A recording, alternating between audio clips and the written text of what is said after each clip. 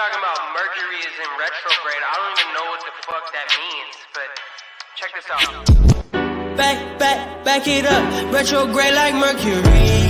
Do your little dance in them apple bottom jeans, but they out of season. If you got a man, why you text me on the weekend? Praying to the give me something to believe in. Play this for my fam, they gon' say that I need Jesus. Turn up with my demons, it's already too late, baby, by the time you read this. Poured up strong, this tequila got me in my feelings. Your butt in the head, like my name was Beavis. Blowing out the speakers, fuck a noise complaint, middle finger to police. Back it up, retrograde like Mercury. Do your little dance in them apple bottom jeans, but they out of season. If you got a man, why you text me on the week? Club too crowded, this shit weak. You hungry? Make the Uber drive through Mickey D's. 20 piece, please. Back to the crib. She throw it back like TBT. Legally Blonde on DVD. Then that brain was Ivy League. Come see me. Keegan Michael, she got the key. Trip expensive, love is free. She got the bag off PPP. Morning sex, call it Sunny D. Not a joke, but it's tongue in cheek. Eggplant emoji next to the peach. Yeah, blah, blah, blah, you know what I mean. Back it up. Retrograde like Mercury. Do your little dance in them apple bottom jeans, but they out of season. If you got a man, why you text me on the weekend? Okay, but I still don't know what that means though. Like, can you break it down for me? Like is the planet like spinning backwards, or like I'm just trying to understand it. Like that's just why you were being weird. It was the planets, or okay, fine. Hello. Oh my goodness, guys. The streets. Hey, Steph B. Good to see you, love. Hey, Linda D. Babs Bunny. Kate the Great. See you in 24. See you in another 24. Sorry about that. Had a little tiny personal emergency pop up. Had to take care of. Kind of glad I did, though, because it gave me the opportunity to listen to a little bit of Seth over on Pascal's right now. Wow. We'll get into that. Hey, Yeb. Jenny says that Deet's Illuminati meeting at the Bohemian Grove is running a little longer than expected. Man, how'd you know? Oh, Jenny's on the Illuminati. That's how. How else are they going to have the Marvel movies do the multiverse thing? That's right. Hey, Claus. Or hello, sexy wild thing, McLovin freaking baby face Claus. Now you're baby face. Hey, Mama Bear. Anna Morris. Bo, Rainbow Mom. That Michelle. Let's see here. Lindsay Lee. Good to see ya. Hey, Always Street. Shay Benet. Do all the YouTube thingies. I think Queen Bella said that earlier. Hey, Queen Bella.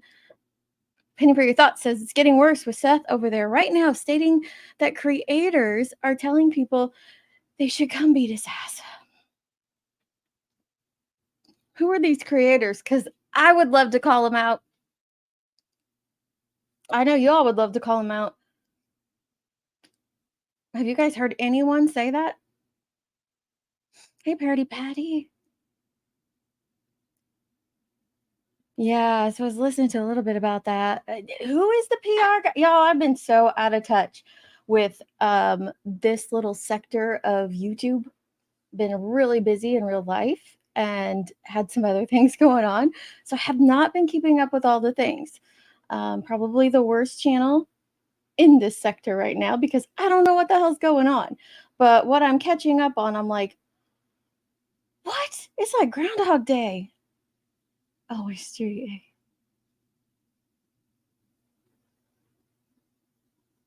Hey, Bridget. Hey, Mystery. Hey, Okie. Pixie. Good to see you, love. Oh, Shay Benet. Thank you. Everybody who got a membership, make sure you thank Shay Benet. Hey, Aaron. Winter Lover. Sofa King. Maybe. Let me see.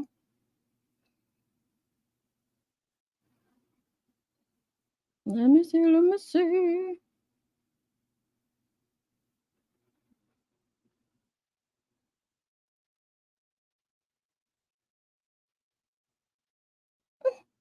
No, that was me over there. That was me. No, yeah, that was me suffocating. I listened to that channel at After Dark. Thank you, Brianna. Good evening, Purple Sky. I'm in my office.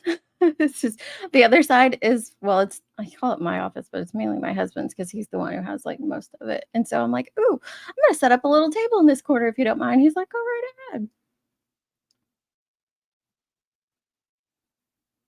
Yeah, it's a train wreck over there. It sure is. Hey, Nature Rocks.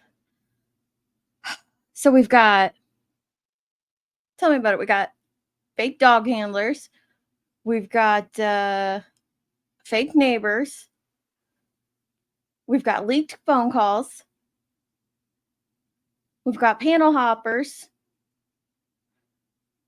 I know there's more. Like, I'm just drawing a blank because it's like so much. Your robot spirit box? No, I got my microphone tonight, so I won't have my spirit box out, Aaron. Oh, hey, Scotty Skulls. How's it going? He mentioned some podcasters. That was the comment. It has turned into a shit show of epic proportion.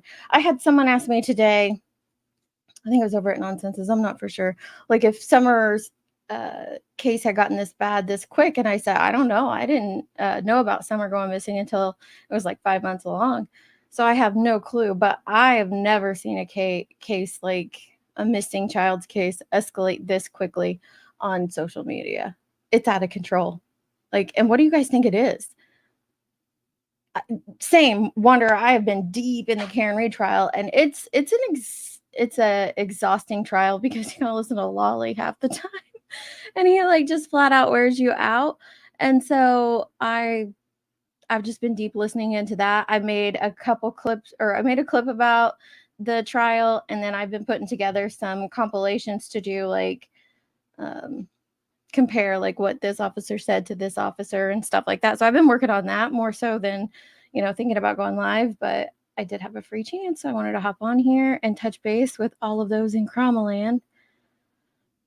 Yeah. Oh, okay. Thank you, Aaron. That's another thing. Now you got 2 PIs leaving. So the PIs are gone. Are there any PIs left, or are all the PIs gone? Hey, yeah. Like Prairie Dog Day. Oh my gosh. Yeah. Tony's on with Seth over at Pascal's. Wrecking Ball team is at it again. Plus, it seems Lolly and Annabelle has joined the TP train. I don't know. See, someone mentioned Lolly. Nonsense did at the end of her stream. I was listening to it. Who the heck's Lolly? Like, I feel like I'm so out of the loop. Who's Lolly? PR guy is there. He's on panel right now with him. They are bashing YouTube creators who actually break down interviews with them on panel. Oh my gosh. Hey, Headstones. How's it going, love? Heard the PR guy left, but Seth got a lawyer. Oh, I don't know. Okay, so we don't know if that one's true. I did just hear him talk a little bit about his what was it? He was talking about the polygraph. Did you guys hear that? And that little, I'm not going to play Pascal right now while he's live, but if we'll still be here once he's done. We'll pull some stuff up and listen. But did you guys hear the little piece about the polygraph? Hang on, I'm going to open a drink.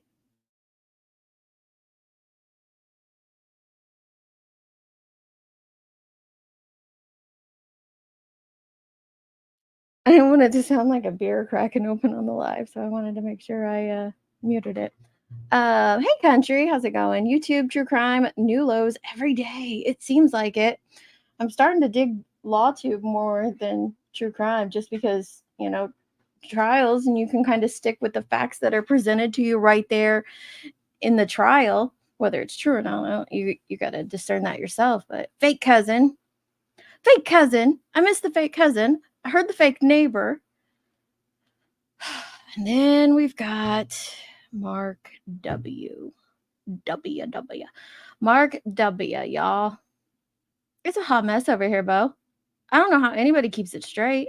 I really don't. I mean, nonsense is definitely at the top of the game right now, keeping like all the insanity compiled into one space. But even then, I'm like, it's overwhelming. I don't know how she's doing it. She got a little whiteboard out. It's a little shady, just like you, Scott. Hey, Mama. Hey, Bendy. The the dog stuff is so. Then there's the Steph, the dog handler. What? What? Newest as of last night on alleged deeds was that Chris set up the fake dog handler. No, I saw that. No, I saw that. It wasn't on Brittany's actually. I think the very first person to post about that was JS for Justice, and I can pull that up. It's okay. I've got other people stalking me too. Don't worry. Don't worry. By the way, Ahmad sent me a clip today of Queen Bee claiming to have sent me some emails about my docs. I have no emails from you, honey. I've got 0 emails from Queen Bee, but I do. Yes, I'm very aware that there's somebody out there doxing my entire fucking family. I talked about it on a live before, and they're just escalating. But I think I know who it is, and I'd rather just not give them the energy because that's what they want. So yes, and also the people that they're doxing, like they're doxing me and my family, but then they're also doxing a bunch of other people with the same last name that I have no clue who they even are. So that part sucks too. Aunt Bev is crime sleuthing's mom. They do look very similar. They look like they could be family. My husband and daughter have been sucked in with me. I yell at Lolly. I know. My husband's like, so who's Lolly? Because you're constantly yelling at that dude. Sorry. True crime Karens. This is just creators doing whatever it takes to make money off of this child's name. Do you think, by the way, I love the name and the avatar. Do you really think that's what it is? This seems like a lot worse than just that. Like, because we've seen exploitation in other cases before. We have seen things escalate in other cases before, but normally, it just kind of goes up and then it deflates a little. But this just seems to be getting worse and worse and worse. There's more PIs. Thanks, Bendy.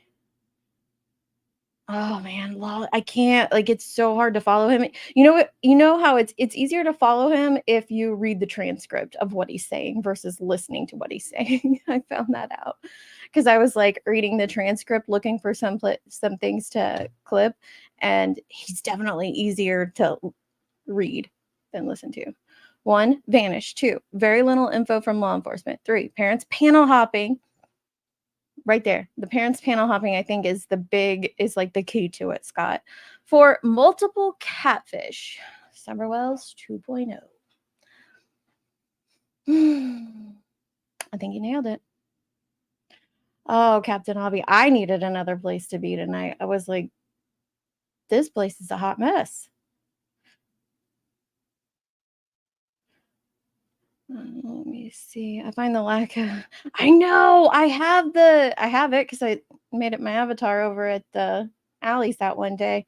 So I just need to make it a thing. I'm a big fan of, yes, lots, and they're so funny over there. But honestly, they have the same amount of trolling that happens over here in true crime. They absolutely do. I mean, just as bad. Doxing and all the things. It's horrible. Your fake cousin from Florida? What a joke. JLR hit 200K. Yet he has time to fuck with me. Make that make sense. You'd think that me with my little, what am I at, like 11,000 subscribers would be small potatoes to the dude. But no, he's still going to call all the places and do all the things. So crazy. Loving the EDB coverage for Karen. Yes, me too, Brandy. Them and then Runkle and Defense Diaries. And sometimes I go back and listen to Melanie Little. Then there was someone else I just found. I can't think of him. I just found somebody else doing recaps. It's really good. Hey, Smiles. I heard the clip and it's bad. And I don't know if they will be able. What? The clip of what? Oh, I know. Okay. Do you think that that's what tonight was going on? Pascal's was about doing damage control. Like they're trying to get ahead of it or something. Yeah, I should have came into this room like forever ago. It's just a neighbor. Thank you, though. I appreciate it. Uh, the clip on Pascal's. That's what they're talking about. I know I'm so far behind. I'm catching up. There was a clip from Nancy Grace, the polygraph examiner, asked Seth his theory. But see, that's his theory. We don't even know if it's true. I just feel like there's just a lot of things that are being thrown out there to make. I can't even say at this point to make one side look bad. I feel like they're trying to make each and every one involved in the case. Oh my gosh, this stupid rap battle stuff that's going on. Like, my son messages me about it. I'm like, I don't even care. I tell my friends on my phone, I don't care, Marshall. Why are you messaging me about it? Oh, goodness. Anyway, but I feel like they're just trying to hurt each other. It's just attack after attack after attack after attack. It's not making any sense. After Steph, those creators proved anyone with negative opinion on Chris could be fake professionals and taken serious. Demon Chihuahua, you nailed it right there. Boy, she was given a platform, wasn't she? I'm so glad that like Nonsense was on top of it, and her and I guess her chat were like live sleuthing, which hey, I'm all for. I love that. Shout out to them. I still have some questions though, like where did it start? Who went from here to here? How did it get to here? Like, just because that's me and I have questions. It does suck, Kate. It does. But oh, another reason I'm super freaking busy is this Nana. After oh my god, what? How old is he? 6 months old. After 8 long months, we have finally found a house 15 minutes from grandbaby. So we are buying that one, which means we have to sell this one, which means we have to do all the things, like all the packing and meet with the realtors and all that stuff. And so busy, but it's a good busy because I love the house and I hate the house.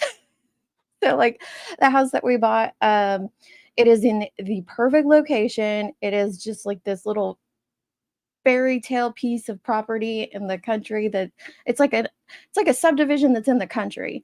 And I have my own little creek in the backyard. Shut up. I have my own little creek in the backyard. And we own land on the other side of the creek. So I told Grandpa he's going to be building a bridge so that we could put like a playhouse or a tree house or something on the other side. Because I can just picture a little crew in his little rubber boots running across the bridge to his playhouse. So yeah, but the house is great on the outside, but has to be like completely demoed on the inside, in my opinion. So now we got to set up all those things like contractor, all that stuff. Don't answer your emails. People seem unhinged in emails nowadays. I know. Oh, it's insane. I think it is, Bendy. That's my opinion as well. I think this is worse than Summer Wells. What say you guys? Listen to me. Told you I've been over in LawTube. Who is the creator in Tennessee that called Seth fat and wants to put hands on him? Okay, I'm starting that one. We're definitely gonna be live sleuthing this. I need to get my pen and paper. Do I? Grifters grifting. Wait, is Aaron doing a countdown that I'm missing? Mark W does spell it that way. So Mark W. I do not believe I did see gosh, I'm all over the place. It's been like what, a week since I've been live? Not that long, but still. I saw Granny's watching's post and I listened to the first part of her live stream where she thinks that Mark W is Foxy in the Boxy. I do not think it is Foxy in the Boxy. I don't. And I have not been able to trace the links that I have back and the information that I have found on Mark W back to Foxy. So I think that Granny, you did have Foxy as a mod, and if anybody knows Foxy and the Boxy on here, you know that they occasionally hide their channel. It's a he hides his channel and then he comes back, hides it, comes back, hides it, comes back. It's just what he does.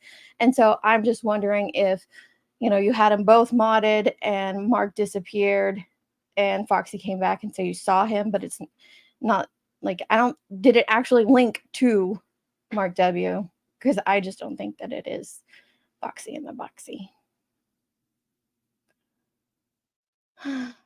Let's see here. The good nun, you know, I need her to answer my email. Oh, I will answer yours, of course. I'm on top of my emails most of the time. Most of the time. I mean, it was Mother's Day weekend, y'all. It was Mother's Day weekend. Oh no, he said he's nervous that I like watching murder shows as much as I do. If you start buying like a bunch of lime or not lime, I don't know. If you get pigs, tell him then he should be really nervous. You're like, honey, we need to get pigs. Be like, what? Oh. It's not like your comes down from Boston.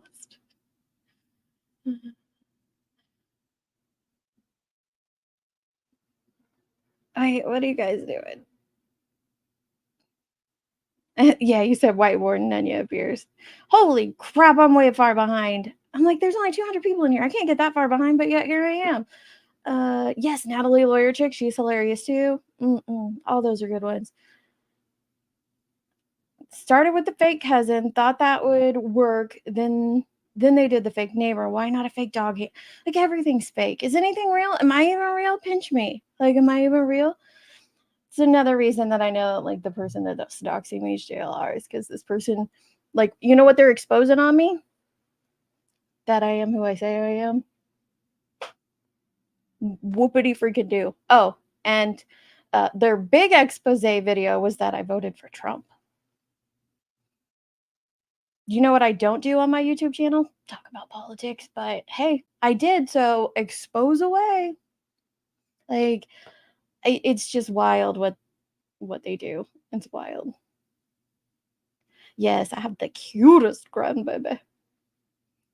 JLR showing up on Chris's job and getting kicked off the property. Then his interview with Seth seems to start. No, I mean, what was the start of the dog handler? I saw some screenshots in Discord. I think Jenny put them in there of the dog handler on Vinnie Politan's leaving comments. Yes, so close. I know you won't. I'll be with him all the time. I have 6 miles to do. I'm like, it's just gonna be the perfect like place, and he's gonna love it. And we have 2 palm trees. Are you talking about my palm tree hammock? Yeah, Luke asked me just last night. He goes, "Are we taking the palm trees?" Because the palm trees are buried 6 feet in the ground, and like 4 feet of that is concrete. And he's like, "Are we taking the palm trees?" I said, "We're taking the palm trees, dear." And he's like, so he's got to work on that. It's a good bones house. I've heard that so many times this week. It is. It's a good bones house.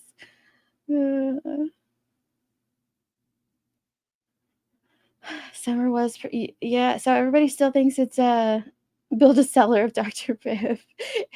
It did have like a wine fridge in it, and we're not big wine drinkers. I maybe drink 1 glass of wine a year. It looks like, what are we gonna do with that? And I'm like, you see wine fridge, I see pib fridge. Like, hello. Just saying. It gets worse with every missing child. That's a possibility. I think that there have to be certain elements to it. The parents' willingness to panel hop, I think, is a big element to it.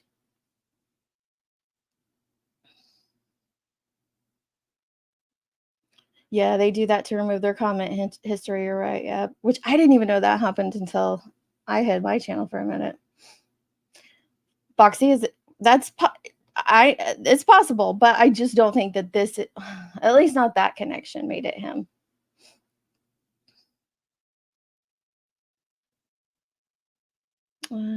Yeah, pigs.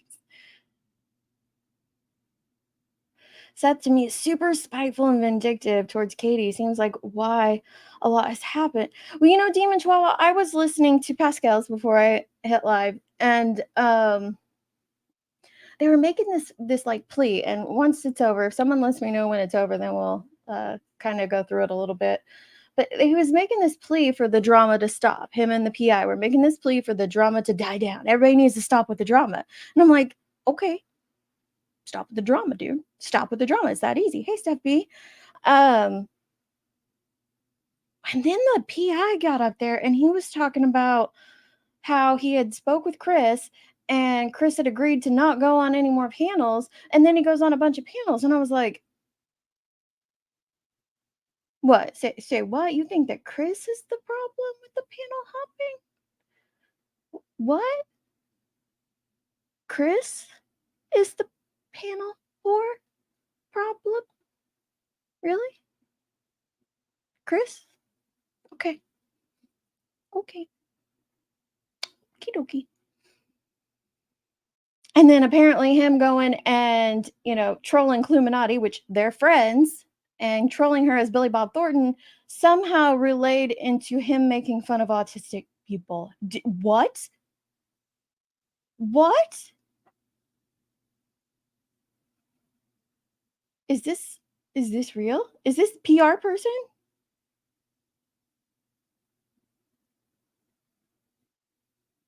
What did I miss?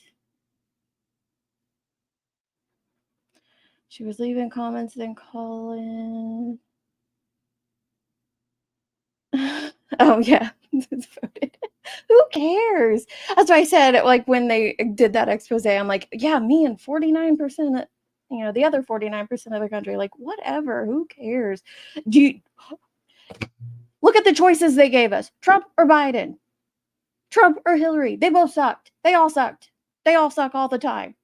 Just saying.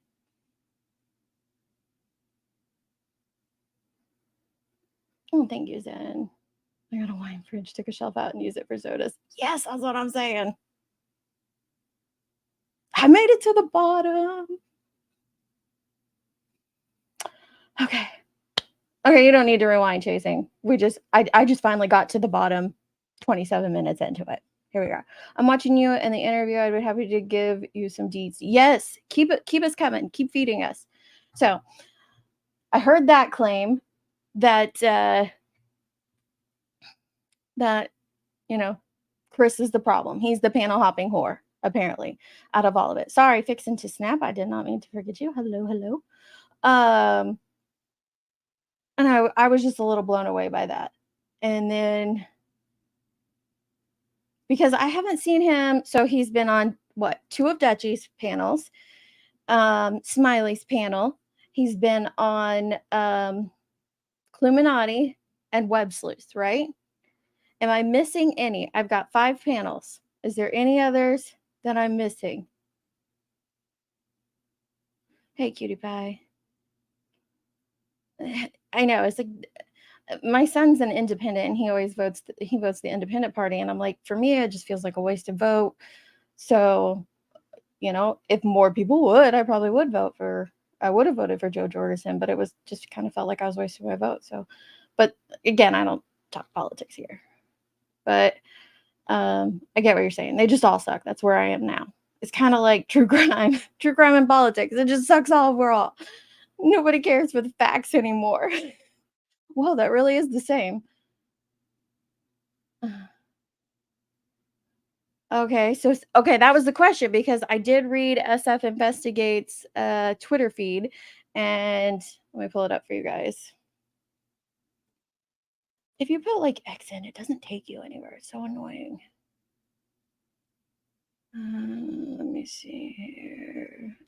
SF Investigates.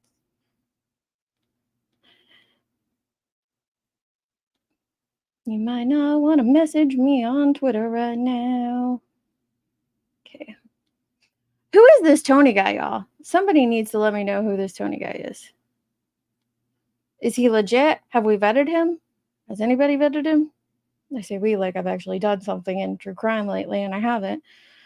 Let's see here. They had lost the only professional they had on the team. I'm guessing that's Chloe is who he's speaking of. I have agreed not to use her name, and I would appreciate it if nobody tags her or mentions her at her request.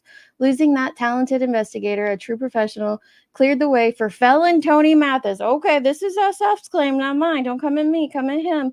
Is Tony a felon? Who's Tony? I have questions. To open the circus tent doors for general admission to the clown show. No, it's a Krama land. It's a fair, SF. Get on board. It's not a clown show. It's a broken down, busted up carnival, and you can never get off. Okay. Where did I leave off? He promised to take this case to the mainstream media, yet he has spent the last 2 nights degrading himself by appearing on what seems to be a 6-way FaceTime call with midnight gossipers. Ooh, hey, am I a midnight gossiper? He wasn't here, but I could get that. All for his benefit and to stroke his large ego and tiny brain. Okay, I'm going to come back over here. Look, I'm just going to say it. This sounds like a little bit of a measuring contest right here. Just saying. A little bit of a measuring contest. Now he has a lawyer. What I heard so far over there, Seth has the CPS stuff and isn't releasing it. Good news. The PI didn't follow up on a lead, and this is his investigation. Tracy, what? Say what? And Clue threatened him, but is fat too and can see. I'm gonna need you to come up and explain that one. I am not anti-government, but you do you, Suffoking. You do you. And he thinks Katie gave Sebastian. I did see that one. That's gonna be hard to overcome, that whole clip right there. To add on to chasing, also Seth is in the same place he's always been to anyone wanting to step to him. Oh my God, are we do we have grown ass men, fathers of missing children, saying things like this? And I'm not even necessarily blaming him in that instance. Like, what is going on here? I see. Oh, your camera is like on, but it's not really on. It's like gray. Oh, I see you. Hello. She hands outside flickering for us. Hello. Tony's record has been posted. I'm catching up. I'm only 2 minutes behind. I feel like I'm a changed woman here. Yeah, so over there, earlier today, it was said that he was going on Pascal's to discuss the CPS records. Then at the very end of this, he's just like, yeah, no, I'm not discussing that. I got a call from my lawyer. My lawyer says no. I also got a call from CPS. They're saying no, whatever. He's like, I haven't even given it to Tony. So just know that I know about the calls and what went on. You are a little staticky, Tracy. Hold on. Let me I tried to take echo cancellation off. Maybe that'll help. I don't know. How's that? Oh. Hang on. I don't trust this name. I know you put a password in, but it was an easy password. Shay, is that you? Dr. Pepper's better. Okay. I was like, that's an easy password that anyone could get. So. I don't know. Can the chat hear me now or no? No, yeah, that's worse. You got worse. Oh, God. Shut up. Is it just me or is it her? Let me check the chat. Is she staticky or is it just my janky, $300 Apple AirPods? Okay.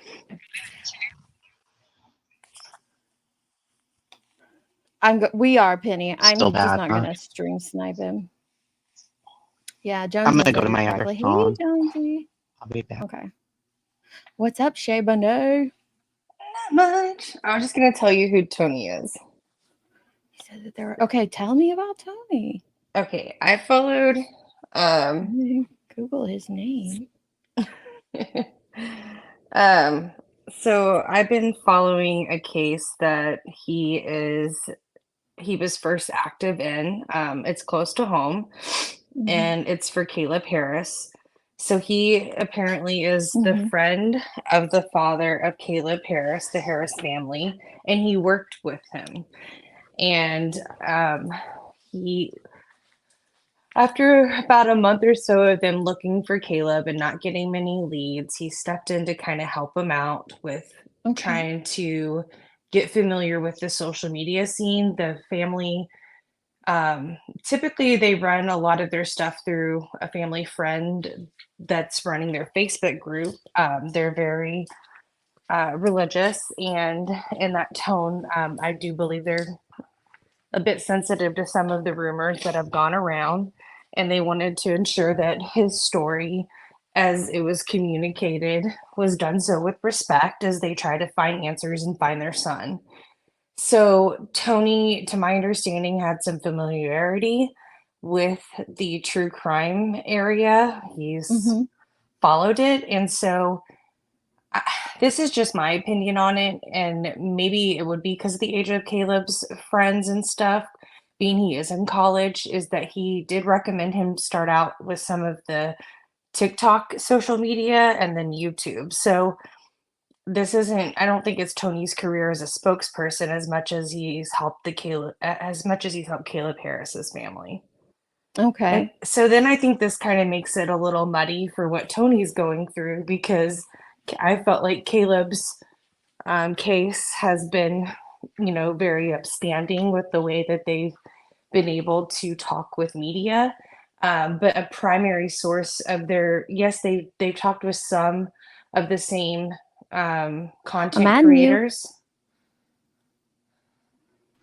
She showed her face. I'm like, I'm at you. Sorry,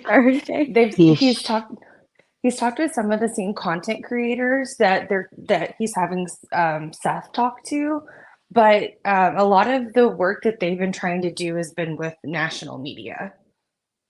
So that's kind of my understanding of Tony. I was shocked to see him come over and work with Seth and them, and then choose sides when I don't know. So he did mainly national media for Caleb Harris's case, but here he's kind of. It seems like just from Googling his and Seth's name together, there's a lot of social media stuff and a lot of opinions here just from a simple Google search. They're kind of going here, there, and everywhere, huh? Yeah. So with Caleb's family, their goal was to get the word out about their son, because he went missing at the same time that Riley went missing. And he just his case did not probably pick up as much. It's limited video, and then obviously Sebastian's took off. So yeah, I mean, that's kind of where I see it. I did watch him in interviews with the Harris family, and he was much more composed and different than the way I've seen him with the Rogers family. Well, I saw Jonesy was playing some stuff this morning, and I saw that he was on somebody's panel.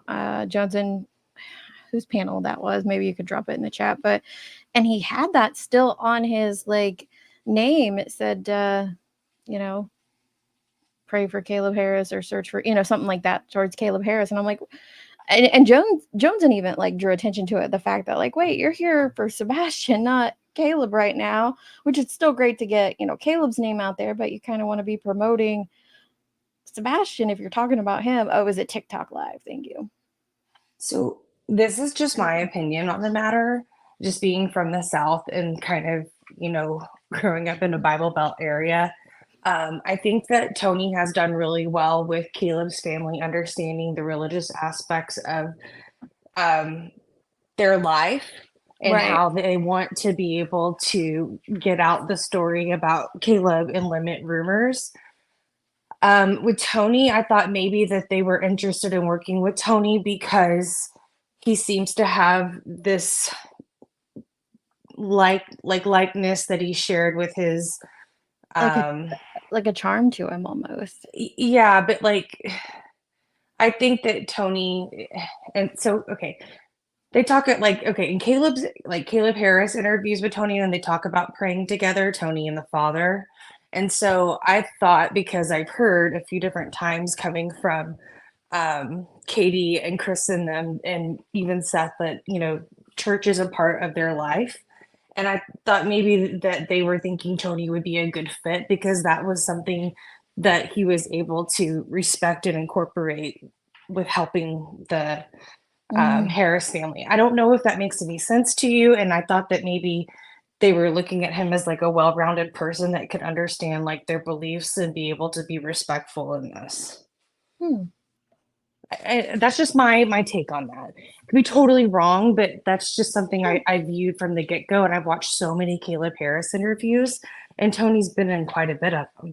So did you listen to what he, was saying tonight on Pascal's? No, I have not been over there. I was shocked. Oh, girl, I was I was a little shocked too. I was It's a lot. shocked. But like the only thing I had heard from Tony prior was what Jonesden had played this morning. Is that you, Bindi? It's me. Okay, just want to make sure it's you so I can take that down. Thank you, love. You're welcome, babe. But my initial thoughts is I thought that maybe he would be a good fit for them, seeing how he was able to respect the wishes of the Harris family. So finding out that there's been controversy is really shocking to me. Well, to be fair, he's kind of coming into a crazy situation, right? This whole case was already, in my opinion, off the rails. It was kind of going sideways anyway. So it's got to be a lot for him to take on. He was looking at the chat, and J is for Justice was in there and told him to mute, or was telling Pascal to tell him to mute because he was looking at his phone and replying to things. And you could tell he got very annoyed. Well, right before I started my live, that's the last thing I heard was somebody's phone was going off like crazy.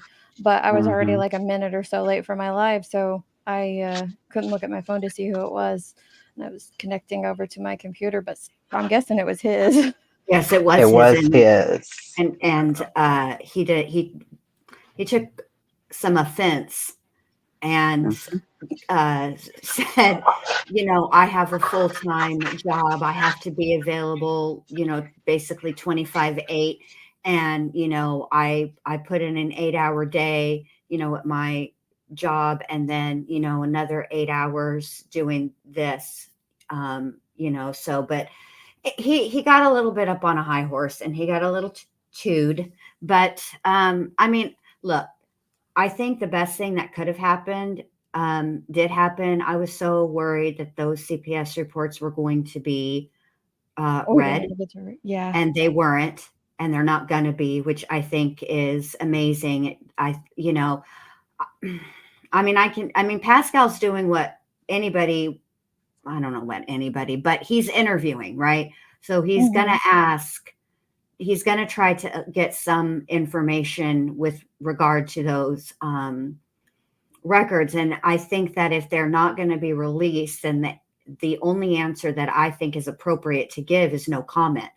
Not when asked if there were multiple calls, not just this one, and they answer yes, well, then how that's going to go. It's all that's going to do is cause even more bullshittery. I don't even know a word for it. Sorry, Grandma Sherry. I didn't know if I had put it too close. Like I didn't put a space between it. So I was like, oh, I don't know if it'll link. Yeah, that's kind of what I heard. Like I said, I don't know all the things that have been going on. I've mainly been keeping up in a DM with some friends about what's going on with the case, and then watching some of the nonsense. So I'm not even technically qualified to have an opinion, but just listening to that first little bit and hearing him say, specifically say that, Chris said he was going to stop going on panels, and here he is. And I'm like, wait, I got 5. All I've counted is 5. And I'm pretty sure that's the entire time that Sebastian's been missing. He's been on 5 panels, and your client has been on that probably this week already. So it's just kind of crazy. Yeah, and it seems that the PI leaving was abrupt and unexpected, is what it sounded like. I don't know. Well, the way he was saying that part was kind of crazy because the way he worded it, he says, they said, yeah, we've heard that this happened. You had a PI. And he's like, yeah. He said, when I have to get information that a tip's not followed up on, and I have to stop what I'm doing to check a tip, and you're running it as your investigation. As far as I know, this is my show. This is my investigation. It's my child missing. And I'm like, well, I mean, that's true. But at the same time, they're investigators. They need to look at what they think is relevant, vet it, and deal with it. So, but I guess he didn't appreciate that at all. And then he went into the YouTubers, and even though he doesn't have social media, he doesn't think that it's right that people are on here and making money by talking crap.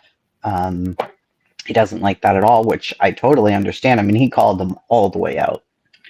He's like, no, you're up there talking all this shit, basically, and what are you doing to help find my son?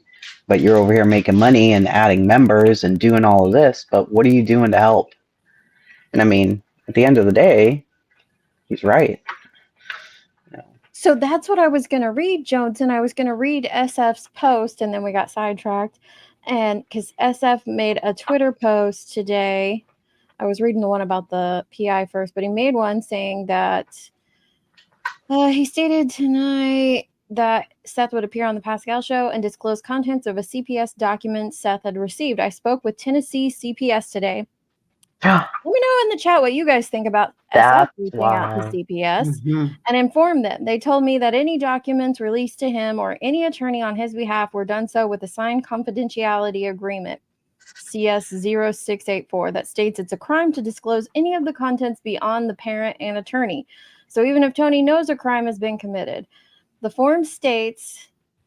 So even if Tony I think he missed some grammar in here. So even if Tony knows about this, then a crime has been committed, is what SF is saying.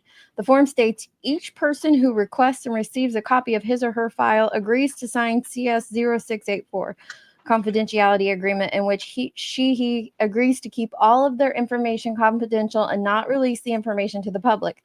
So will Seth lose his freedom and his job tonight in a quest to bring in new GoFundMe? This is SF's opinion.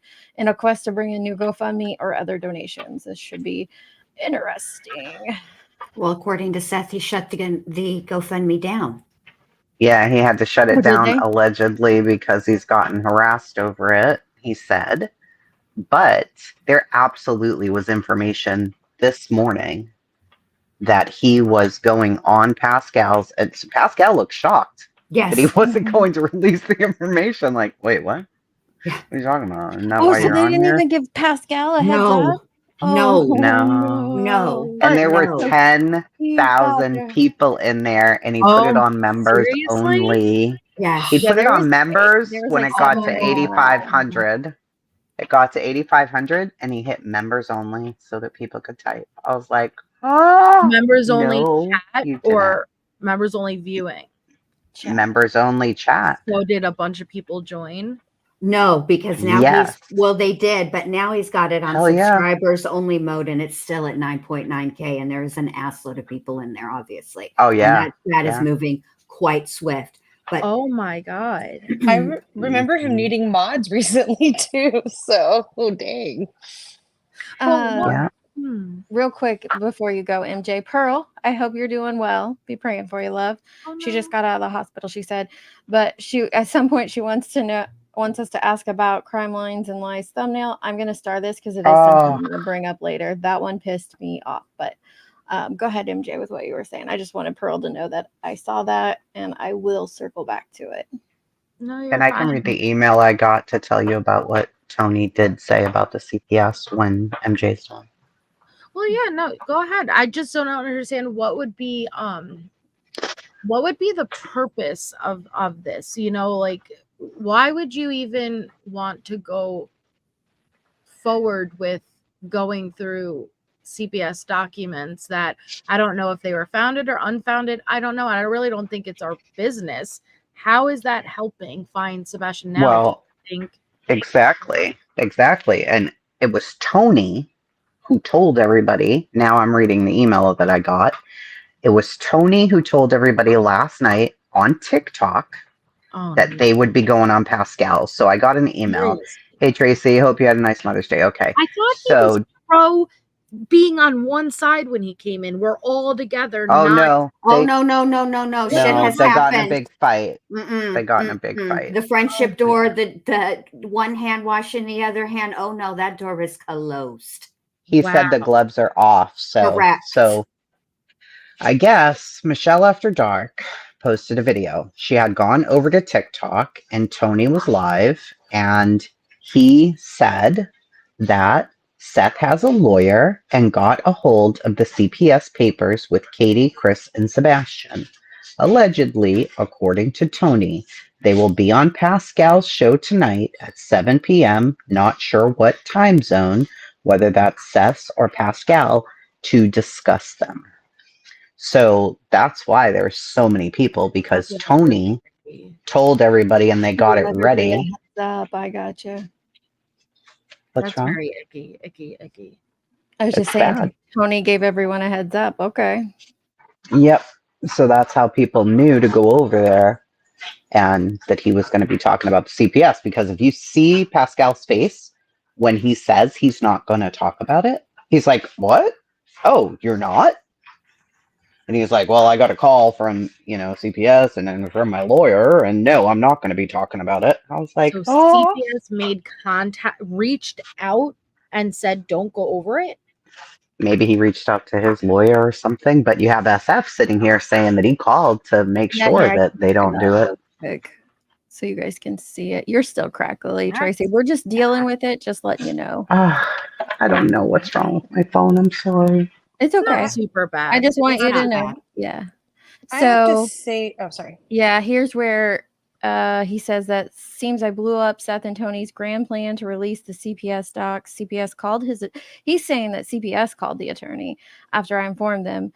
And notice he's saying Tony doesn't even know. Liars. I don't know if any of this is true or not. I'm just showing you guys what's out there. But that's interesting because Tony said something different. He didn't say he knew everything that was in the reports, but he did say that they had discussed some things. And when Seth was asked if there were multiple calls, Tony is shaking his head yes. Now, how could you possibly know that if something wasn't shared with you? And I don't know how strict they are about it. Can he have a conversation with his PR guy about it? I mean, I don't know. I don't know. But he's not a PR guy. Well, if he is, I know he's not like, what's the word I'm trying to be nice. This is a new year, new me. I'm trying to be nice. He's acting like a family spokesperson. I feel like this is just damaging the stuff with Sebastian. And also because I'm so passionate about Caleb Harris's case, I feel for his family too, because they work with him on their son's case. So what's this going to do for them? That's a that is a good point. Effect. Yep. Yeah, how can it does that because we're seeing that with this dog handler, the legit dog handler.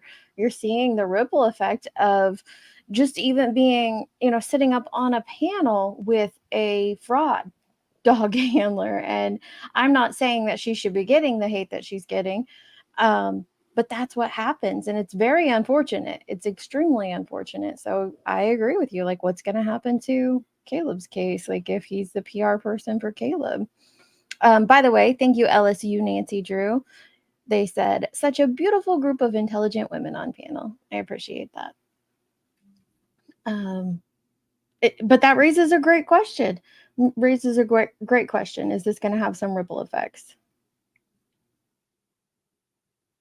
I think all of this is going to have a tremendous ripple effect all the way around. I think that all the behaviors. I think that everything. I mean, I get that Seth is extremely frustrated and worried about his son. I get that. And I'm trying very, very hard to give him like the most grace that you can give a person, because I don't know how I would be. I mean, look what happened last Monday. I don't Okay. know how to be I either. lost my Right. mind a little bit on that panel for a hot second and told people to get bent, you know, well, not people, a person to get bent, you know, and that was a little nothing really in the scheme of life. It was like just a little nothing. So I can't imagine how I would be if this were me. I'm trying to give him a lot of grace, but he's really angry, and the tone that in which he was speaking when he was talking about this thing with the PI, you could tell he was shocked, but more than he sounds upset, like angry. And it's, I mean, I don't know what happened there, we will never know all the ins and outs, but I think this has gotten very messy. And I think that bringing in people that, if you want to have somebody speak for you, you should hire a professional or go through like the advocates that work with law enforcement. And for fuck's sake, Kayla Montgomery had a whole ass advocate read her horrible, ridiculous BS ass letter, her victim impact statement. If she can have one of those, surely there's got to be something for Seth to help him navigate through this so that he isn't having to, you know, recruit from social media. I agree with you, and frankly, I don't know why people would want some of the PIs to stay with them, because I watched that Web Sleuth interview and I saw how she taunted Chris when she didn't get her way, when she didn't get a message back. She threw up something personal with Katie. Like, what kind of response do you expect, and why do you think they would want to work with you after that? Yeah, that veiled threat that she threw out there, which is what this leaked audio is about. Now, I'm not gonna lie, I heard the leaked audio and I was like, Chris, sir, I think you probably should have done like 5 laps around the block before making that phone call. That's just my personal opinion. I know others are like, yeah, go Chris. I'm just like, whew, rein it back in a little bit. It was a lot. But I can understand it. I understand his anger. I understand Seth's anger when he was, tonight he was really worked up about some stuff. I would never want to be in either of their positions. He's now in touch with Seth, so hopefully that will help Seth navigate missing Sebastian. Wow. I did hear that today on Jonesy played that clip from the TikTok or wherever it was that is one thing that Tony did, is got Caleb's dad and Seth in contact with each other. One of the things too that I think that helped out quite a bit with the Harris family is Justin on TikTok. He put the Harris family in touch with the Petitos, and they said that was very helpful for them to have somebody they could talk to, have some guidance. I mean, they're scared, their son's gone. They don't understand why. That is one thing that I've always thought there should be someone that does that connects these missing, parents, because it's I've heard it stated this way, it's a club you didn't ask to join, it's a club you don't want to be a part of, but there is a demographic of parents of missing children, and it would be nice if they had each other to lean on. And so it is nice to hear that. I mean, I'm not going to take that positive away from him at all. It's nice to hear that he's making that connection. Yeah, and if you even go back and listen to some of the interviews from CrimeCon from Stacy Chapin, Ethan Chapin's mom from the Idaho case, I know she didn't really want to be part of that, but I think meeting other families that have gone through such tragedies, that although it's probably the connection you never would want to make, you're not alone. There's others out there that can, have someone to lean on, for sure. Mm-hmm. Well, hey, TPE. Sorry, MJ. You're fine. And hi, Nicole. And I excuse my ignorance, because I didn't follow everything. Neither have I. With the CPS, is Seth saying he wasn't aware of this? and they just became aware of it? Does Seth have access to it just as a biological parent? Would you automatically have access to all CPS records? How did it unfold? I don't know how it's unfolded recently, but I do remember the interviews. You remember when Jenny and I were going through all the interviews? We only got to a certain point, but in one of them, like when it came out that it wasn't an actual CPS case. None of them went to case. It was, it was like Unfounded. It was open to be investigated. They went out there, did an interview, and it was unfounded or whatnot. And when that came out, I remember, if Jenny ever shows up, I don't know what she's doing, having all the fun at work probably. What you doing? But yeah, what you doing, Jenny? I remember she would be able to tell us exactly what interview it was, but Seth addressed it, and he had made claims that he never got anything, and then I think someone like pressed back on him, and he did admit that he had gotten a letter about it. So, I mean, just a letter telling him that something happened, it was investigated and closed, but he did receive something nonetheless. I can't speak for Tennessee, but I've been on the opposite side of a parent that's received one. And for Texas in particular, if the other parent has, or other non-custodial or custodial parent has had a case opened up within that household, then the other parent would receive a letter, and then they give you a case number, and you're able to call and request the findings of the case, but they don't provide you any additional information, obviously, because it's so sensitive that they want you to reach out to them. And then those usually just stay kind of like on file per se for about like a year or two, but they're never officially in the case. They roll off if there's no founded claim. Mm-hmm. Well, I think the important thing to know about this is that law enforcement has these reports. They've had them. Yes. Except, Sumner County has them. According to Seth, Sumner County has them. The TBI was not aware. And Seth advised the TBI to request them and to request the unredacted versions of the reports. He only got the redacted versions. But at the end of the day, we don't know what law enforcement is doing. They don't come live at the end of a shift and say, here's what we did today, and give us a list of where they were and what they did and what they checked out. I wish they did, but they don't. They don't. And we won't know unless something happens and it has to end up going to a trial. I mean, that's just the way that it works. I don't want to be critical of law enforcement right now. I don't think it's time to be critical. There's nothing out there to me anyway that indicates we should be being critical of law enforcement. They seem to be doing their job. This is an odd case. I understand why people are interested in it. It is. It's an odd case. There's a lot of, he was there and then he just wasn't. And he's never, and there's, as far as we know, the public knows, there's been no other sighting of him. It reminds me of the little girl, Alexis, that was in Arizona, that they found her up north like 3 or 4 years later, and her mom was looking for her. She was also autistic, and she met somebody online and left, and it was mysterious. And I don't know if YouTube covered her case like that, but had they, I could only imagine, because she just walked out and vanished. And it's scary. Well, see, Karma, he did say that they weren't talking to him, but I don't think, the way I took it when he said it was they aren't talking to him as much as he would like.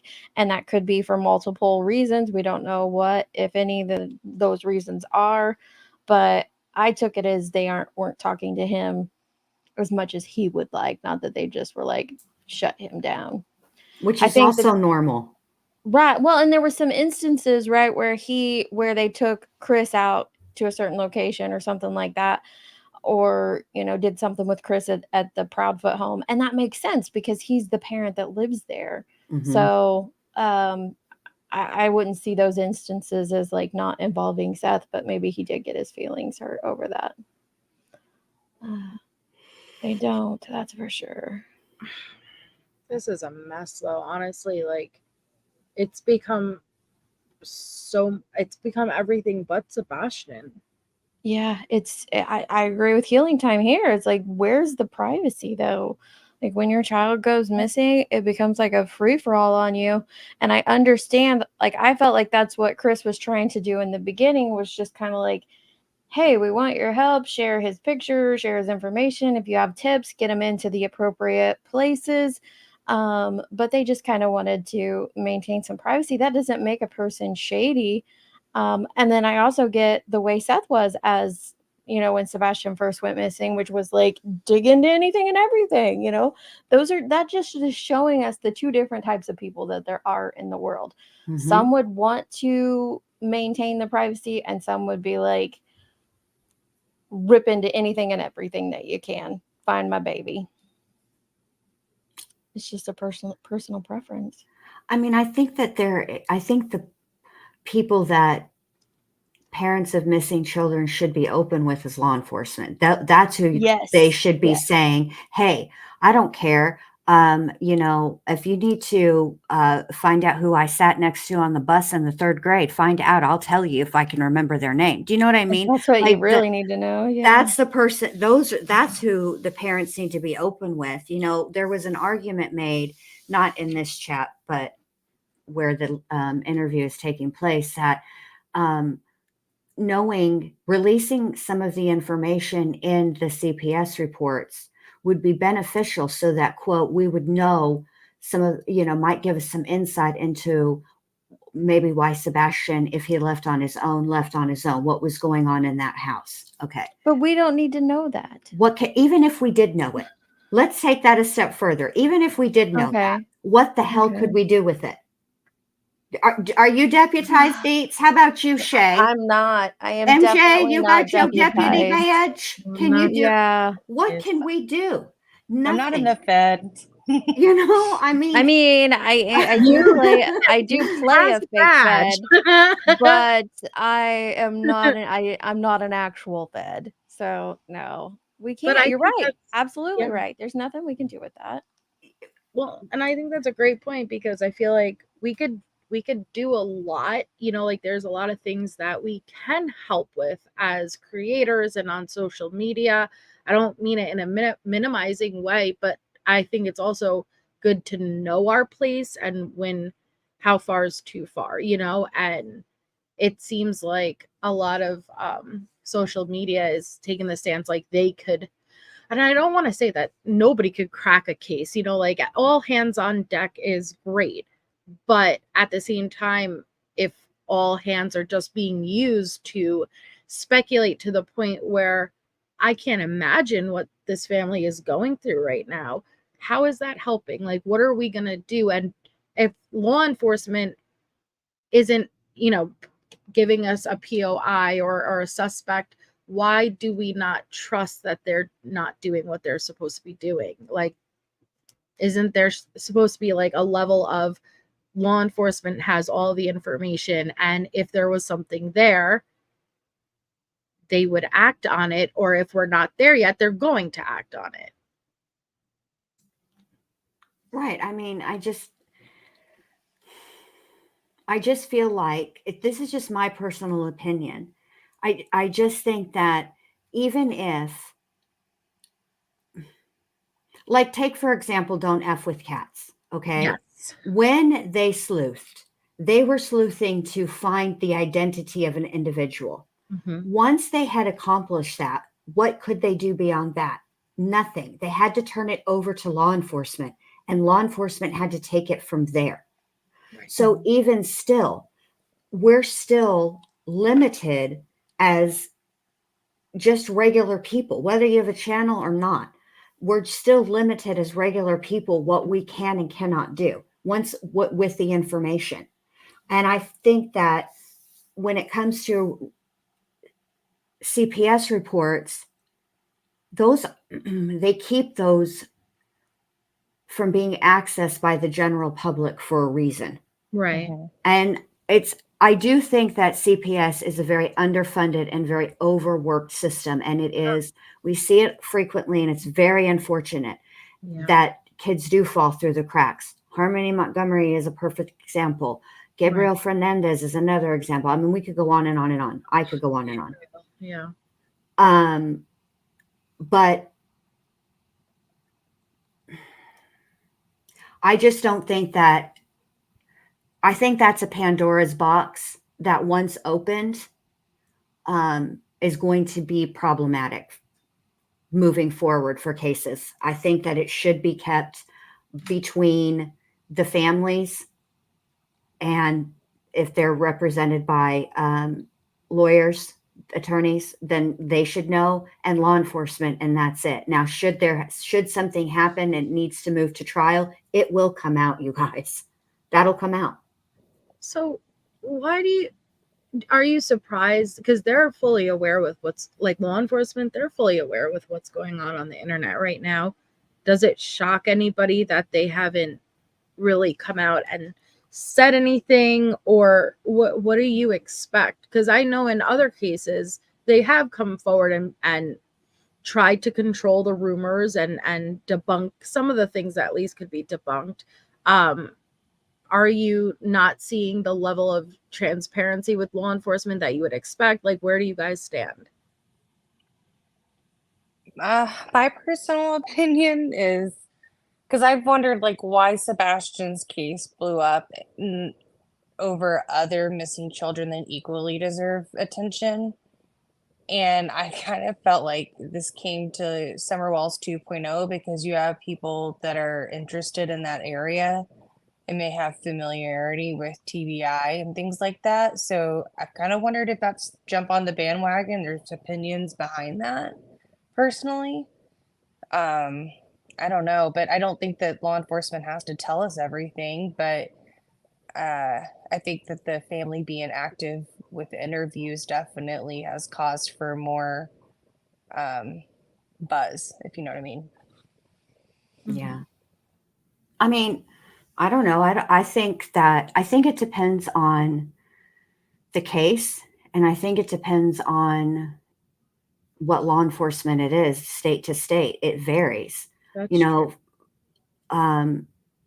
like Florida, in the Adelson case, a lot of the preliminary stuff is available online. Florida has some of the most chill, lax, Like open records policy, except for, and there are exceptions, minors and autopsies. Mm-hmm. So you can't get that kind of stuff. But I just don't.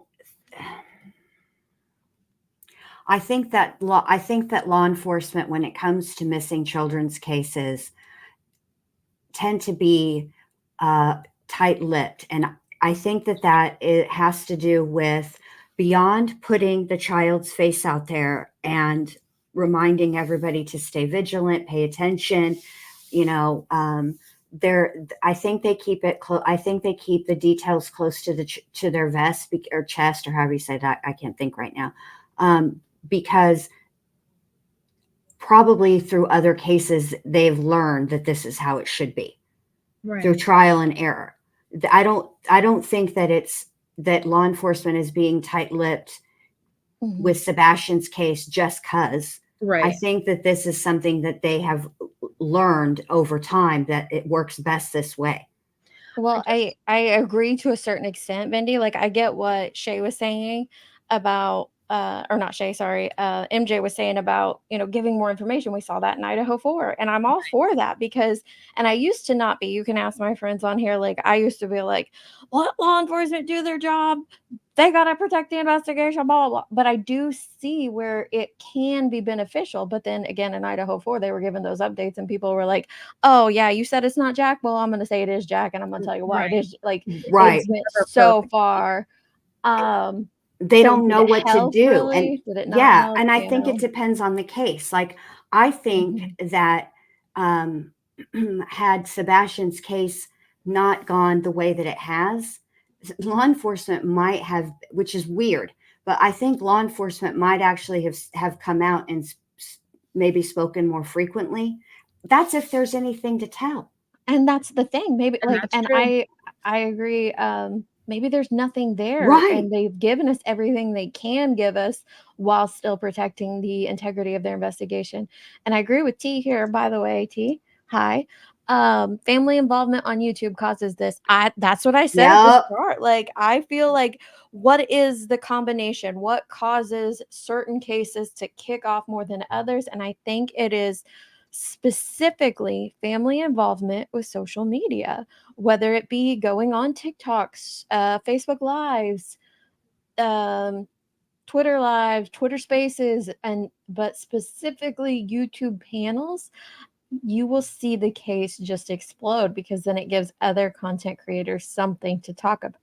I mean, think about it. The case doesn't have a lot of info. I can pull up the TBI newsroom and I can tell you all the facts of the case in less than 5 minutes. Well, that doesn't make for good content when you want to make a disgusting freaking thumbnail on Mother's Day and go over I was going to say hours that. and hours of it. How do you go from, I understand wanting to help, I could understand the speculation, but what I've been seeing, mainly that post yesterday on Mother's Day, that does not help. That was just cruel. That's just cruel. And whatever your theory might be, you may be wrong. And what damage is being done? Because I hear a lot, even just on the YouTube streets right now, about, when you have a lot of people coming at you at once, and the level of hate social media can bring you. And I'm aware of that. But could you imagine what is happening to the parents of Sebastian when there is a world of people, and it's a world, social media is vast, okay, who thinks that you may have had a level of involvement in your child? I know, just as a YouTube creator of a tiny little mediocre podunk channel in the back alley of the YouTube streets, the hate and BS that I have been getting for the past year, and a couple of you girls up here know every detail of that and what it entails and how gross and vile it's been. I'm not even the parent of a missing child. Exactly. I was prepared for it to a certain extent when I created my channel, knowing what goes on YouTube. Involvement. Imagine, could you? If they think you could have killed your child or led to their decision. You want to talk about threats, you want to talk about hate and harassment on an everyday, daily basis. Yeah. What if we're wrong? What if you're wrong? What if, I know it may all seem, because I've been in that situation. Again, I was wrong with Athena Strand. I was like, oh no, there is something up. Nope, I don't like this. And I jumped the gun. I was wrong. It wasn't all as it seemed. You don't have all the information yet. And I find that a lot with all these cases. When you look back, it's like, oh, I remember when this came out, and I thought X, Y, Z. But now I would never think that. Yeah, now you have all the information, and we have to remind ourselves we don't have all the information yet. I see that right now in Karen Reed's trial, going through it. We're on day 10 or coming up on day 10, y'all. Day 10, and there's been we still don't know. We still don't know the Commonwealth case. What are they trying to tell us? 4.5 witnesses. We're on day 10. And they still haven't told the jury the timeline or when they think Karen did it, or how they even think Karen did. They haven't done. Anyway, that's a I've been watching that life. Me and Allie have been watching it as from a juror's perspective. And I got to tell you, watching it like that, I don't have a clue what the prosecution is trying to teach me. Some of the lawyers that I'm watching that are watching it just like you guys are as jurors, and they're so lost. And I mean, some of them are smart enough to be able to piece some things together, but some of them are just extremely lost. And I'm like, I get it, because Lolly's doing a horrible job of laying it out. But what I was going to say is that, I see some people who said some things before the trial started and they felt a certain way, or they thought a fact was this way. And now that it's came out in trial, which is what only matters in the case, right, is what is displayed there. And they've had to do some backpedaling. And instead of coming out and saying they were wrong, because there's something I got wrong, I thought the photo, and because it was, presented this way by everyone, that the photo of the curb was actually the grass underneath John O'Keefe. And then we learned a few days ago in trial that no, that's the curb where they kicked off the snow. Yeah. So I had to come out and say, look, dude, I'm sorry. I thought that was where they had found John, because No, he that's was kind of like how it was 9 presented feet. in a hearing. Right. And What was so, he, 6 feet from the curb, 10 feet, 20 feet? I don't know. Depends on which yeah, witness is up there, but he was 6, 10, 12, 20. he was some distance from the curb. That I have We don't know absolutely because retained. they did not measure it. So we know He was somewhere between Uh, the front door and the curb. but I had to come out and say, look, I was wrong on this. This is what it is. It's good to know the facts. But seeing how some, instead of like saying, ooh, I was wrong about that fact, it really was this, watching them like backpedal and double down and stick to their guns on something and try to contort it into something else is just extremely interesting.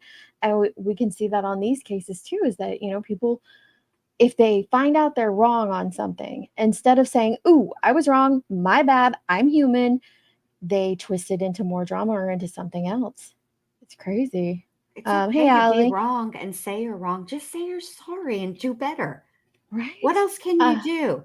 And I'll say this. So the parents, the families, they come to YouTube, right? And they think they're going to get up on a panel and they're going to talk about their child, and that's going to, and maybe answer a few questions and get some awareness out, and that's going to be the end of it. What they don't know, which is what we do know, because even before any of us were creators, we were all subscribers to YouTube, so at least watch some stuff before. So we kind of know how the game is played. Right. What they don't realize is that every single thing that they say will be scrutinized. Every breath that they take, every enunced word or not enunced word, They don't know. or They don't things realize. that what they don't say, how it will be twisted. And what ends up happening is, and this what happened in this case, is there's a never-ending cycle of continuing to feel like you have to get up on a panel to clear stuff up. When the truth of the matter is, there are people that are going to believe what they believe no matter what somebody says until they don't. There's nothing, that you can do really to change convince people that it's one way if they don't want to see it that way. It's just awful. It is. I agree. And I agree with Agatha Misty here. I don't think you can stop parents talking. I don't think anybody wants to stop parents talking. It's just the second part, that there should be an advocate available, one that can explain YouTube to them. We've heard from Brandy Neal here on this panel that the pamphlet that they give you when your child goes missing, because there really is a pamphlet, but it's so outdated that it doesn't, keep up with social media and the do's and don'ts of social media, and it's so past where it needs to be for 2020, or behind where it needs to be for 2024, and that's a huge detriment to these families. They don't know what they're getting into. They think, okay, I'll just go live on a panel, I will share my facts, I will lay it out like this, and you think that it's going to be like to national media or even to like your best friend when you're explaining a situation, and it's not. People will pick it apart and pick it apart and pick it apart, and it becomes ugly quick. It becomes ugly really quick.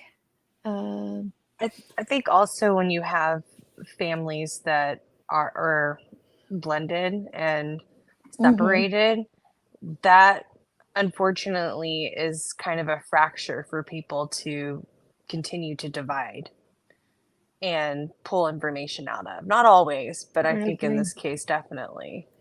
Well, what is available to parents in this situation? Because are they, I would consider them victims. Who cares what I think? Does the law consider them victims, or does there actually have to have been a crime committed in order for them to be recognized by where they live as victims in order to get an advocate?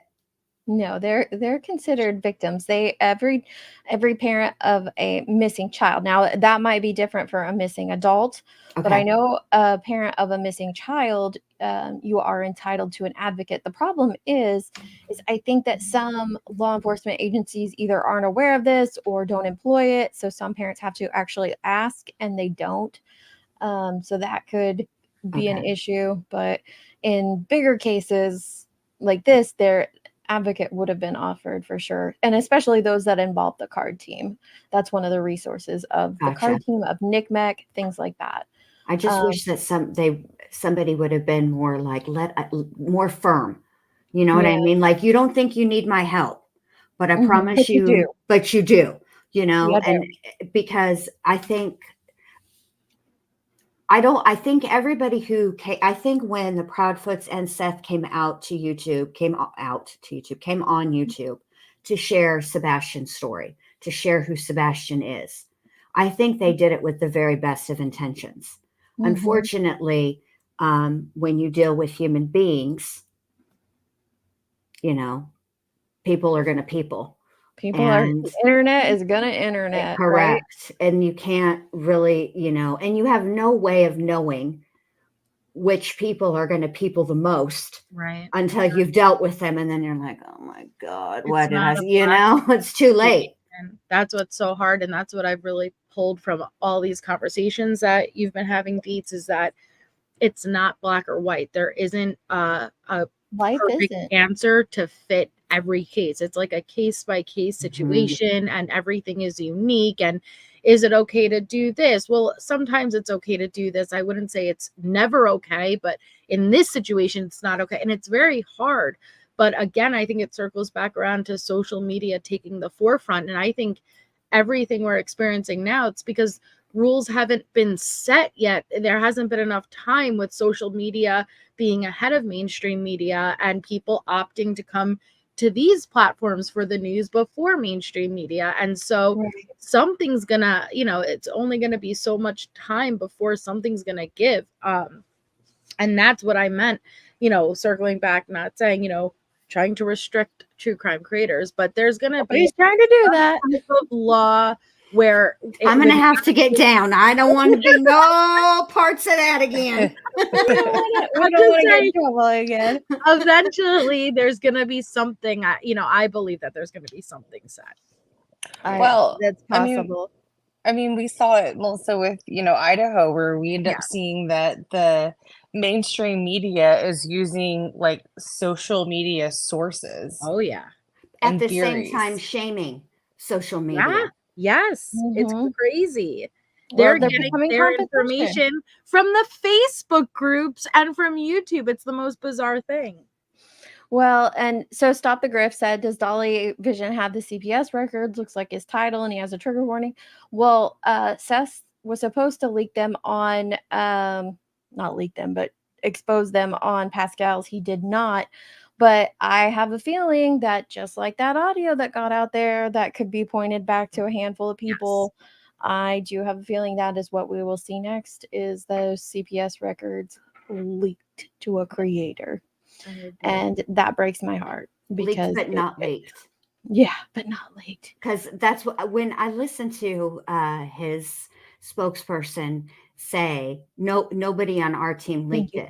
Our team is the only people that had it. But our team didn't leak it. Like, what? Then who was it? Who was it? I mean, do you think your team was the only team that had it? I've raised 4 children, sir. You're gonna have to come a lot better than that. That story, that has more holes in it. Come on now. Come on. Don't insult my intelligence. Can you correct I better? don't know. And nobody. Did they live in your home too, Bendy? Yes. I don't know. Yes. And then there was a guest that would visit frequently. It was like that when I got here. Yeah. Mm-hmm. Really? Really? It was like that when you got here. There was flour all over my kitchen floor when you got here. Do I look like the type of person who just throws flour all over my kitchen floor? Yeah. Must have been that stupid elf on the shelf. Actually, I didn't have the elf on the shelf. I didn't have elf on the shelf either, but I did walk in. They were having, it was before Minnie Bendy was born, and it was my Minnie Bendy. Minnie Bendy. She's my youngest. Allie came up with that because she says that Minnie Bendy looks like me. Oh, that's so cute. But the older 3, they were 4, 5, and 2. Were just having the best time. They were playing in my room. we had just moved into this house and I was unpacking the kitchen, and my bedroom was off of the kitchen, and I could hear them. And I should have known that they were getting along too well and everything was going too great. So after about 15 minutes, and they're just in there cracking up laughing. So I go in there and I see what they're doing. Y'all, they had unpacked a box of Christmas ornaments, the glass balls, and they were throwing them and hollering out various Pokemon names. Yeah, all over my floor. That is how it goes. Like if the child, like everyone's like, oh, the baby and the toddler is noisy. You prefer that. It's when they're quiet that you need to get scared. Correct. Or when they're all getting along and there's 3 of them. So and one time, we'll get back to true crime. But let me tell you this one time. When Marshall thought he was like 2 or 3. I can't even remember. And he decided that he was going to help Mama clean. And so he went into my bathroom and got like the spray bottle of water, the spritzer. And he was cleaning out the back of our computer, dusting it. He said, with the spray bottle of water on the back of the, the big monitor. Ones with the, yeah. He was just, I'm cleaning it, Mama. Helping. Oh, yeah, you're cleaning it. Thanks, Bob. Oh, yeah. So much help. My oldest daughter, I came in the bathroom one time when she was, I don't know, 2, 3, covered head to toe, y'all, in Vaseline. Oh no. Head to toe. And there's nothing. I mean, my mom was like, just use dish soap. And I was like, no, Mom, she's got sensitive skin. And she's like, babe, there's like 87 layers of Vaseline. You're never going to get to it. How are you going to get it off? So I was like, okay. So I did get a little Dawn and I did wash her up. But I'm telling y'all, she didn't need lotion for like a week. She was very moisturized for quite some time. There's the video of the mom recording, and the little daughter got left with the little baby boy for like 2 minutes, and he had peanut butter everywhere, and like the little sister's hands are like filled, and it's all over his face. These happy as can be. Did you see that video? It's so adorable. I haven't seen it. That's too funny though. Okay, so Pascal's live is finished. Okay, I got your clip. Malicious, thank you for the super chat. You did not have to do that. What are y'all's thoughts on the line between how much a family should be on YouTube versus what is useful? Is there a line? Oh, that's a great question. I do think that, like someone said earlier, coming out and speaking on a panel and saying, the information, sharing the information, spreading awareness, but there does have to be a point. I think that, kind of like we said earlier, it could be case by case, but in this case, in my opinion, this is just my opinion, the other ladies might not feel this way. What started the drama was the disconnect between the families. And so it was just a little crack that was there, and it allowed that opening to just a little bit of shady talking, just a little bit of, negativity here and there, and to where it was just finally, once someone was able to get in somebody else's ear, the dam burst and there was no going back. And I always say you can't put the toothpaste back in the tube, but now I've learned from Emily D. Baker, she says you can't put the shit back in the horse. And I was like, oh, that is so true. That's even better. I like that one. Me too. Is that you, Allie? It's me. Okay. Just making sure all you guys up here. I know. Well, I saw Shay, you, Bendy, Melissa, and I'm like, okay, I need to be up there for a little bit. That's why I originally clicked the link. I was like, look at all the pretty ladies. I just want to sit up there. Hey, Allie. I know. I need to be up here with you guys. Hey. Hey, babe. So what's going on? What are y'all discussing? I just kind of came in a minute ago. Mallory's super chat, yeah. Yeah, Mal's super chat. Do you think there should be a line on, guys, I'm not doing Coke before that becomes the rumor. It's allergy season right now. So, like, I am itchy. Where's Andy? Well, this all started. It all started with Pascal's interview with Seth and Tony. And we were waiting for that to wrap up, and Bindi was giving us intel. Yeah. Oh, okay. Oh my God, it's gotten completely out of control though. I cannot get over it. It's like every single day you think it couldn't get any worse. It couldn't get any more chaotic. Oh no, the next day, boom, something else. I thought that last week when I was like, ooh, I'm not going to be listening to too much of it because I've been engrossed in the trial. And then boom, out comes a fake dog handler. Who could have predicted that? That's the last thing I would have I predicted. didn't have that on my bingo card. I didn't have it on mine either. See, what I found interesting with her is that she was very clearly not tech savvy. She was not tech savvy, which made me even more suspicious, honestly, because she does not come off. Now, maybe it was all a ruse, but I could hear the feedback, because nonsense was going over it. So I was watching it and you could hear that the delay was genuine and she had no idea what she was doing, which made me think, I don't know. It just made me even more suspicious about things. Yeah.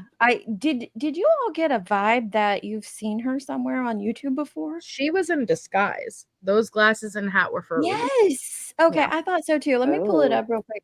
But she reminds me of someone I've seen on YouTube before. I just cannot place who. And then did you get my message where I heard on Nonsenses tonight that WSU Kim sent a super chat to JS for Justice. How about I heard that. How about them apples? And you have a theory. And at first I was like, I don't really go with your theory. But now I'm starting to think, is it possible that there is a group of people working together behind the scenes to, troll the true crime community? Is it possible? I don't know what the intentions are. I don't know, like if they all are vibing together. I don't know. But there are people, and once you accept this, it's a really hard thing to accept. But there are people, because I've been hearing, like, oh, she cried, how could you express those emotions if it's not legitimate? People are capable of lying. People are willing to lie. You just struggle that they would be willing to lie about something as horrific as this. I don't know the answer why. I just know that they are willing to. It's crazy. Yeah, it is bizarre. It's very bizarre. If you sit back, you're like, what do they get out of this? You know what I mean? That's what That's makes it my even question. more. It's like, yeah, and they're not really making money or anything. So that's, I don't know. It's just because even that's sick, right? Doing lying and stuff for money. We see it all the time with these creators, and it's sick. It is. But when they're not, it's like, well, then what is this for? Because I don't know. It's just weird. Well, I don't appreciate it though at all. Justice take it down, or am I just not seeing it? I'm not sure. I think she at least edited it at the very least. I heard that on Nonsenses. I was trying to find the one where you see Steph on it, and I don't see it. I'll just pull up Nonsense. Go ahead. But yeah, no, and Allie, I don't know. Like with creators, I can see at least motive of why you're willing to run with something when clearly there's a million red flags right in front of your face, right? Because you're getting something out of it. Now, as far as the people who are willing to lie, I don't know. And that's why I think everyone can't get lumped into one. I think that some have a direct motive as far as we've seen it even with, and I don't even want to use that example, but we've seen people who were even from a family put out to push a certain narrative. So we have those, but then we have other people that I genuinely think that they have this feeling of being important, this feeling of feeling validated and, oh my God, let me hear what you're going to say. Everybody wants to talk to you. And that is valuable more to them, even if it's fake, than money or anything, even if it's all based on a lie. And why they would I don't know. I have no idea. Yep, you vetted that it's her. She used her actual name. She probably didn't know. She was so bad at being with the tech. That's why with the stock image photo, she probably didn't even realize how easy what people could do. She underestimated. Yes. Well, what she did though is I guess. As she said on Britney's that she was following CJ. So it was like really easy for people to look at CJ's, find hers, And then her name Well, was also also- on Britney's as her full name. Yeah, and she stuck her email in. I saw this on a post from Cotton Candy. I think she put her email in a chat, and they searched her email on Google, and it pulled up like a LinkedIn and stuff like that with like photos. dear. I think it's on her wall somewhere. But yeah, the people, like you said, the internet does what the internet does. They're going to find stuff out. That's just Yeah, so then it makes you wonder, was this, I mean, she didn't just leave breadcrumbs, y'all. She left a whole loaf each time. Okay. A semolina So- loaf at our heads. How could it, to me, it almost seems like, did you want to get caught?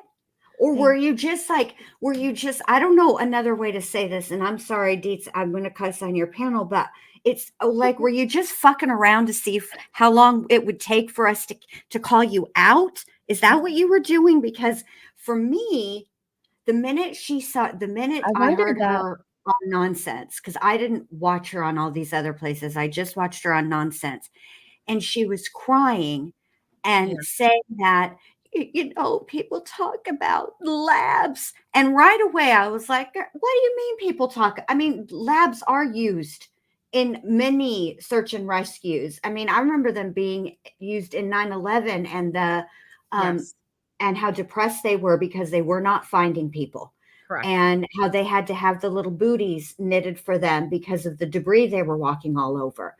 I mean, I didn't understand what her beef was with labs, or any other dog, and then she busts out with the Shar-Peis, and they have vests and credentials. And I was like, oh, well, I was doubting you until you said that they had vests and credentials. Oh, now it all makes sense, And then she was just saying things like that just did. I wanted to ask her so many times, like if I'd have been on that panel, this is why I'm not good at this kind of stuff, because I would have let her talk, but then I would have been like, do you hear you? All them thoughts swirling around in your head, and those are the ones that you thought would be the best to come out? Because none of those stories make any sense. How are you 32, 45, and 52? You got a husband who's 60, but he's been working for law enforcement since he was, 15 years old, and it's only part-time, but he's also like MacGyver. He's works, y'all are basically the fucking A-team. Do you hear you? How does this sound even logical to you? Like, I can understand, okay, I got carried away on one panel and like I sounded like an asshole. Let me dial it back a little because I'm giving too much information. No. She just went all the way in again. And I was like, oh my God. It's,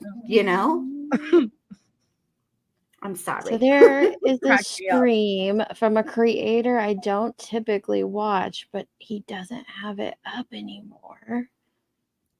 And I don't know, this chick looks so much like a girl I saw on there. I'm kind of skimming through some of their streams to see if I can find her like on another panel of his, maybe. Oh, chasing. I'm talking about Steph, the one that came with 11 billion different stories and not this stuff. And that's what I said in Nonsenses. I was like, oh, it always has to be a Stephanie, doesn't it? Come on. Look, let's be honest. It's usually a Stephanie or a Jennifer. Yeah. Or a Tiffany. True. Tiffany's another one that gets always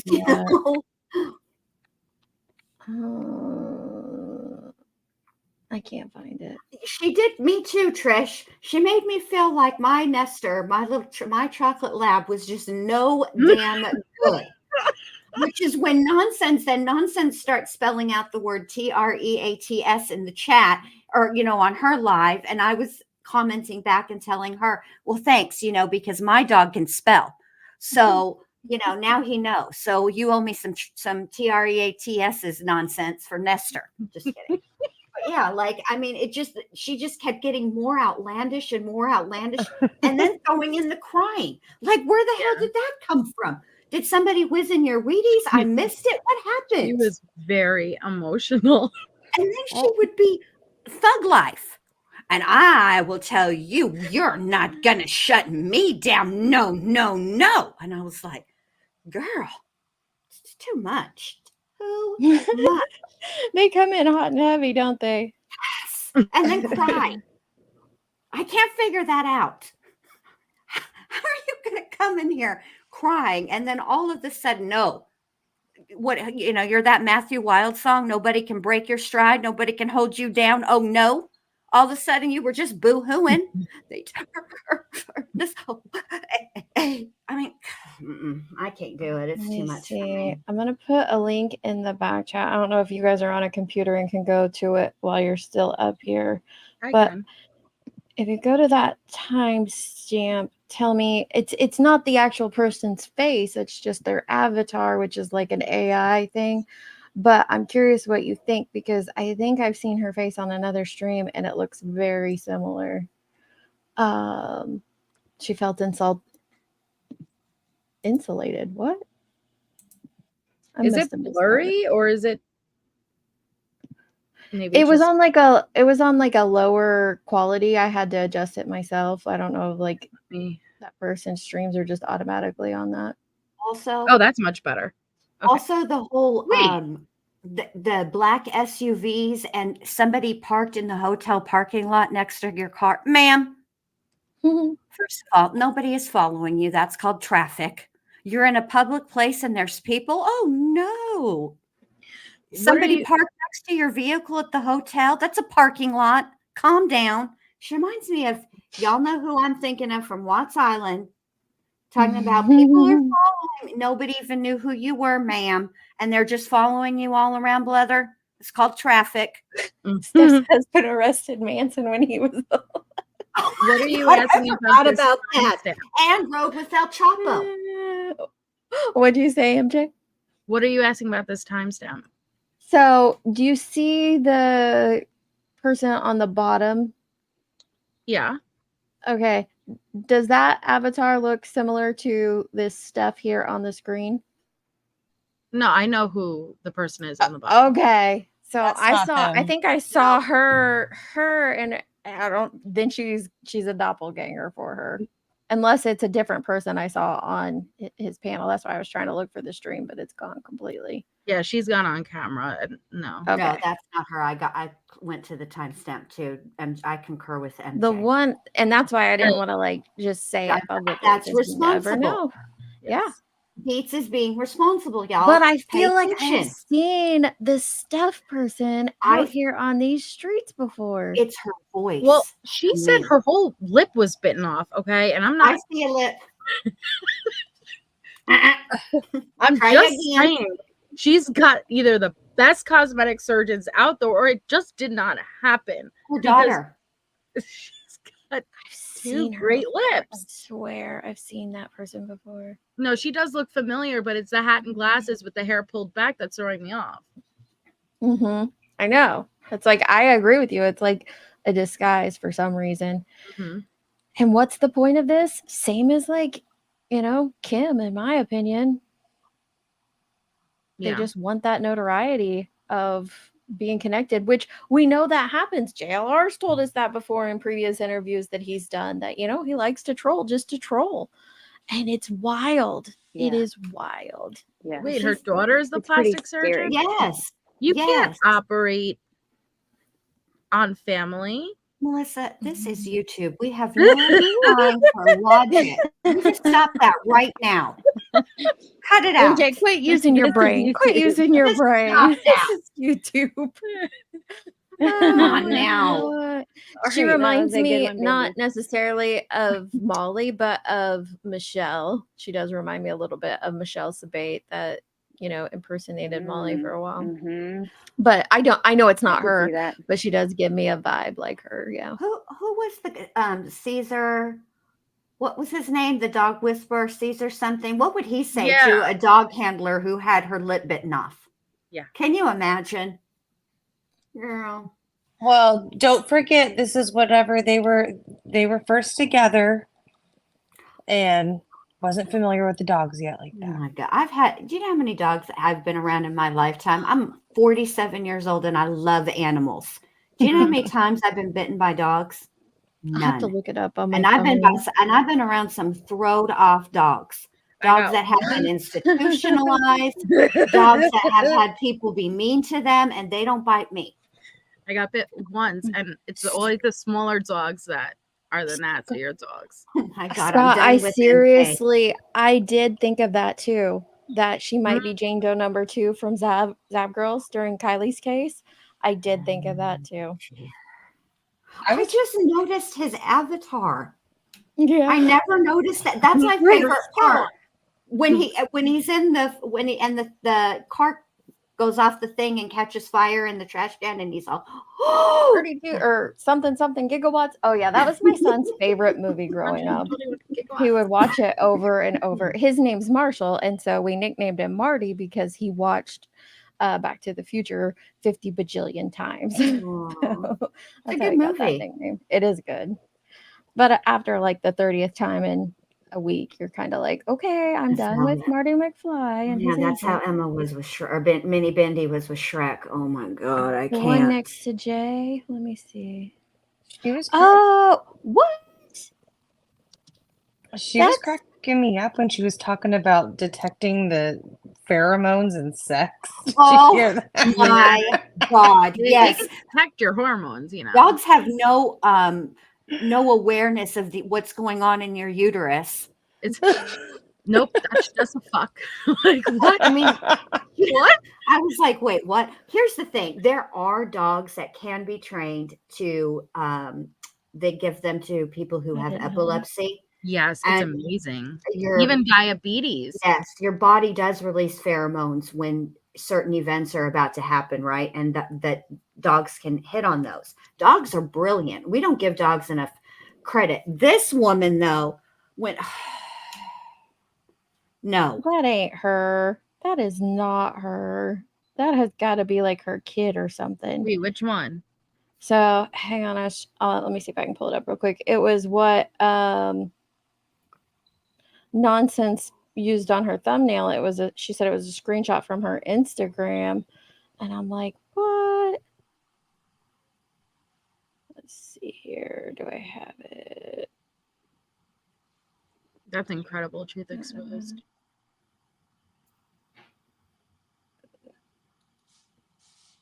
I mean, dogs are amazing. Dogs are amazing. Animals are amazing. Yep. Oh, for sure.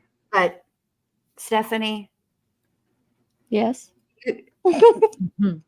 Dog handler Stephanie. 10 out of 10 would not recommend. That's what was on Nonsense's thumbnail. I'm like that. No. Nope. No. Well, what? Maybe with a filter. I don't know. Maybe a filter. See, and this is a clever crop. Okay. Because if you were to take this image and try to reverse image search it, it would be very difficult because of the cropping. It's a very clever cropping. That's a good try there. Clever crop. Mm-hmm. A long time ago, I knew this girl who lied about her whole life. And she had social media just like every other liar in the world. And I went to try to see where she was getting these pictures from. And the way that she would crop them made it very difficult for me to find where the original source. Mm-hmm. And it's also very filtered as well, Queen Bella. Mm-hmm. What were you saying, Allie? Sorry, Allie. I didn't mean to cut you off. She's low. Maybe turn up the Yeah, let me turn her up. I don't even remember now, but yeah, Deets, you got to do it. I don't know if I can do it. Well, yeah, I think I can. Let me. Wait, I got you. I can't. I got you. How's that? Okay. Is that better? Yeah. Mm-hmm. I've seen this chick before. And I'm delayed. Where have I seen her? Familiar. I don't remember what I was going to say, though, so just... Don't you hate that? Yeah, maybe it'll come back. Maybe it won't. I don't know, but I'll let you know.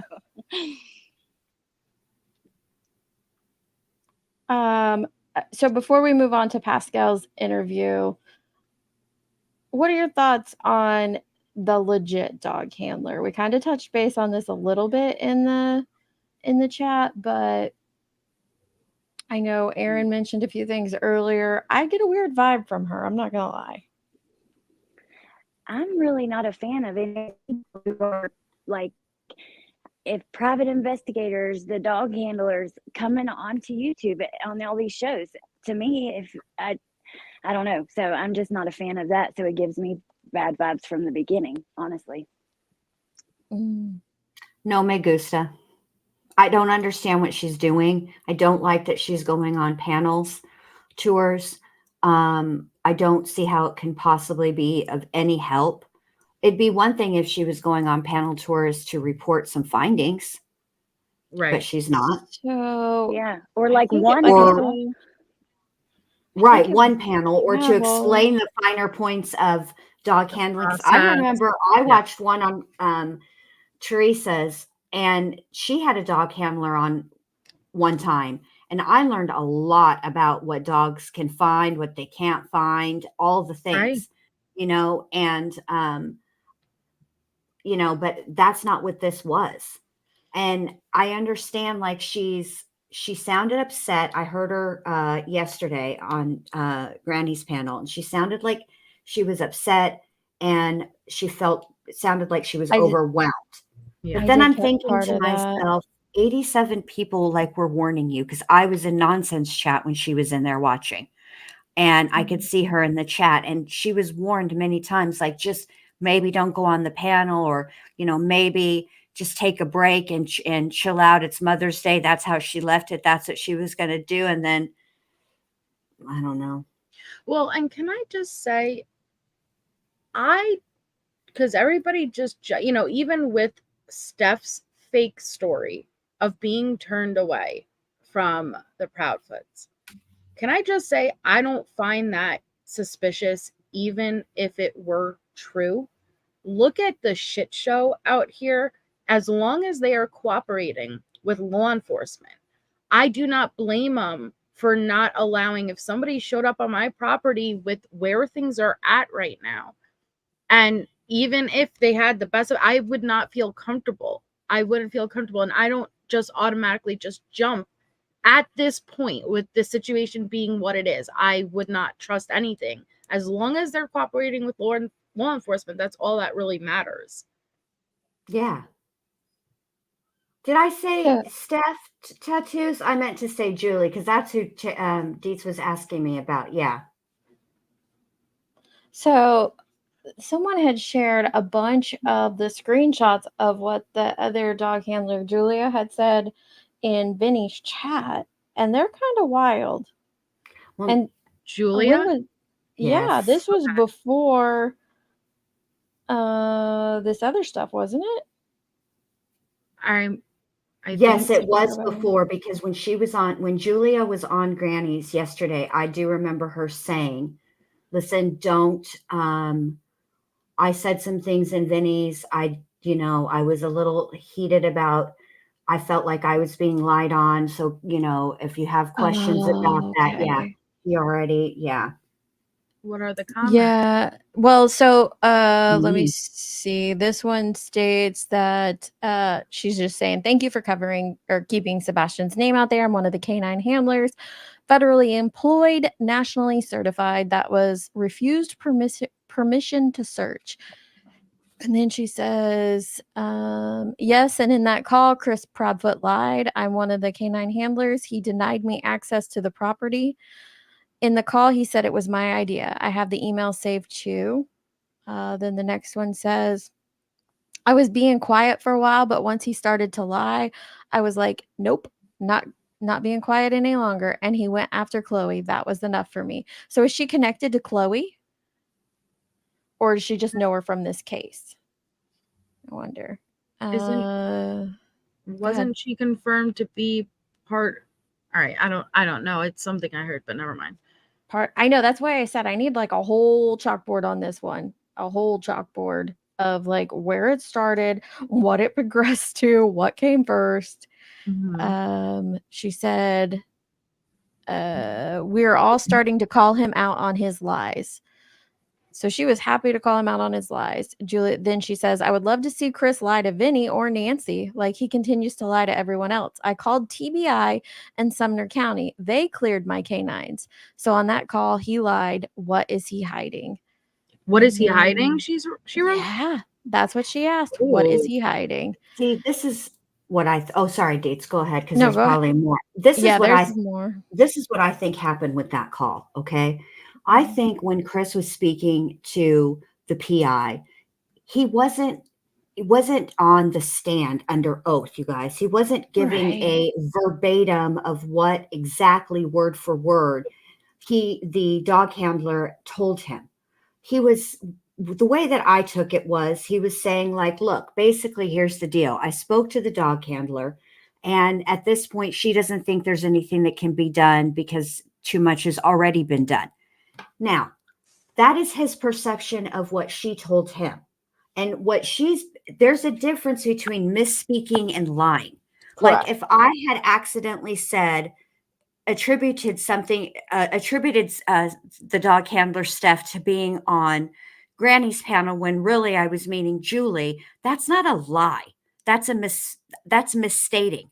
A lie is obviously you know the truth and you choose to say something different.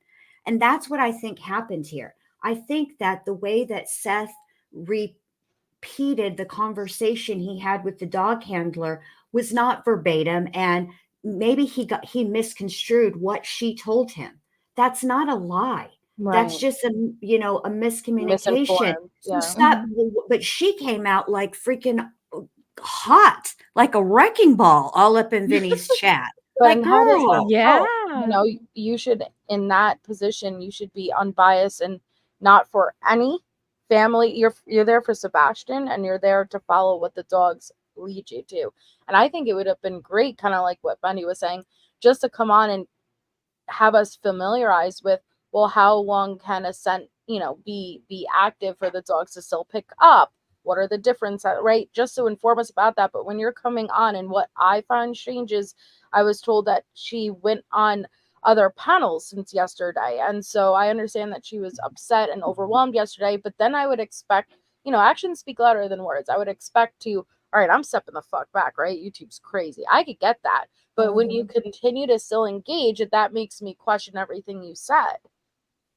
I saw her whiteboard on all the players at the end of her live. I need a whiteboard, or we call it chalkboards over here. I forgot. Sorry. I need a chalkboard on the dog handler situation specifically. Like that situation specifically is what I need. There needs to be a whole graphic. Timeline the chalkboard is on. not going to get it. We're going to need pictures, all of the things. Okay, so here, Gavel's sending them to me in order. Oh no, that's on J's for Justice, as she said. I'll be right back, girls. Okay. You're fine. Okay. Wait. I thought this was in Vinny's.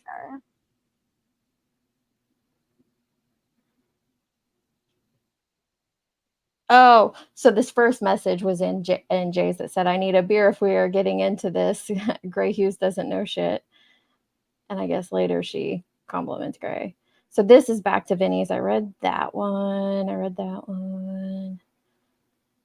She said, thank you for your support. I'm here to keep his name out there. I can't believe he lied about me and my canines. I'm a federal handler, former Army handler, and nationally certified. I was being quiet for a while. I read that one. And this is all from what the recorded call said she's mad about. Yeah, something that wasn't even supposed to be released. So it's not like he even was like all out here publicly claiming X, Y, and Z. It would have been a private conversation, that, not saying that would give you intent to lie, but like what Bendy said, what if he just misunderstood or right, like this one here where she says that he also lied about me saying I wouldn't search the house. He denied me access and he thought I wouldn't save that email.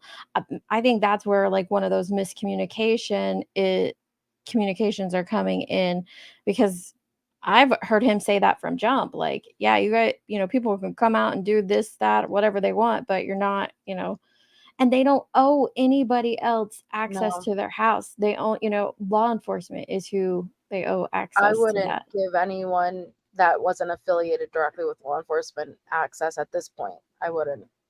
Yeah, why would they? Mhm. It's just like the where's Katie? Like, we haven't seen Katie. Katie don't That was owe you horrible. shit. I'm sorry. It was disgusting.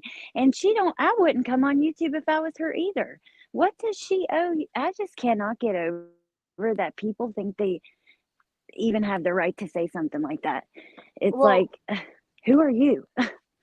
and you're even when she was out eating, right? You're gonna pick her apart because how can you be out and about acting like everything's fine and then she's nowhere to be seen? And where are you? Where are you?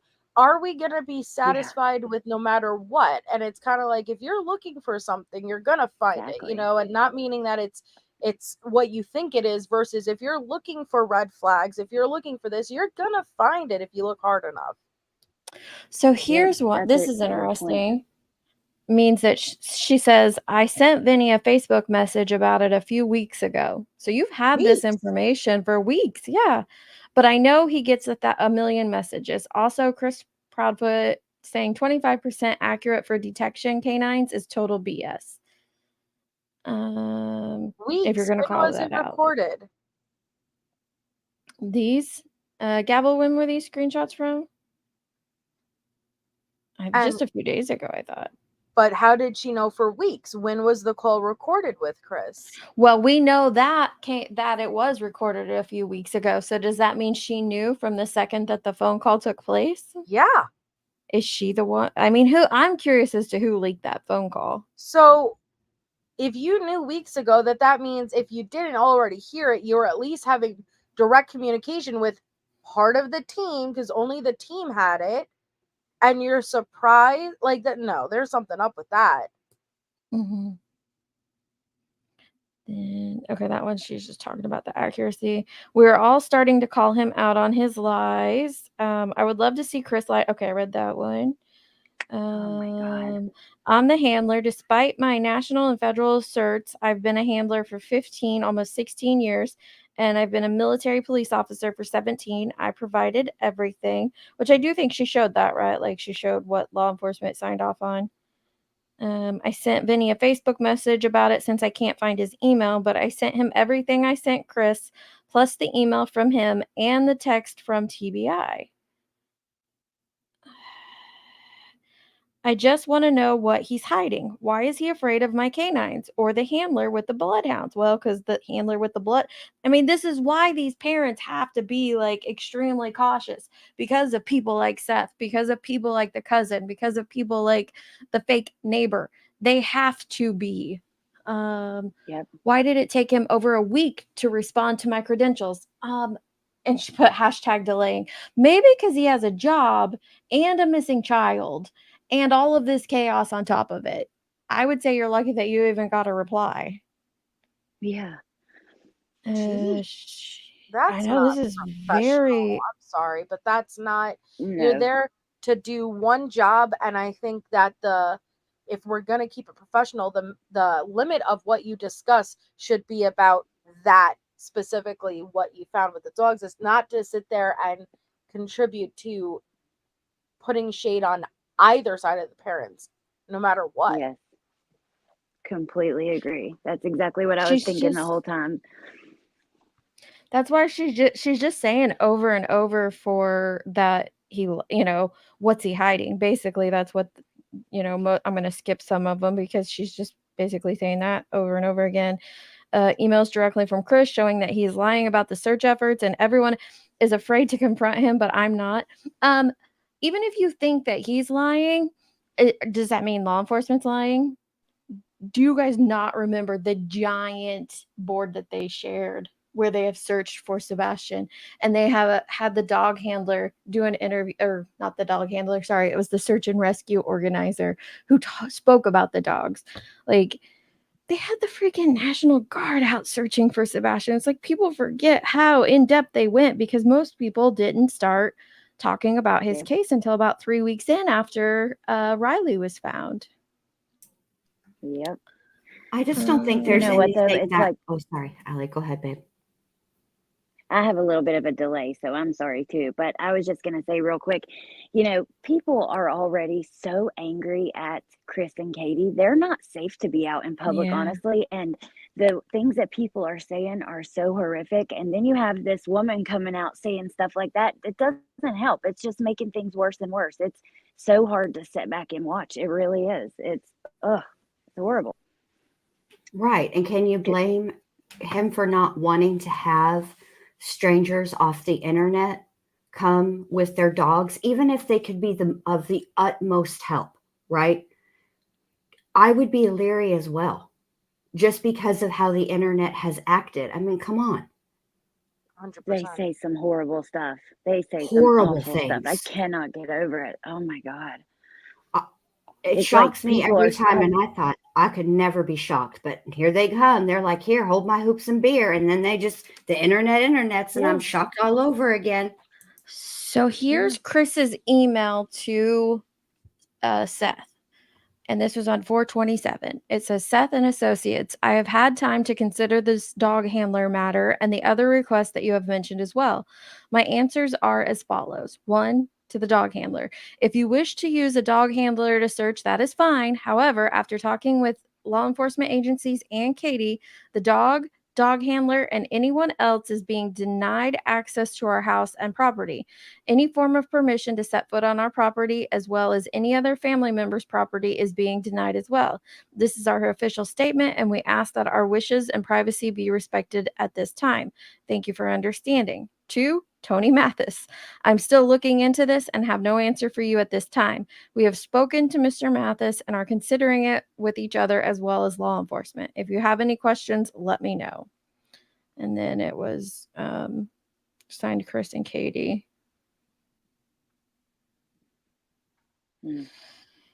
Yeah, it's just kind of gotten out of control. I honestly don't think Julia was even there in Tennessee. I've been seeing people say that, but I have no I idea have what too. they She thought. said that her socials showed those days she was posting pics, but you could be in, Tennessee and still be posting older, and content creators do that. They are, have stuff from before. Let me see here. What's this? I would like to know though what, and I don't know what would be the likelihood, because I heard that correct me if I'm wrong, she's going out there tomorrow again. I think she's going out there soon. I don't know about tomorrow. What, and I'm not saying don't try. I'm asking what would be the likelihood of picking up a scent after this long with the weather. Does anybody know how long that lasts? That's a good question. I have no idea, but that is a good question. I think it depends on the dog. Okay. And the handler, because I do remember, I listened intently to that panel guest that Criminality had on. Must have been like 3 years ago, maybe. It was a while back. But they use different dogs for different things, and different dogs are better at different things. And so, and the biggest takeaway that I learned from that dog handler is basically the dog is only as good as the handler. The dog can be giving cues and the handler may not pick up on them. And I know this is highly controversial, but the handler did use, bless her heart, Jane from the Chris Watts. Yes, because she was reviewing some of the footage from that situation. And she said, you see, this dog looks to be giving cues and the handler is not picking up on them. Instead, I'm sorry, Jane. Instead, Jane was talking to the officer about the cleanliness of the house and the decoration, something like that. It wasn't anything nasty. It wasn't anything mean. It's just the dog was trying to, it looked like the dog may have been trying to alert, and the handler wasn't picking up on it. That's all. So what happens, is it possible for them to find a scent if, one, they do not have an item of clothing or something to have the dog start with, and 2, what would they even be looking for in the house? So I don't really see an issue. I could maybe understand wanting they to start at searched the the house, property, like, but his scent would be within the house of where he lived. So I mean, wouldn't the starting point be outside of the house? unless she's trying to use a cadaver dog inside, I would think that there wouldn't be a need to use a dog in the house. Yeah, a tracking dog, you would start at the house, and then because that's the last place everybody kind of agrees that's likely the last place he was, right? He was known to have been there. So they would start to track from the house and see where the scent goes from there. But I don't know what environmental impacts, I don't know all that stuff. I don't, I've had many dogs, and the only thing that I could ever train my dogs to do is housebreaking them, sit, the usual stuff. Although I will say, Nestor, mine can spin in a circle. There's okay. that. Well, there you go. Mine can spell and eat off of a fork and a spoon. So there you go. Well, Scott Skulls, he's still looking for a dog that can sniff out gold. I could hook you up with a dog that can sniff out moles. But gold, no such luck. But if you don't have an item of his clothing or his scent, how are you guiding the dog to start?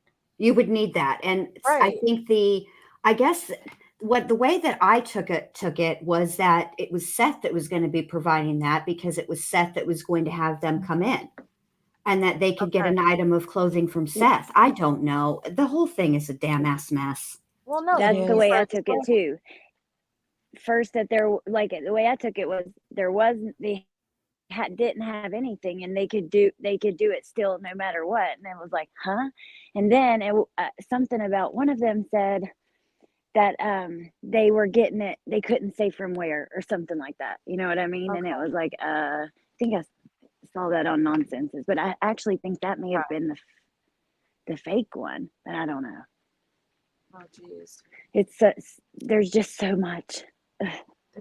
After several days of searching, if several days of searching have not produced results, dog teams may be used to eliminate large search areas outside of the original search parameters, or to methodically recheck areas of high probability previously searched by human search teams, particularly if search conditions were less than ideal, or if it is suspected the subject was moving.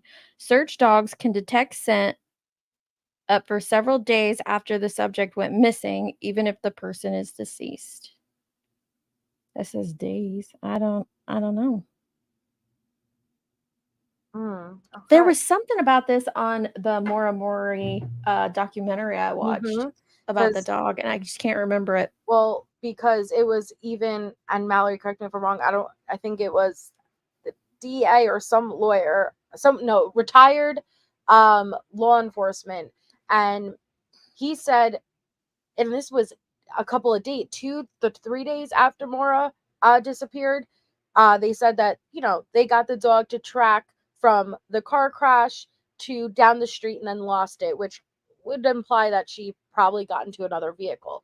And this retired law enforcement was like, no, John Smith, he was like, no.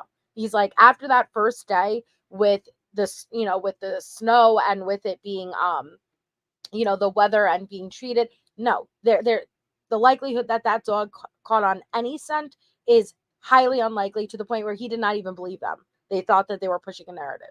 And that was day 3, I believe.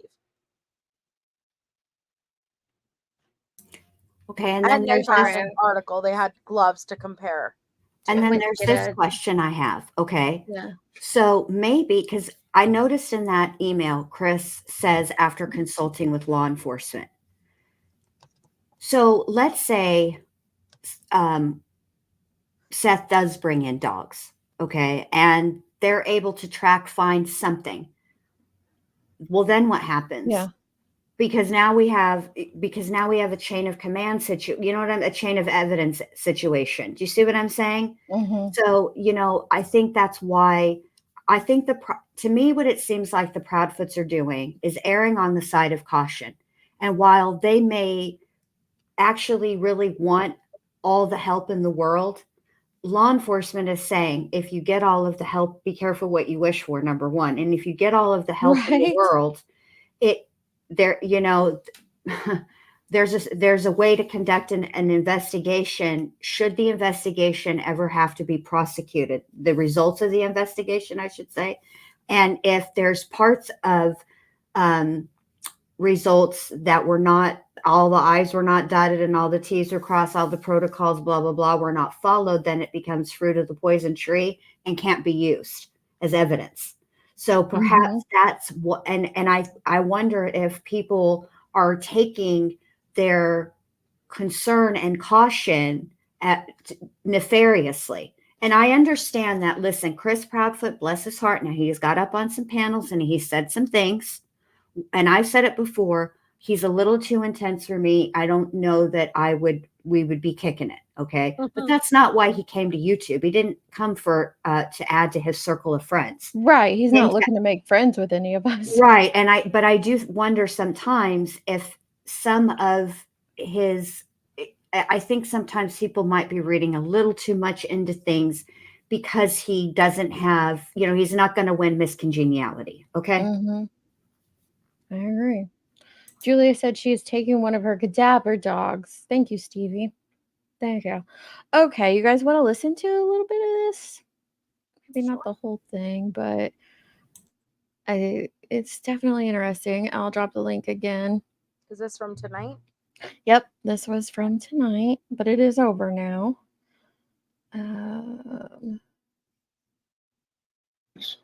Don't know how to not tweet like a bird. Okay. You know what? Since we're already going there, since you're going there, let's. I don't think there was much before that. Switch. Seth Rogers is here with us as well, biological father of Sebastian Rogers. Fellas, good evening. How y'all feeling? Good, buddy. Thank you for having us. How you doing, Seth? Another day. Another day. No answers. No doubt. No doubt. Well, let's get into this conversation. We got to get through all the drama stuff first. So let's get into this drama stuff. All right. First off, Tony, I'm going to ask. So right there, let's get into the drama. And Right. and I know what Pascal's saying, and I get it, but it just sets a tone for the case online and the coverage of it. So it's a little heartbreaking to go there. Sad, yeah. Ask you, since the last time you were on the show, how things been, man? Been all right?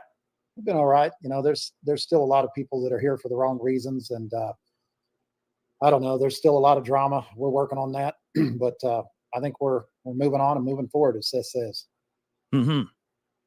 Seth, how things been for you as of late? Some information has been laid at my feet. Some things have definitely opened up my eyes to things I didn't know going on before. Had to let a couple people go. Some people that are close to the internal operations don't know how to not tweet like a bird. Okay. You know what? Since we're already going there, since you're going there, let's. Okay, so you think he's talking about Chloe? I would assume, only because that's the only thing I know about that who's been let go. Yeah, he said tweet like a bird. I think he meant sing like a canary. Well, I didn't know if it was just like a pun to do with, because Twitter. Of Twitter, and she put the tweet out. Yeah. Whoa, I didn't even think about that, Deets. You're so punny. I'm so punny. Yeah. I just think that it's I don't know. It's kind of, I also find it very, and the CPS reports, but I do find it very weird that the internal team, I don't know, and maybe it's the norm, but it just feels a little weird for me that a father of a missing child has a YouTube or a team that's not law enforcement. This is all separate from law enforcement, and mainly and social I'm media. not. Yeah, and I'm not judging for it. I just find it different. I'm trying to think of some other, cases I've followed and covered. I haven't heard of something to this level, that there's such a large team of people. Bizarre to me. We can't take the punishment. The tweet from Chloe about stepping down, I think, that's what I was it made me think of. Let's get into it. shall we? So I understand that you have a private investigator. You had one before. Well, hold on. Let me just say this. You had a private investigator before Tony came in, right? And that person left. Then Tony shows up. He's here to be a spokesperson, help in the media side of things. And then Tony pretty much does what I ask him to do, so it takes weight off of my shoulders. Right. So then as of today, there's been a new person, a new private investigator. Did you see Tony's face when he said that? Watch, I'll mute it and just play it. You know that he's saying like takes weight off of my shoulders. I know he's texting too, so it could be like eyebrows go up, but he's like, takes weight off my shoulders. There he says it. It's just like little smirky grin there. Just kind of like, really? All right. He's my employee. That's what I heard too. That's exactly what it reminded me of. He does what I tell him to. Don't interrupt Pascal's narrative. I like Pascal. I have in the past. I feel like something with this case has kind of gotten him into some territory that I can't agree with, and I don't know what it is. And I'm not going to speculate, but yeah, this one's been rough to watch this case on his channel, for me anyway. A new private investigator that put out a new statement basically saying that they are now stepping down from the search for Sebastian. So, of course, I have to ask a few things. Let me get straight to the point. Tony, did you have anything to do with this? Well, it wouldn't be credible if it came from me. Ask Seth that question. Right on. Well, Seth. 100% guilty. Okay, so is everything amicable? Did you guys part ways in an amicable way, or what's going on here? We did.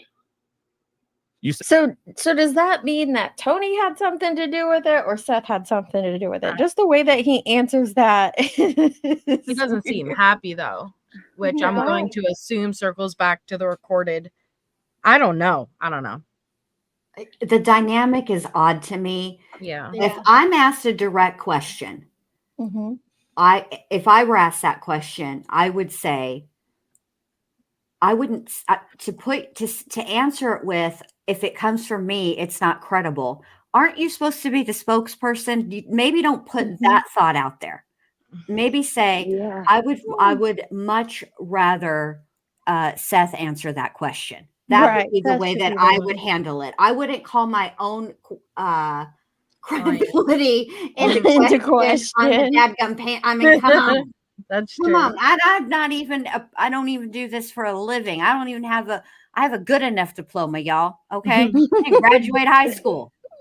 But why is this even being discussed? I mean, I don't understand why the background of them falling out needs to be on a live YouTube show anyways. It's about, where is Sebastian? It's not about the drama in between people that are the searchers and stuff like that. It's just unbelievable. It's because really what does it help? How does it help? Exactly. Yeah, that's what I mean. It makes no sense.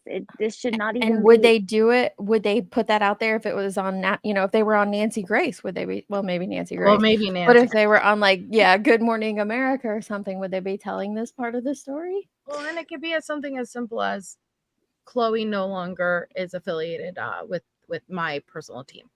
Bam. Like, it doesn't have to be all the extras, but all the extras is what everybody wants. Yeah.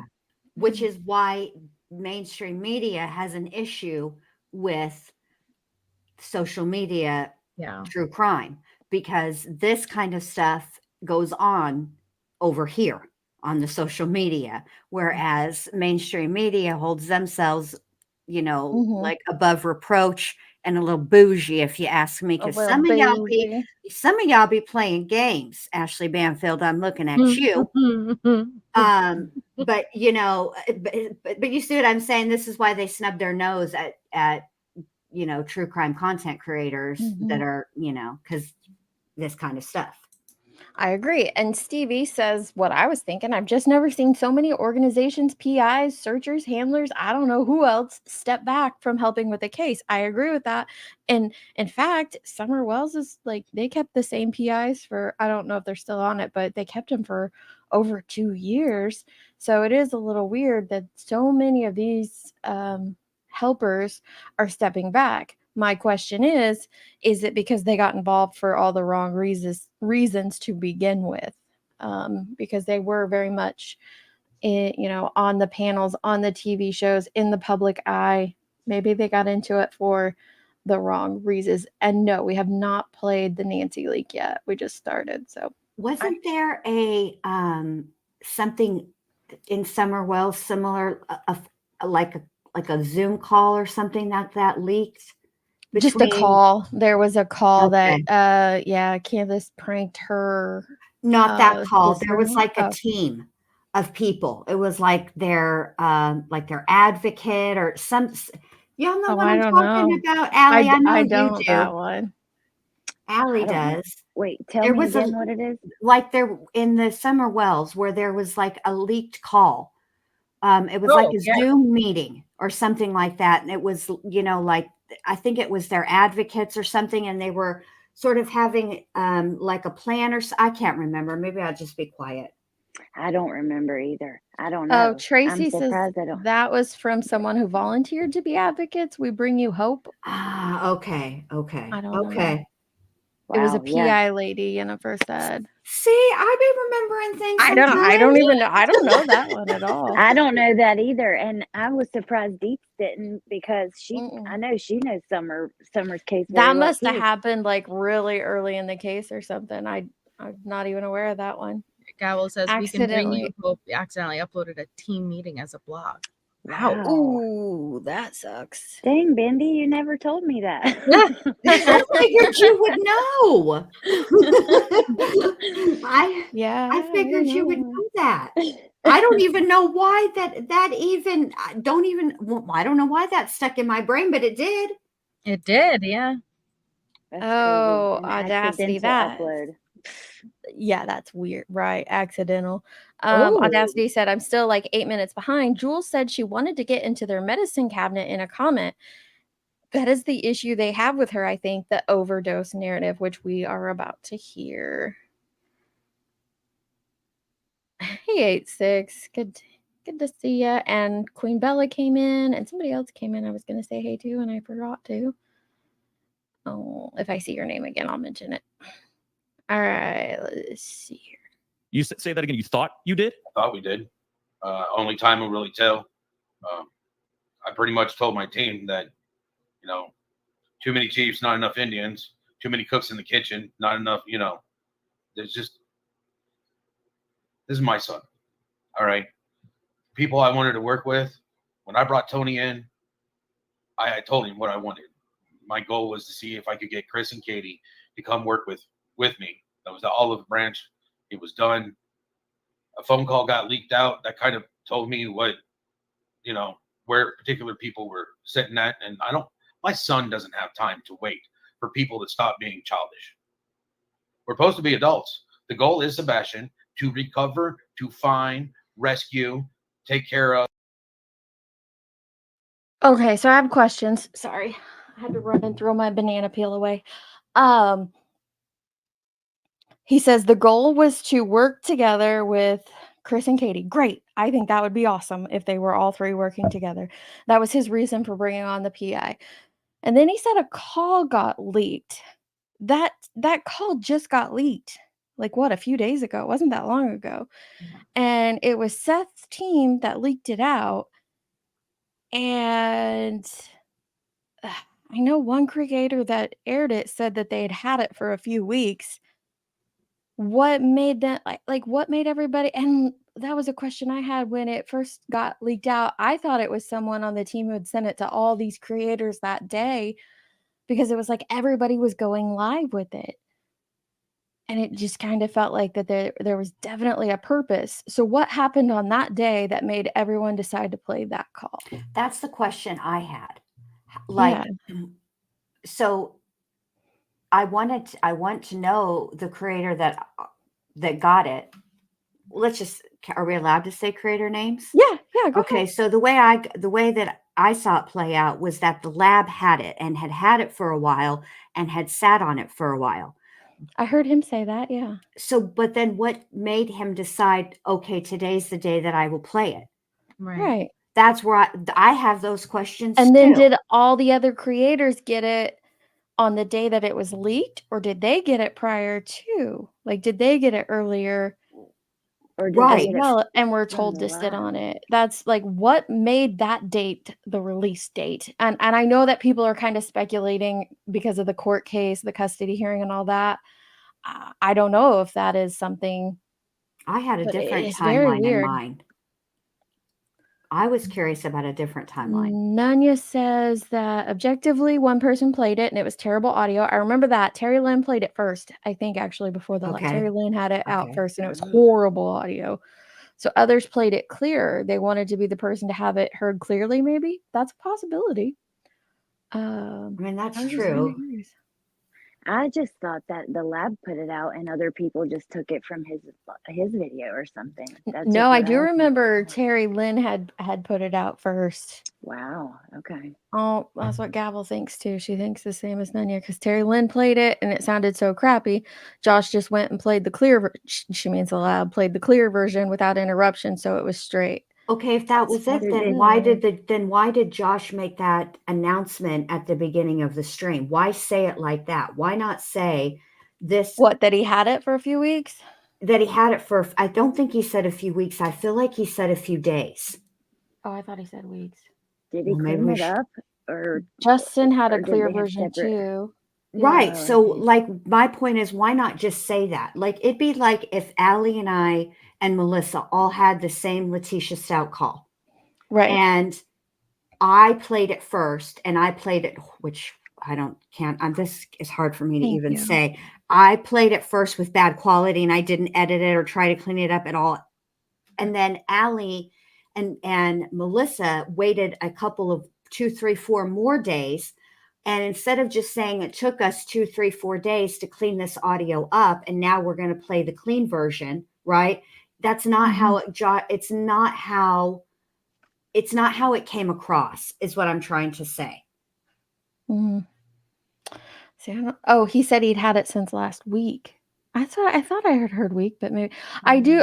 When I'm saying PI, I'm talking about the PIs. I know that Tony's the PR person, but I've been talking a lot about the PIs in this conversation. Unless you're saying that the PIs are actually PR people.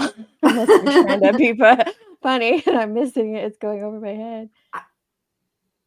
And Trev, it's just, I can't understand why he said it the way he said it, why he talked about playing it. I mean, the way that he did, instead of saying, okay, so-and-so had this first.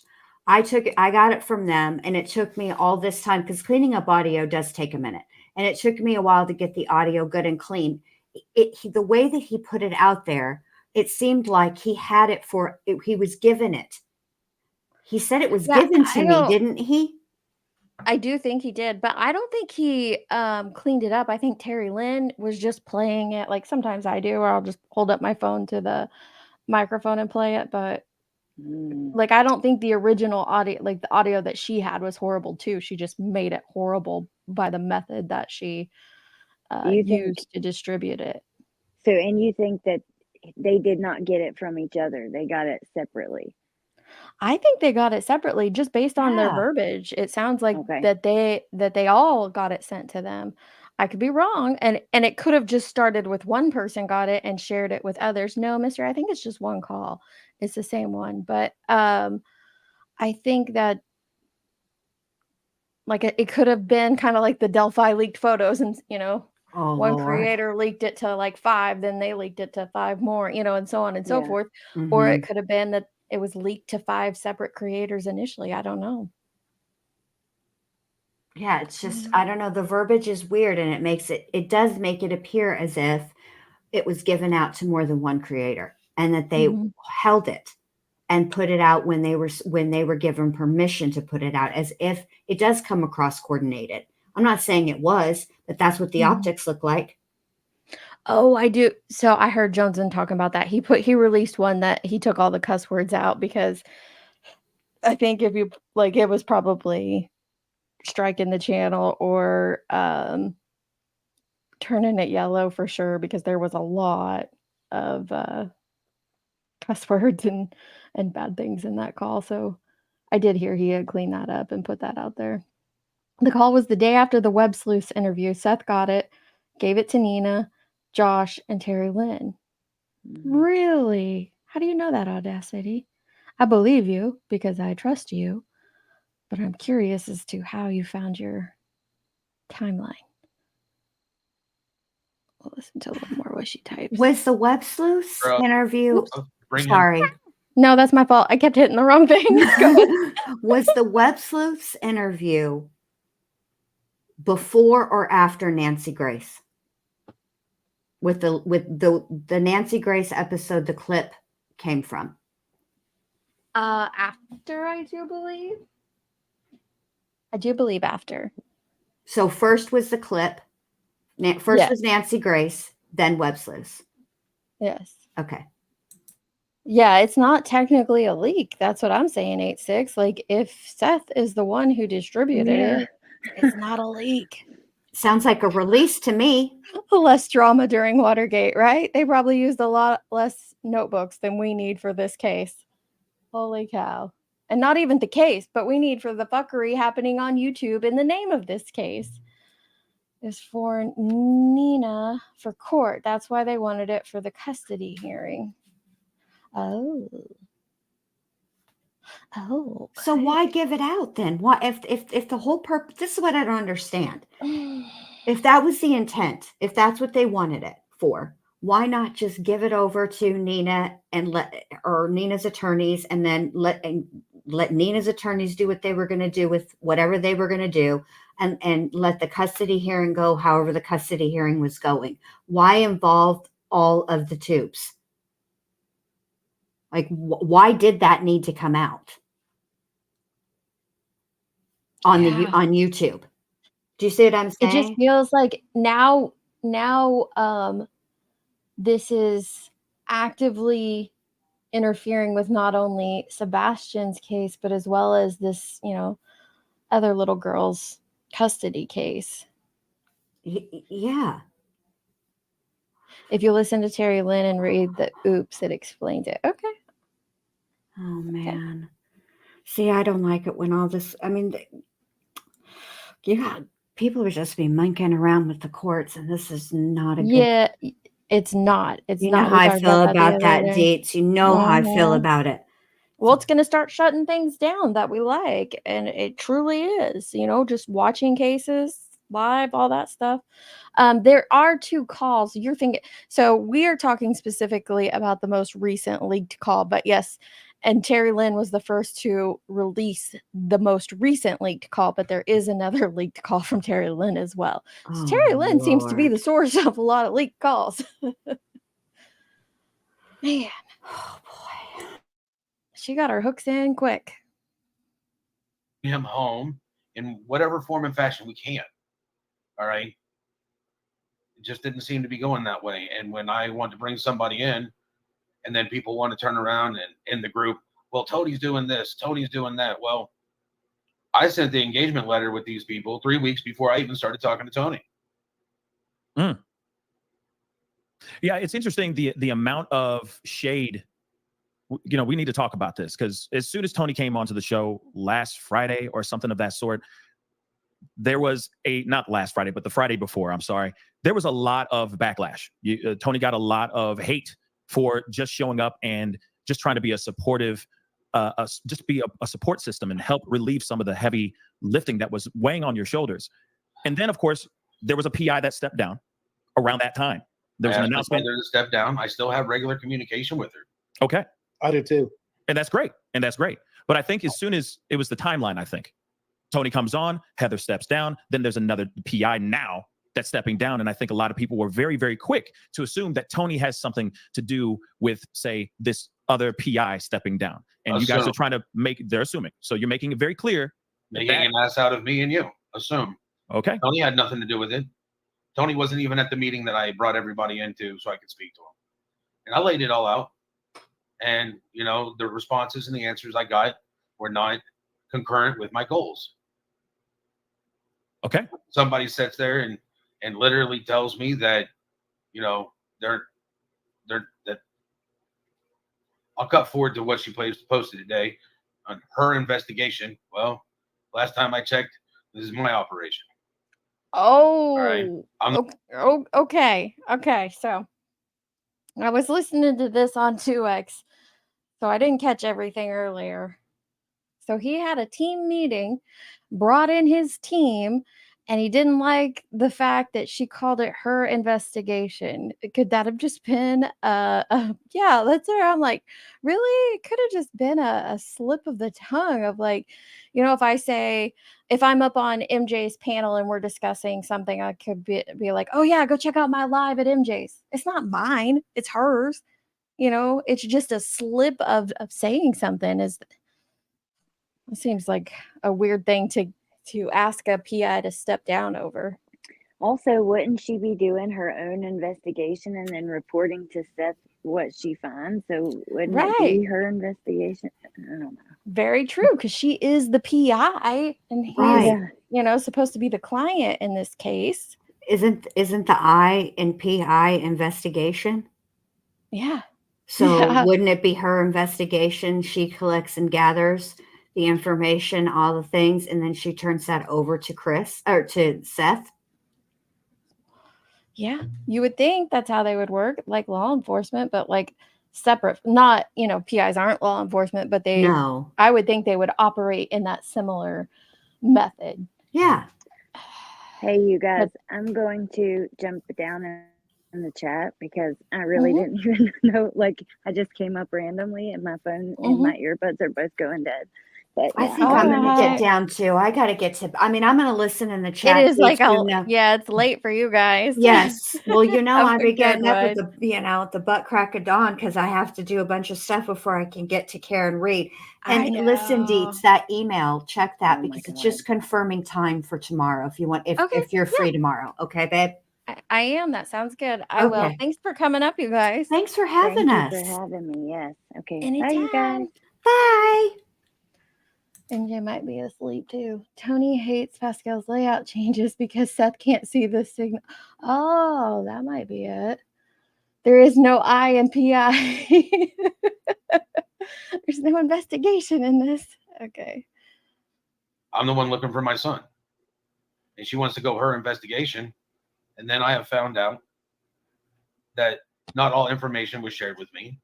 Some things were, you know, not shared with me. I don't appreciate that. That's interesting, Seth. Can you expand on that a little bit? No. What information wasn't given to you? Was it crucial information or it was just like little bits here and there? If you're not going to give me a lead or you're not going to check up on a lead and then all of a sudden I've got to take time from what I was doing and turn around and, you know, check up on a lead or check on something else when, you know, that's taking time out from what I'm trying to do. I mean, it's still, I'm doing it. But if you're going to have a part, you need to play your part. I see. So something got leaked. Let's get. So before they get into the leak, what if the leads that he was getting or they were getting, the PIs were getting, whoever's getting these leads, what if these leads are, they're just not good leads? What if they come from, because we heard in the leaked audio that,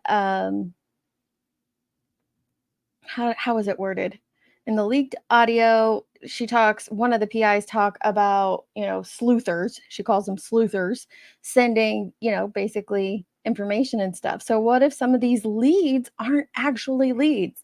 Because yeah, Kathy, God knows what leads. We heard that when Terry Lynn was putting stuff out there and, you know, sending stuff into Chris or to Seth, and he was calling them leads. And I was just wondering then at that time, like how much of this is, you know, just silly stuff on Facebook, because I feel like that could happen a lot. Just random people sending in things, and you know, these PIs are just like Seth. They don't want to spread or waste their time going and looking for that stuff either, I wouldn't think. So I just kind of wonder if there's any credible leads in what they're getting. Hey, Nanya. Hey, I Put your actually was tinfoil just hat on. curious. Do you remember when Seth did an interview and he was frustrated with law enforcement at that point in time? And he was saying in that interview, it may have been in Pascal's, I don't know, it was a while ago. But he said in that interview that he's taking all these leads to law enforcement and they're saying that they're not credible leads and they won't follow Yeah. up on them anymore. Yeah. And He was he's very upset frustrated about with that. them, right? So I'm thinking, did the same thing happen with them? Like, are you, and again, if you don't have like the investigative kind of training, perhaps maybe you don't understand that like a lead isn't really a lead. Like it's something you look into, but it can only go so far at times. That's what I'm wondering, is it something bupkis where someone from like Michigan sends in, that Sebastian was spotted here and the date ends up being like 2 days prior to him going missing? That wouldn't be something worth their time to even go look in and investigate. So I'm just kind of curious, like, what are these leads? If law enforcement was telling him, hey, chill, don't waste our time with that. Yeah, total dead ends. Then maybe, and the PIs are saying the same thing. Is a clue?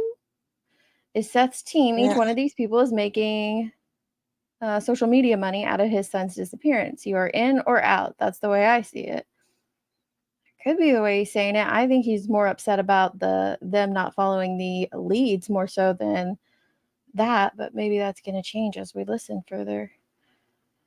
I do know that, just another troll, that Terry Lynn comes from the 90-day drama community. She had her BI license. Shut up.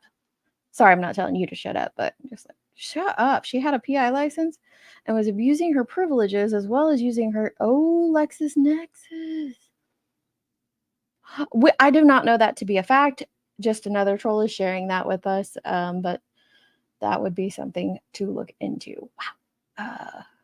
The other thing is, I do like, I guess I'm kind of torn. Like, I understand as a father, he's trying to do any and everything that he can to, to find his child. And like, I get that. But I also don't think that like he understands how it comes across. Like the way he's talking right now sounds very like they weren't going to do it my way. And so therefore I had to take it in my own hands. Right. And as you heard from the leak call, obviously somebody wants to be childish. Well, we know who you're talking about. Like nobody is oblivious as to who you're talking about, but ultimately you're talking about, oh, we need to work together. But then, then this leak call comes out and they say it's nobody on their team. Well, there's only one person left from there. Like it's process of elimination. Sir, it was you. Somebody. Definitely would have had to have been. So is this guy that he has now, is he good? Like I've never heard his name before now. Is Tony he Mathis. I've been sent a lot of stuff this evening. I've kind of looked over some of it. That's why I turned my cam off for a while. But I'm not gonna, I need to dig in and see. Where did everybody go? Did you wake up, MJ? I went to make a root beer float and everybody's gone, but Nanya's here. Yeah, Nanya hopped up. Allie and Bendy hopped down. They're getting sleepy. Good night, Allie and Bendy, and hi, Nanya. Did you hear that part? Hi, MJ. MJ, where he says that basically he let the PIs go because they weren't investigating all the leads that he was sending them. Yes. Like what haunts me though is I think about without outside influence, how much would Seth be questioning, Chris and Katie? And I'm sure that there's a level, of course, that he's going to have feelings and questions, but how much worse has it become because of that? And that's where I think we have to question, is there more damage happening than good? Is it a million people in your ear? And if they're in your ear any way that they are on social media publicly, that would be making him have so much doubt, like making him question it even more. And that's what I'm nervous of, because I'm watching all of the damage being done, and is this his own feelings, or is this being motivated and 10 times worse because of other people in his ear?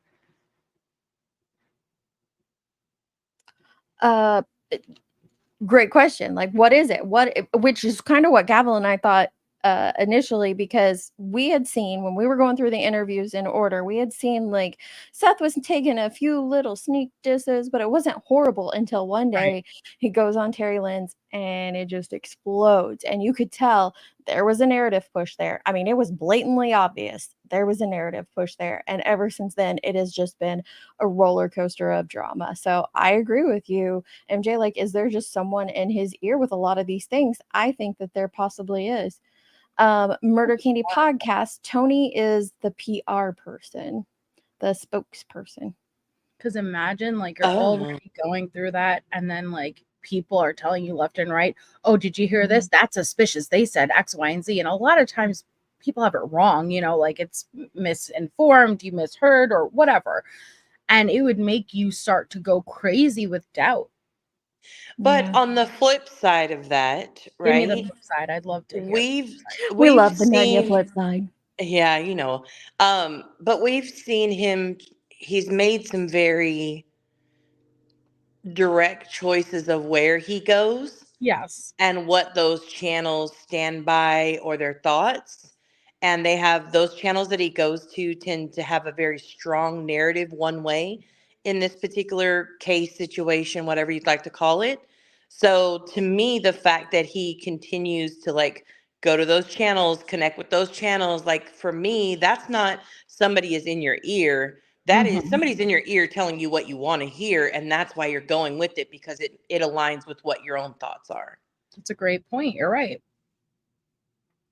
That's why I think it's more on the creators, honestly. And I've said that with the Idaho case too, at a certain point. That's why I don't think it's ever black and white. Hey, is it ever okay to talk with victims' families? I don't think you could say yes or no. Like, it's a case by case situation, a situation by situation kind of thing.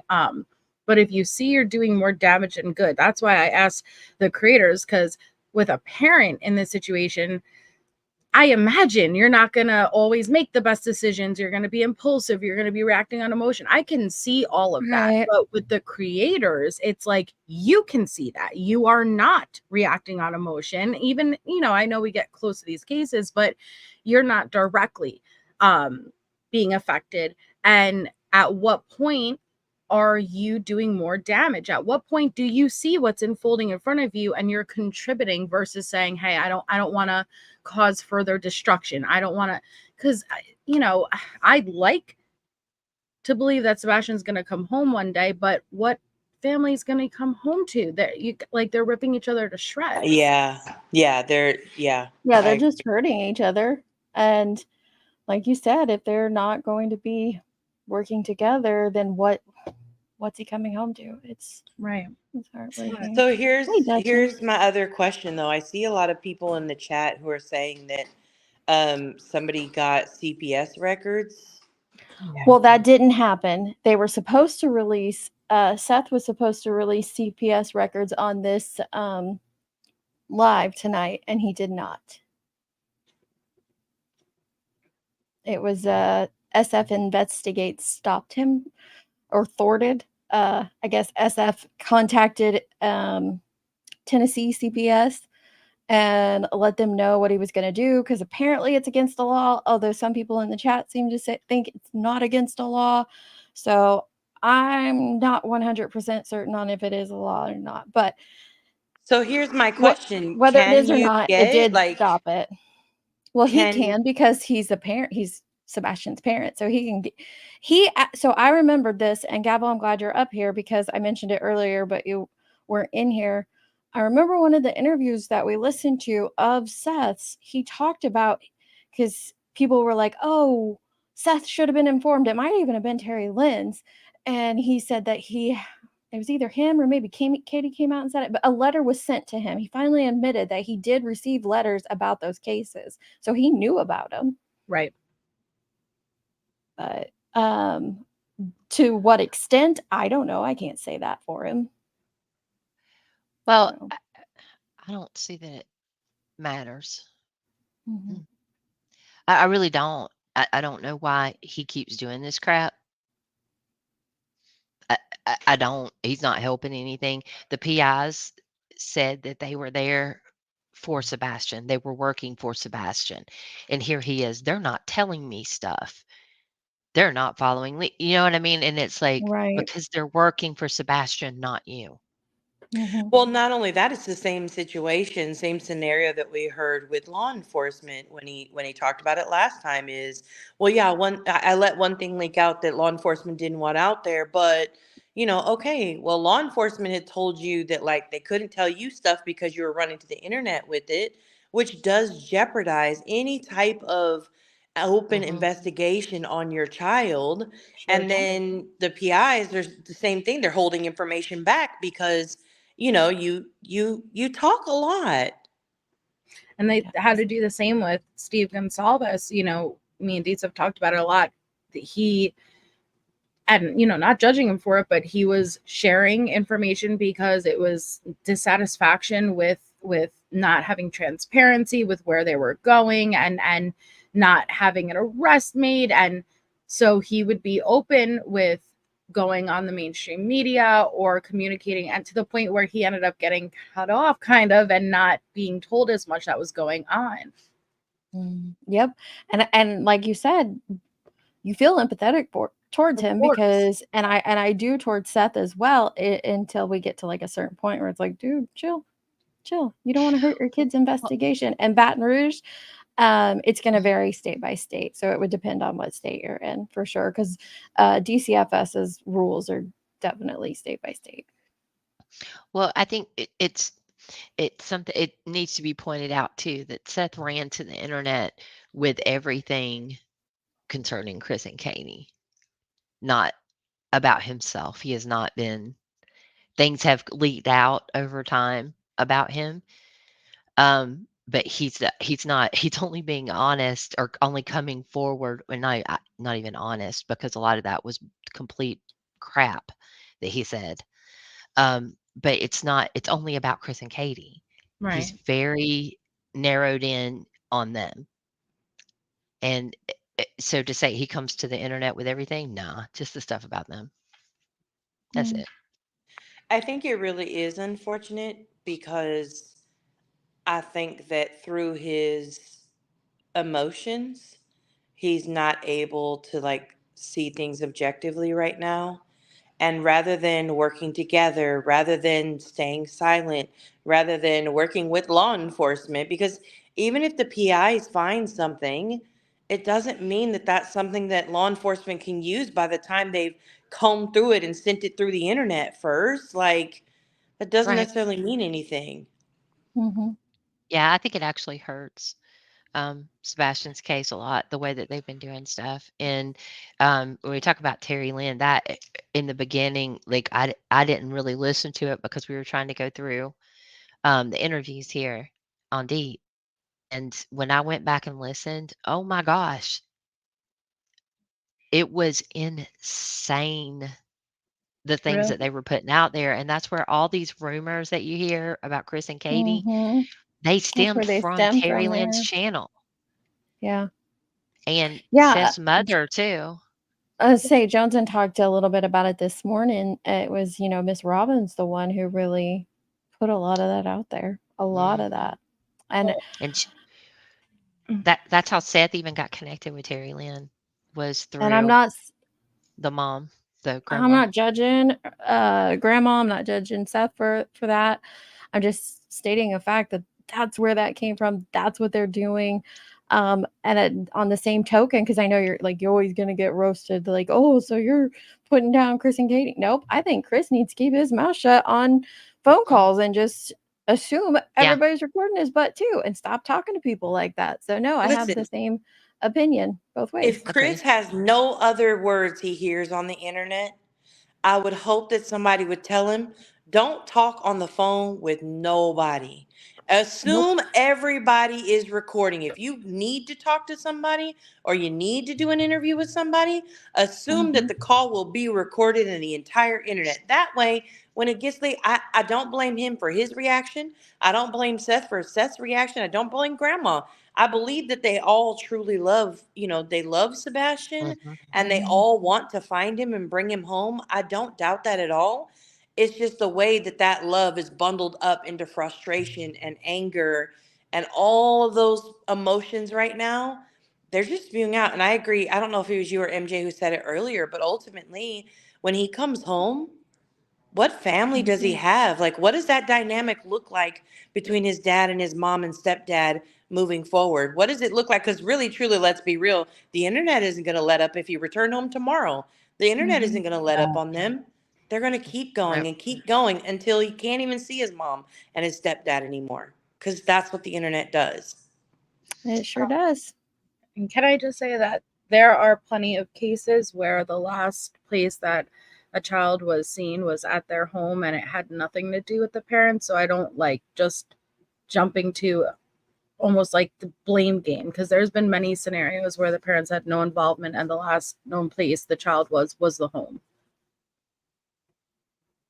Well, I think it's always interesting that the people who have the theories that children are being snatched all over the United States and being sold into trafficking and all this kind of stuff are the same people that immediately blame parents when a child goes missing. I don't get it. I don't. He's been lured out, and that, who knows? It could be anything, but the whole thing is nobody should be 100% sold on anything yet because we don't know. Yeah. Right. Something could come out tomorrow from law enforcement, from the families. There could be something tomorrow that changes the whole trajectory of this case. Right. And there could be nothing. We just don't know. So, yeah, everybody needs to lay off of everybody. I mean, even if you look at it like that photo, I know law enforcement already said that wasn't him. But even people seeing that photo and the very real possibility of it potentially being him in the beginning when it first came out, like, you don't know what tomorrow will bring. So that's right. I really do wish they could work together. I know that they can't, and I know that there's a lot of feelings involved there, but I really wish they could. It's hurt. It's pain. Like, that's what you're watching, and that's what the hardest part is. And it's the person's worst day of their lives. That's what it is, and it's just hard to watch. And for me, it is unfortunate because it seems like Seth at times enjoys, seeing the internet roasting Chris and Katie and seeing, their pain not being believed or things like that. And that's really hard to see. I think to a certain extent, they probably, both get, or maybe at least at one point did get a little bit of satisfaction out of that. But I would think now, Grandma Robin and Seth have came out and chill with the drama. Like, once the heat starts going their direction, they come out and they're like, chill with the drama, because it hurts no matter who you are. It hurts to have all of that being thrown at you. But then we are back in this situation and it gets amped back up again. Yeah. And they did, this was done to Chris and Katie for quite some time. Before there was okay, everybody stop. Like you said, once it starts going in their direction, they're like, wait, we didn't mean it. You're not doing this to us, are you? And everybody told Seth, they'll turn on you. Just wait. Yeah. They will. They'll knock you off that pedestal that they put you up on. Like, they put you up on it. They're going to knock you off of it. And they did a little bit, and then something was leaked. And then sometimes when there's little heat coming their way, then something else is leaked. It's I would be an idiot not to notice that and not to say that's peculiar. Yeah, and the thing about that leaked call with Heather that came out, the most disturbing thing about that, it's not worth hearing. We already know Chris has a temper. Okay, we know that. Nobody's denying that. But they left in the part where you can hear Katie. Oh, yeah, that saying that she was violated. And that broke my heart. We don't know what she went through. And to try to pull up that stuff is sick. Absolutely sick. It means nothing. I mean, it has nothing to do with Sebastian. Murder. I agreed with that for the longest time. But then that original Terry Lynn interview, if you go listen to that, it's like listening to a completely different individual. But that's what I'm saying. So of course there's like a So level it is grief, yeah. feelings, and then it's like being preyed upon. How much of it is getting, not saying that there is an individual accountability, of course, but like how much worse has it become because of everybody who has interjected themselves in this? And hi, Gabble, by the way. Mm-hmm. What you doing? What you doing? I came up because I heard root beer float. So I want pib some. float. It's good. She needs to try a pib float. I actually don't know if that would be good or not. But I only recently tried a root beer float a couple of months ago, and I'm hooked. They're I so almost wish I good. didn't try it. They're so good. Yeah, but I heard root beer float. I was like, all right, I'm going. Ava, Trev left it was a while after the Nina interview. It wasn't because of the Nina interview that he left. No, and he did talk about how he got that. Someone reached out to him. I can't remember if it was Seth or Nina. Somebody reached out to him about giving her a platform. One of Nina's friends. Yeah. That was what he said, was it was one of her friends. And I mean, he was hoping to get information to back up some of that. So I don't know if he's gotten that in or not. I don't know either. Wonder who has new info. Or are you talking about Dolly? People said he had it in his thumbnail earlier, but unless it was leaked to him, which I do think that, yeah, these CPS reports are probably going to be leaked, and I'm going to be furious. They're going to be. What is that? If law enforcement has it, that's enough. Yeah, leave it there. That's what we were saying earlier. It's how's it going to help us help his case? What are you guys going to do with this information that will help in your sleuthing to help the case? More Nothing. hit job, freaking lives every night, calling them slang names, and I don't get it. We did look at the case when Riley was happening, Liza. Yep, sure did. We sure did. Bleeding hearts. I don't understand that. I think it's wrong all the way around. So I don't. But yeah, we absolutely did.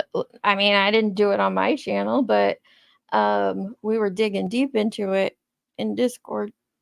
There just wasn't a whole lot to go off of. That's how we knew about all the searches they'd done, and we knew about the National Guard coming in, all of those things. His information was shared immediately, which is the most important thing. Yep. So. And then yes, I was sharing out Trev Time. So Trev Time was covering it day one. I was sharing out his community posts, so you can see those. Yeah, and we when I came up here with Deets to talk about this, was to go through the interviews because I hadn't listened to any of them. But sharing his information is way more important than listening to the interviews. So I don't really understand. So I really hope not, Kim. I hope it doesn't get let out. Well, Gavel and Nanya, with you guys up here, what are your thoughts real quickly on the dog handler situation? Do you have any theory about who it is? Yeah, like what her motive was, why? Well, we saw people do things like this in Summer's case. Yeah. That just were not who they said they were. That happened quite a few times. But I hate to say it's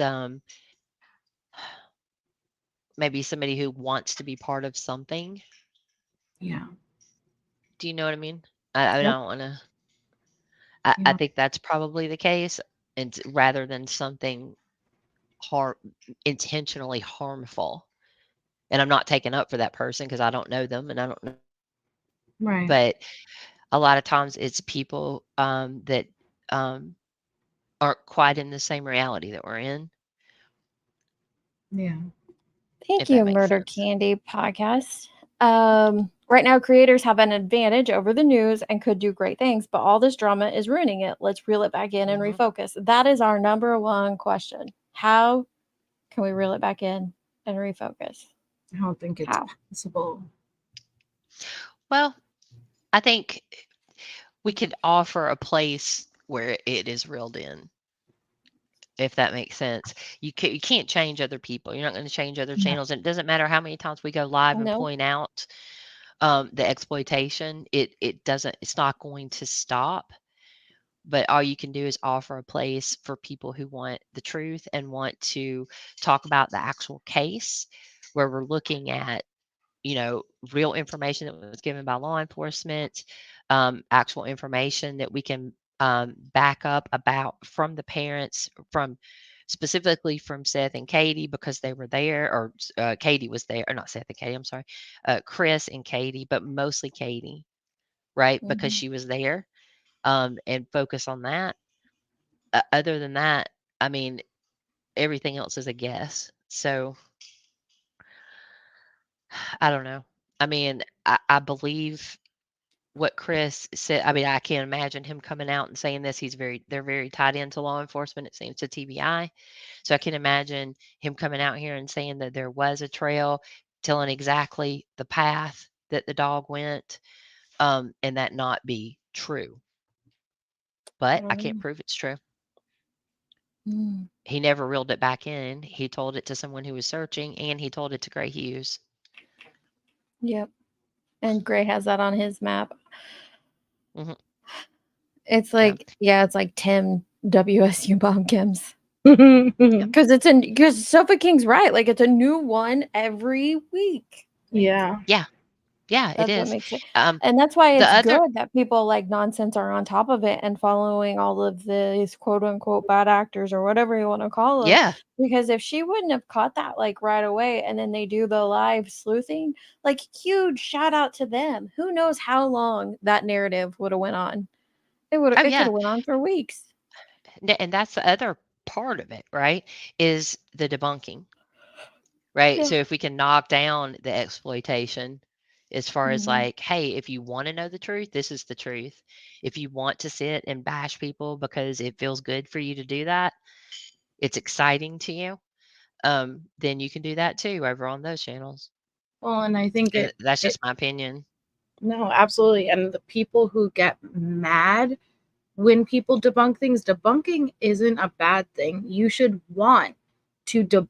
Mhm. If something can be debunked, don't get mad if it's debunked. That's a good thing, right? Because you eliminate it and you can move on and focus on the facts. But the Yeah. people who get mad when something's debunked, that speaks about true intentions because there's a reason they don't want you to debunk it. Oh yeah. Well, generally it goes, if you debunk something, the first thing that most people do is whatever creator presented it, starts talking about being bullied by Yeah. everyone and being Yeah. ganged up on. So it gets yucky. You just have to ignore that part. But debunking is kind of, I mean, that's kind of what we do. I mean, because we want to know the truth, so we dig. I mean, Right. Nunya can tell you we've been digging into this whole Drake and Kendrick thing for days. For real, is there something there, right? Because that part is important, not the whole like rap beef and all that kind of stuff, but the accusations, that is extremely important. Yeah, But it's real important. Okay. but because I mean that's children. It's children. I don't know enough. I'm not following it well enough. Oh well, he No, was Nunya, we can't hear you. yeah. Drake was accused of I didn't know underage. Yeah. Yeah, but that's that. what we've been digging into. Yeah, the beef was fun, but that part of it is extremely serious. So, I mean, there's no hard proof that I've seen, but That's so true, Beachy King, that so many would benefit from trust but verify, but the money. Oh wait, that's not the one I wanted to highlight. Sorry, it was Demon Chihuahua. But like that cop said in the retrial, I'll only believe it if it comes from Lolly. This is the attitude subs have, and will only believe it if their creator says it. I mean, Beachy King, yours was true too, but that's not the one I was going for. No, it How is about that now? is Can you hear me now? absolutely the case. Well, and it's these Yeah, powerful I can social hear. relationships, you Okay, know, perfect. where the I, create. Oops, sorry, go ahead, Nanya. that's okay. I was just gonna say that for me, I don't know enough about the dog handler situation. Like I've watched bits and pieces of it, but I find that this particular case just gets worse and worse. And for me, instead of watching it and giving it views, whether it be in a debunking channel or not, like I just am trying to just stay away from it because ultimately I know that none of it truly is doing any good and missing the kid, right? Now I do understand the debunking, but sometimes just in my opinion, like we're preaching to the choir, you know, and so those people who we're debunking to at times are already people who believe that. And I know I said it a couple of weeks ago or a couple of days ago, whatever, that like for me, I'm in this odd space of like, it's very obvious what people want to see. They want the salaciousness, they want the drama and the whatever on the back of a victim. And it's gross and it's not my style and it's not what I fucks with, but it is what people want. That's why those channels are growing. They can Right. put up a new update every day in their thumbnail, and they've got thousands of people in there knowing good and well there wasn't a new update yesterday. There won't be a new one tomorrow. Well, there could be a new one tomorrow, but there wasn't one the day before that, or the day before that, or the day before that. But they still show up every time so that they can get their entertainment on for them. And it, again, it's super sad and super disappointing in humanity, but ultimately it is what people want to see. So I think it is important to debunk, like Melissa was saying. Debunking is absolutely important so people have something out there to compare it to, and so that I think it's also important for the families to see that somebody out there does care about your kid. Right. They don't care if it's you or this person or that person. They just care about the actual victim. But I know that it probably doesn't feel that way. It probably doesn't feel that way to Seth. It probably doesn't feel that way to Chris and Katie, because there's thousands of people telling them what a piece of shit person they are all day fucking long. I couldn't imagine what that would feel like. No. And the threats. So for me, I just don't consume the content right now. Like I'm here tonight, but like I haven't been consuming. I've been in the rabbit hole with Gavel about the Drake stuff and the Drake accusations. So I've been in that for days now. I'm watching the Karen Reed, which I'm behind on, so I got to catch up on that. Like I'm finding other stuff that can take me out of that element, because it's disappointing in humanity, man. Like you don't, I get people want to speculate, but like there's no need to take it to that next level. And again, people want to, so they're going to do it. That's great, Titanium. That's all. I think that's all we can do. And I am very thankful that there are people still doing that, because my thought is like, why do there needs to be lives day after day after day? There's no new information. There's literally no new information. And I don't know how any one person could keep up with it all. So it's good to know there's Parasocial relationships, I think, play a big role, and it's the chat becomes very codependent with the creator that they're following, to the point where they'll just kind of roll with anything that they say, and there's not really any objective or critical thinking taking place. I feel like the opinions are not of an individual anymore versus a chat in its entirety, you know, and the feeling of the need to be included and a place. And so if you're going to the same place every single day and you love that creator, you're just going to kind of go with whatever they're pushing. And that becomes a problem, because at least as a creator, it's good to call us out too. If you think we're stepping over the line or you don't agree, it's good to hold us accountable. Don't not hold us accountable out of fear that you may be ostracized or called out, because it's when we're not held accountable that we will push it, you know, like we will not even intentionally, but there's so much that I've learned even in the past couple of weeks listening to you guys, listening to the channels that are debunking it, that I realize I do as a creator, not intentionally, but I do it. And if someone didn't point it out to me, I would continue to do it, not realizing. So it's good, you know, but I think it does circle back, like I said, to these parasocial relationships where people get really intertwined with this chat and community and whatever the creator is pushing. See, but I think there's a little bit of a difference too, is within that parasocialness. Then what you have is you have this other dynamic where they don't want the whole group to turn on them, right? So they won't speak up. That's one. And what this specific set of people do is, if I'm in this stream and I see it's going away that I don't really like, there's a little past speculation that I don't really like, I just log out of that one and go find another stream to watch. As if that no longer is happening because I'm not watching it anymore. But it's still happening, and it's still hurting. It's still hurting these families. It's still hurting these victims. Like that's kind of like just pulling the wool over your own eyes. Yeah, I agree. Unfortunately, yeah. And yes, but you have to. I mean, you have to sometimes. Like it gets to be a lot to some people, and so sometimes that is the better move for some. Yeah, I'll never forget. There was a stream that was being done. I think it was when MGL got terminated, and this girl came up on a panel. And she was talking. She was like, I don't understand why you guys think she's so bad. Like, I've watched her and she's a really funny lady and she's very charismatic. Like, I don't get why you guys, like, every time I watch her, she's so funny. And people on the panel were like, well, did you see that she did this or said that, or that she's, mocked, victims and done this and done that? And the person was like, no, I never seen her do that. No, I didn't know she did that. But that's where, like, doing that research and that's where, to me, the debunking channels come into play, is because when before I, make my choice, if I like somebody, one, I am going to watch for myself, but I'm also going to look at what content is out there that's anti them and see, okay, is this person is this like an ex-friend with a personal vendetta going on? Or is this some legit receipts, misinformation that they were spreading?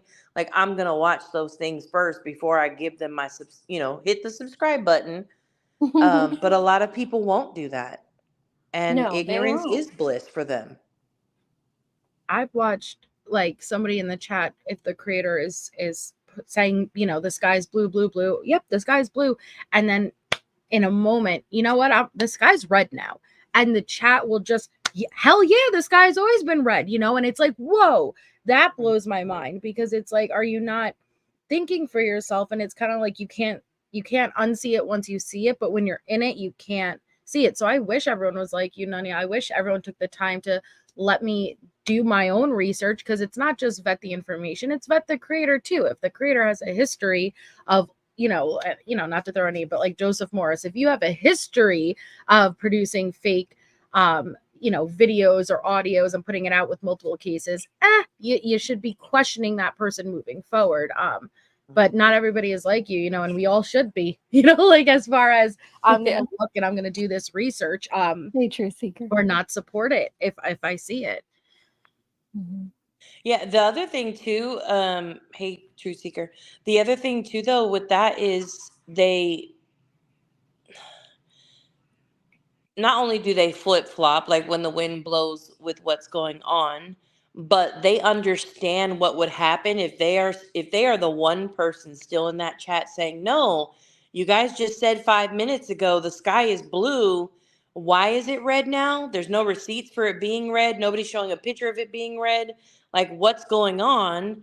They know the dynamic that is going to happen, because most of those channels have that echo chamber. Well, if our leader said the sky is red, by all means, the sky is red. We don't question it. We don't look at the sky for ourselves.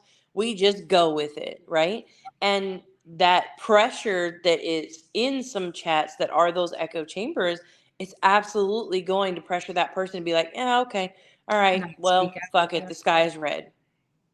Yeah. Well, and I don't even think that it is as simple, and this is my opinion, I don't think it's as simple as like, oh, my favorite creator said it, so now I'm going to believe it. It becomes this grace that you give, like, oh, well, okay, I know this is wrong, but maybe, maybe she just has her facts, or someone gave her misinformation and she doesn't realize it, or you start to justify it for your friends. Yeah. And that I see that happen over and over. And Liza had a good point earlier. I was reading the chat and she said, there's a lot of creators on here who have made some very public mistakes, but she's not going to just write them off because they messed up that one time. I strongly agree with that. I think we're all human and can easily make mistakes. It's what do you do with it from there? Do you learn from it? Do you try? Like for me, I seen a creator get called out for something specifically. They came live, they apologized for it. And I have not seen that same dynamic. It's still a gross dynamic, but it's not as bad as it was before they got called out. And so to me, if you're actively trying to make some changes, absolutely, I can support that. It's those who, like, they get called out, they stay just the same, or they get worse. Well, and even look at they become the victim that were trying to call out the dog handler, and they were getting blocked on the spot, or timed out, and that's a problem in my opinion, but that's more of a creator issue. So they got blocked in the chat for saying that that person wasn't a dog handler? Yeah, a bunch of people did. Oh wow. So even if people are trying to tell that creator so that they don't look, so they don't take a hit to their credibility, they're like, so no, fuck that. Happening. We don't want to look credible. We just want to have content. This was happening actively in JS for Justice. She had the 2 dog handlers up and people were coming in. I could think of Lippy and Chasing off the top of my head. Chasing even sent a super chat letting her know. And they were getting ignored and blocked. And then Nonsense had found this information, was putting it out, and that's why her chat was kind of going over there and saying, hey, this person's a fraud. And then as soon as the live stream ends, what does Jay do? She puts out a community post that she has received information that this person is a fraud. Yeah. Once it was and then now it's became, the narrative has became that Jay is the one who debunked her. Like, and that this was to sabotage me. Come on and now. Blame the parents further. Then it was and that's like, whoa, blame the parents, dude. Like that's not. That's but how do you get to that? Like how did that dog get connected to that location? So because she looked a fool because of she had this fraud up on her panel. Then the story became that, look, I've vetted this information. Why didn't you vet it beforehand? But now she's vetted it, and this person is a fraud, and she believes that the Proudfoots and the Bowersocks are the ones that sent this fraud out to spread discord around YouTube and discredit Seth. They're gonna send in things that might come at become blowback and hate on them. Make that make sense. Wait. So she didn't vet the information on them to start with. Then when the information gets debunked by Nonsense in her chat, afterwards, she's like, oh, by the way, guys, I just found out this person isn't real. And also, I'm not going to vet the information, but I'd like everybody to know that I think it came from over there that way. Yep. With no receipts or no vetted information yet again. Yeah. Not them. Yeah. To discredit. Just throw it out there. Start that narrative, and it's ran like wildfire. Well, let's not forget too that the week before that was the people fighting in the lights video.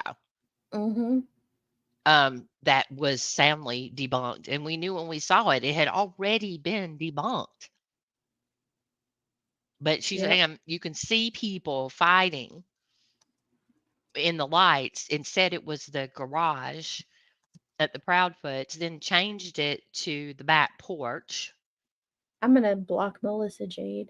Why? I think you should for that comment. She said, I don't know what Pib is. Extra is. I don't know what Pib is. I just feel like that's disrespectful. I know. On a whole new level. All right, let's listen to a little more of this before I gotta call it quits, because that trial. Are you gonna tell me what it is though before you hit play? Pib, my soda that I drink nonstop. It's the Temu version of Dr. Pepper. Shut up! It is not. Thank you.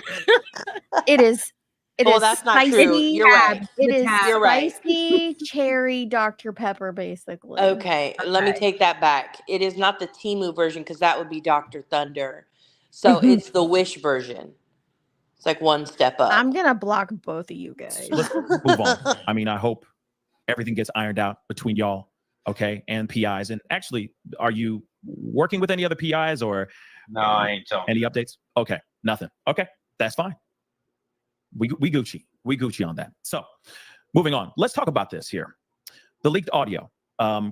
Chris Proudfoot made a phone call, and that information or that phone call got leaked. Can we just tap on that for a quick second? Because this spawned the gloves are coming off from you, Tony, on your recent TikTok conversation. Can you expand a little bit on that and why suddenly the gloves are off now and not before? Go ahead, Seth. Go ahead. I mean, in the conversation, he literally states that he's not going to be working with Tony. The whole point of me putting Chris and Katie in contact with Tony was for him to be our spokesperson, so that way we can all get on the same page and there'll be less drama, people trying to pit me versus Chris and Katie, and I think somebody told me he dropped the F-bomb like 71 times in that thing. Whoa. Wow. No, I'll let you have your woe. We'll go back to, the 90s. But What? I mean, he didn't do it 71 times. I think the person who told him that was exaggerating, but he did do it a lot. He did do it a lot. He did, but why is this being discussed? Like, okay, so he said Chris said he wasn't working with Tony in the email. Did he say that? Not in the email. In that thing, he was saying like with people In that like call, so yeah. involved, why would he want to work with Tony? No. Right. Okay, gotcha. Sorry. And if it's their PI guy or PR guy, like if it's Seth's PR guy, why do that? I mean, what's it matter if Chris and Katie want to work with them or not? Like, they're not stopping Seth from working with him. So I don't know. I guess I just don't see what the issue is. Like a mountain got made out of a molehill, in my opinion. Can I also ask if he has a spokesperson up here on panel with him? Why is this? And when the spokesperson gets asked a question, why is the spokesperson not speaking? I know he defers Seth every time. Maybe he totally does. Like, I don't understand the spokesperson at all. And I certainly wouldn't agree to him speaking for me. Sorry. That's just my opinion. Sorry, I was reading the chat. I agree. It's just he made statements in that it's like, okay, well, obviously trying to work with him, olive branch that was being extended from both sides. That it may have been a recorded telephone call, but it showed it just showed it showed the path that I'm looking for is not the path that he's on. My goal is to find my son. Okay. I'm not in for this drama stuff. People say I'm starting it. I don't really care what they say. All right. My classic phrase. So, Tony, do you have anything you want to add to what Seth just said? Let me just say, because I've heard this part. Notice what Seth said right there. He's not for the drama. He's not a part of that. That's what Chris is about, not Seth. Now listen to what his spokesperson, meaning his mouthpiece, is about to say. I'm sorry, I just had my phone ring. Let me see if I can get this. There we go. Okay. So what are we talking, Pascal, help me. Are you having me answer, why the gloves are off? Is that what I'm answering? Yes, I just want to hear from your own mouth why gloves are off. Yeah. Can you keep this way where we can all three see each other? It's fine. Yeah, because yeah. So the leak phone call we had for a while, 8-9 days before it was leaked. So that's one of the things. It's the fact that he called into a show and, pretended to be Billy Bob Thornton. And essentially what he was doing is he was making fun of an autistic child. And, it's the way he talks to people in general. It's all the talk shows he called in when he told us that he was going to stay off social media. If I helped control Seth and kept Seth from getting crazy, then he's out there getting crazy, and at the end of the day, I mean, I hate to say it, the guy's just not a good guy. What? So we want to stop the drama. And Seth says he's not about the drama. But then his spokesperson lays a minute and a half full of straight drama in our laps. Because one, that interview, what he's talking about is where Chris called into Cluminati and joked around with her because they know each other in person, and did a Billy Bob Thornton impersonation from Sling Blade. That's not making fun of an autistic person. He did an impersonation. That's a great He movie. did a He lot also of, did Donald Duck too. he did a lot of other impersonations. A lot. Is there a problem because And Donald Duck doesn't wear pants? Is that a problem too?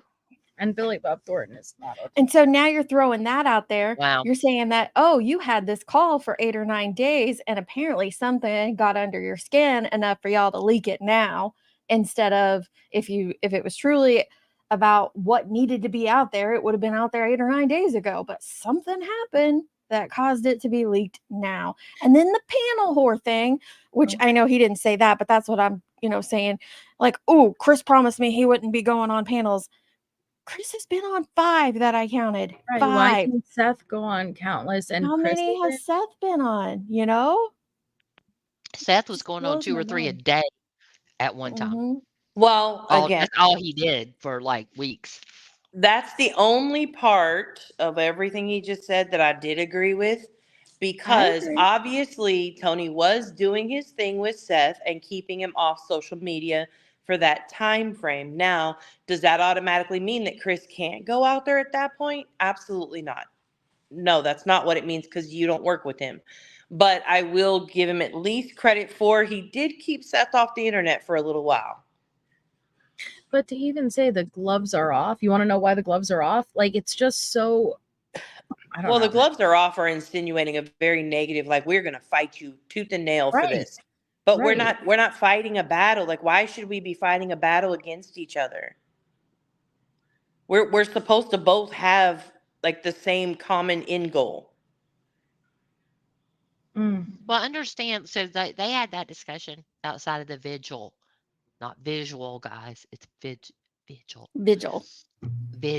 It drives me crazy. At the visual, it's like it's not the visual. So when they had that conversation out there and decided they would work together, it all of a sudden, from what we can see, was a bunch of emails from Seth saying, I want to work with this person, this person, this person, this person. Are you okay with it? And they went to go check on these people, and it was taken too long. So that was the first little right? Almost immediately was, how come you haven't responded to my email? Well, because we're trying to vet these people. Which clearly that to me would insinuate that you don't do much vetting, but a lot of what he has said in the past has said, I don't do much vetting. I get a tip and I want to run all the way to the bank with it. But that doesn't make it what it is. What is that? You guys, I have to tell you, people, you have to try this. Red It's velvet. Sprinkles brand red velvet chocolate. I don't like chocolate, but this red velvet chocolate bar is amazing. I thought it was a ring light. Yeah. So I did too, because there's a thing on the front. Yeah. Oh, it's I just thought like I thought red velvet was just chocolate with red dye. It is. I don't know. It is pretty much, I think. I don't know, but this has white chocolate in it too, so maybe that's why I like it. It's not super chocolatey. Okay. I don't believe that, because I don't like chocolate, but I like red velvet. So I don't believe that. It's when I don't you like make chocolate like a either, red velvet. MJ. When you make like a red velvet cake, it's cocoa and all this is chocolate. Don't lie to me, Gavel. I'm sorry. I'm lying. I'm totally lying. It is, because it's just It's cherry red dye. soda plus see, cocoa. that's the placebo effect, I guess, right? Mm-hmm. Yeah, it's really good. It's so good with that cream cheese, cream cheese icing. I prefer the butter cream. Same. Really? I like buttercream too, but cream cheese icing. Oh my god. Well, my grandmother made those cakes, so I have a different wiring in my brain for that. So, but I do love buttercream too. It's good. Chris and Katie haven't trashed that. Aha! Look at Ava. Google says no, red velvet cake is not just chocolate cake. While both red velvet cake and chocolate cake use cocoa, that's where the similarities basically end. Chocolate cake is made with Dutch processed cocoa, melted chocolate, or both. Oh God. Nah, that's not true. I mean, you may it make from it like that, scratch, and it's just chocolate cake with red dye. Really? Yeah. Velvet You is might make it basically- that way, and that's cool. But yeah, it is. Looky right there, Demon Chihuahua nailed it. Red velvet is basically the Pib of the cake world. Yeah, of the chocolate I'm here cake for it. arena. Yeah. I'm here There for you go. it. There you go. I agree. I thought it was a Pib bar, Michael. Yeah, and I think some people probably do make it that way. That's totally cool. However, the traditional, like Southern, the way that red velvet is made is just with cocoa. Look, I don't know. I just buy it from the baker, and it's amazing. Red velvet cake. I don't make it. It's so good. You can there's tell that. there's chocolate in it, but it doesn't taste like full on chocolate, if that makes sense. Yeah, you're absolutely right. All right. Here we go. Oh, the red dye's from crushed beetles. Don't leave that out. Oh, that's enough, y'all. Yeah. Okay. No, that's fine. That's fair enough. I mean, the leaked audio, that phone call is not so great. And yeah, the phone calls that he's been doing as of late have not been optically good. At the end of the day, let's keep it real. But okay, now I get it. Gloves are off because of that. Okay, thank you so much for clarifying that. But of course, we need to get into this. Gloves are off. Marshall, what are you doing awake, son? Oh my the God, way. if that's the real one, Also- Marshall, hit me up. Marshall, we need to talk yeah. about Drake and Kendrick. Yes. They just want to talk about Drake and Kendrick with you. I told them how you tried to get me to look into it. I'm like, nope, not happening. We're looking into it. Gabble I and need to I are give him just a in the wrench. rabbit hole. I just need to know. We're did thinking you like guys- academic's such a baby. Yeah. Academics deleted his IG today. It ain't looking so good for him. Just saying. Anyways, I won't get on that. Whoa. Let me make sure that I'm pretty sure that was him, but Oh, you don't know if it was him? well, that was what he was under the last time he came in here. Yeah, it's him. That's right. BBL Drizzy. That's right. Yeah, I know it's him. Look at his subscription. BBL PewDiePie, Drizzy. Jason Burns. BBL Oh, I Drizzy. love you, kid. What? Hey, Zero Jules. All right, enough with the Drake stuff. You guys are gonna have to hit up Marshall. In the DMs. Okay.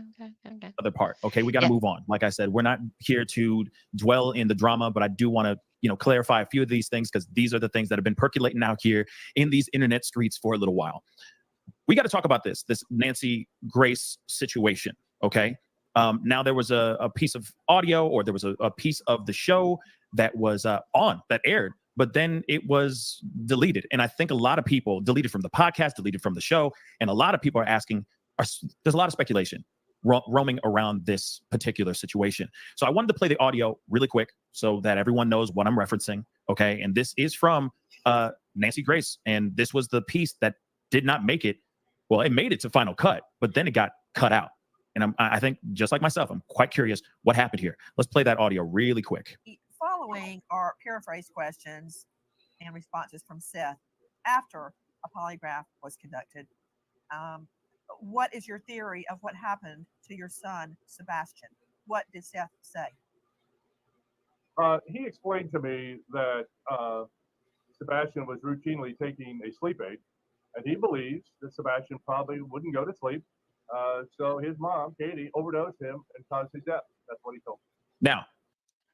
What? Yeah. I feel bad because Tracy asked me to play that an hour and a half ago, and here we are. But she should have known better. It's me. What? Yeah. So that was a part of Nancy Grace that was it was posted live, but then it was edited out, and actually Tony is getting ready to go in and explain it. But that is one of Seth's theories. It's one of his theories. And I guess it happened after his, yeah, I can play it again. It happened after his polygraph test. He told one of his theories to the polygraph guy. Let me see here. Son, edit your thing and take your last name off of there, please, before I add you to the StreamYard link.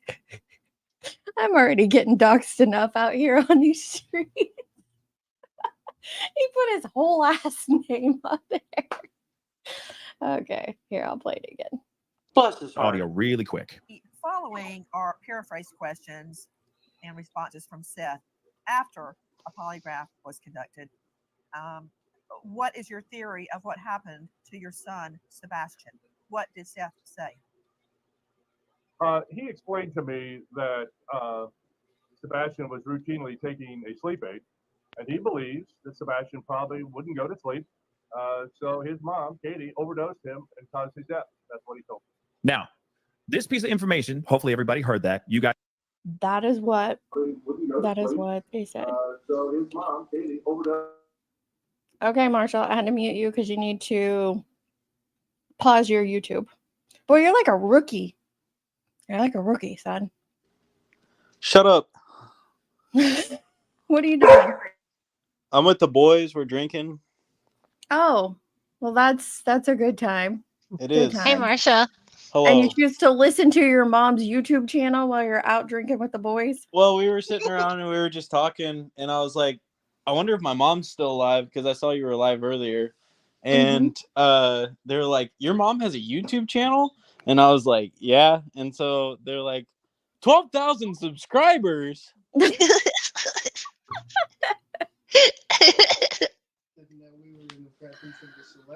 Facts. Do I get any It's like street he's a cred for that? celebrity. No, definitely not. This is my I'm buddies. like, This is my buddies Chuck and Ben. They're gonna say hi. hey, Chuck and Ben. Hey, Chuck and Ben. What's up, Chuck and Ben? Hey, Deets is so famous. She has stalkers. I do You have stalker. stalkers, Mom? You have stalkers. I do have Is a it like a baby stalker. reindeer type situation out here? Not that bad. Just someone who's doxing me and my family online and has been for about a year now. Wow. So bro has no life. That's Bro, wild. what's he mad at? Oh yeah, he's pretty crazy. Hey, tell him to hit me up. I'll sell us out for like, what's a good price? This fool said I'll sell it Marshall. out. Wait, no. Marshall's house. Yeah. Wait, for real though, there Marshall's is house, and we'll take care of it. Yeah. there is legitimately a $200 bounty on my head. So if you want to make $200? That's you peasant can change. send these Bro, people. it's not much that bad. It's like a hefty Taco Bell drive-through. Yeah. I know Emily D. Baker, her son says that she's not cool. Like, she's not cool until she gets to 1 million. And my son's like, oh, you're a celeb with 12K. Like, not even close. I'm like, you know how they have like B actors? I'm like a D actor when it comes. Bro, you're the next Mr. Beast. Mrs. Beast. There you go. Definitely. Start giving away not. Teslas. Let me be the first person. Giving away Teslas. Yeah. Oh, goodness. Oh my god. What are That's we funny. talking about tonight? Who Well, are we're we, talking about this case, but I bet Nanya and Jenny would rather talk about the Drake BBL beef with Drizzy. you. Yeah. BBL bro, Drizzy. A minor. Hey, look, Marshall. Marshall, I decided I'm going to start coming into chats with mustard on the beat, or I'm going to come up with my own, little DJ tag to come Nah, into come chat. in with Metro Grooming. Metro Grooming. No, we don't like that one. I don't like that hashtag. I don't believe that one. That's We like crazy. Metro. The whole thing is crazy, but we were trying to explain to your mom that it's not just the beef, right? The accusations that were made are pretty heavy, and there's some reason to believe that some of that might be true. So That's what we've been digging into. Drake definitely I did, bet. like, definitely. I bet all of There's it a- is there's a true, video. and there's more that we haven't heard about. Facts. That's true. Bro, there's Mhm. like lyrics in his songs. Like I was watching this on TikTok today, and it's like Sierra Canyon parking lot looking like Magic City parking lot, and it's like, bro, no, you can't be talking about high schoolers like that. That's crazy. Oh, certified lover boy. Certified. Okay. Certified pedophile. Jesus Christ. What? So do you guys know about Ebony Prince? I don't know who that is. Okay, Oh, on Twitter. that's the rabbit hole There- we're in. Yeah, so on Twitter, there's an account called Ebony Prince 2K24. That's the handle. Okay. And that's the person who has all that stuff that was on the cover of Meet the Grams. And they show it and you can read the receipt and everything. But they've also got pictures of him at the Mark Hotel in New York. And there's something going on there. It was like in January 2023. And so they just put the picture first. Today there's a little more video, and then somebody else has some video of somebody sliding something to Drake as he's walking out of the Mark. So that person used to work there, apparently. Actually, Jenny, I don't know if you know this or not, but in What? the surveillance video, it looks like there's a baby in a stroller. That's actually that's a Christian. man who's a journalist. Yeah. So he's actually 26 years old, but because of his condition, he's in like a 9-month-old baby body, like size-wise. And did you read his article that he did? I didn't read. You talking Christian Alvarez? Yes. Yeah, I didn't read the article yet, though. Oh, I'll have to share it with you. He loves So Drake. he did drive. Yeah, he totally loves Drake. That's unfortunate. But he basically said like how much like hate has come his way, right? So he said he did meet Drake for dinner at the Mark Hotel that night. That's what the surveillance is from. And he said that one of the security guards at the hotel like let him come inside because it was cold outside. They let him come inside and he got fired for not leaving him out in the cold. What? Yeah. Oh, they can hear it. And then in the small editor's note in the small print down at the bottom of his article today, he does say that he recognizes that all of the minors on his Instagram page, you know, may not give the right look for things, and so he's removing them. Oh. It's 'cause, like it's so weird, all the little things that are like, could it be something? Could it not be something? Like it's totally could be absolutely nothing. Like I guess Ebony Prince sent a video to Academics while he was live yesterday. He was streaming. And for like 20 minutes, he's just staring at his phone at a video. And then today he deletes his Instagram. Well, there Shout was out another Shambles. thing. Marshall is here. I was going to tell you to say hi to make sure you say hi to Shambles. Yeah, Yep. no, this is Cheesy the Cracker, oldest. what's up? This is my oldest deets. My oldest. Just so it's clear, I see people saying Eminem in the chat because that's who Marshall's named after in my mind. But, in your mind. Anyway, Eminem for me, number 1, Eminem, number 2, Kendrick Lamar, number 3, Royce da 5'9". That's where I am. Still. Who? I love Kendrick. Royce. Who'd you say number 3? Royce. I love Royce da 5'9". Chuck, do you know who that is? I was going to say, Oh my God. young people will know who that is. Chuck's the music guy, so like. Honestly, they just barely learned about Kendrick because he had beef with Drake I'd right be now. bumping- That's all. Bro, I've been pumping Poetic Justice. Oh. Well, that's what I was Long-ass telling. time. I was telling them that like I knew I would know their songs just from you and Dylan playing them all the time. A Pimp but, to like, a I don't Butterfly is know. amazing. Oh yeah. Oh my God. Yes. Okay, listen. Royce da 5'9". Okay, just to get into him, there's a band called Bad Meets Evil, and it's Royce and Eminem. So look up Bad I've Meets heard Evil. Bad Meets The Evil. They did Caterpillar. Life in the Fast Lane. Yeah, and So- Caterpillar. Don't worry. No. Life in the Every Fast time Lane they was- start talking, this is was me, with- like literally the whole time, like, oh yeah, Life in the. that's nice. Yeah, no, because Cool. The whole no, time. I specifically remember that song because Eminem's And like. he was part of Minaj, Slaughterhouse I'm too. gonna stick my- Yeah. Yeah. Yeah, but also Slaughterhouse, that was Joe Budden and uh Crooked Eye. Crooked Eye's freaking incredible. Yo, And Sofa King Crazy, you Royce. calling me a BBL or what are we saying here? Oh no, she said hashtag BBL. She's saying I got a BBL. Gotcha. Yeah. So if y'all don't know, don't think that's BBL what is she's saying. it's not be back later. It's Brazilian butt lift. Brazilian Yeah. butt lift. Yeah.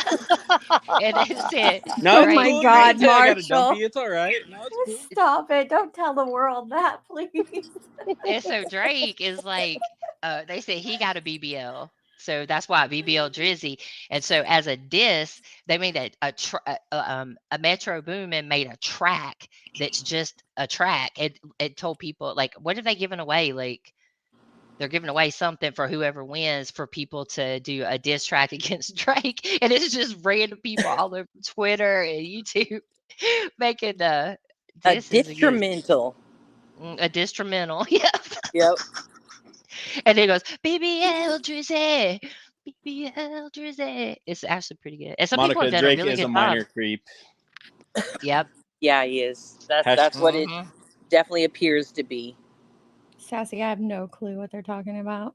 And I can't even pretend to be interested either. Like, I've tried for the sake of my friendships She has. and the She love really of my children. I cannot We're even not gonna be. muster. Listen, We Martha, are I gotta tell you not. this. So we had Nobody's convinced your cutting you off. mom. We had convinced your mom to listen to Not Like Us, right?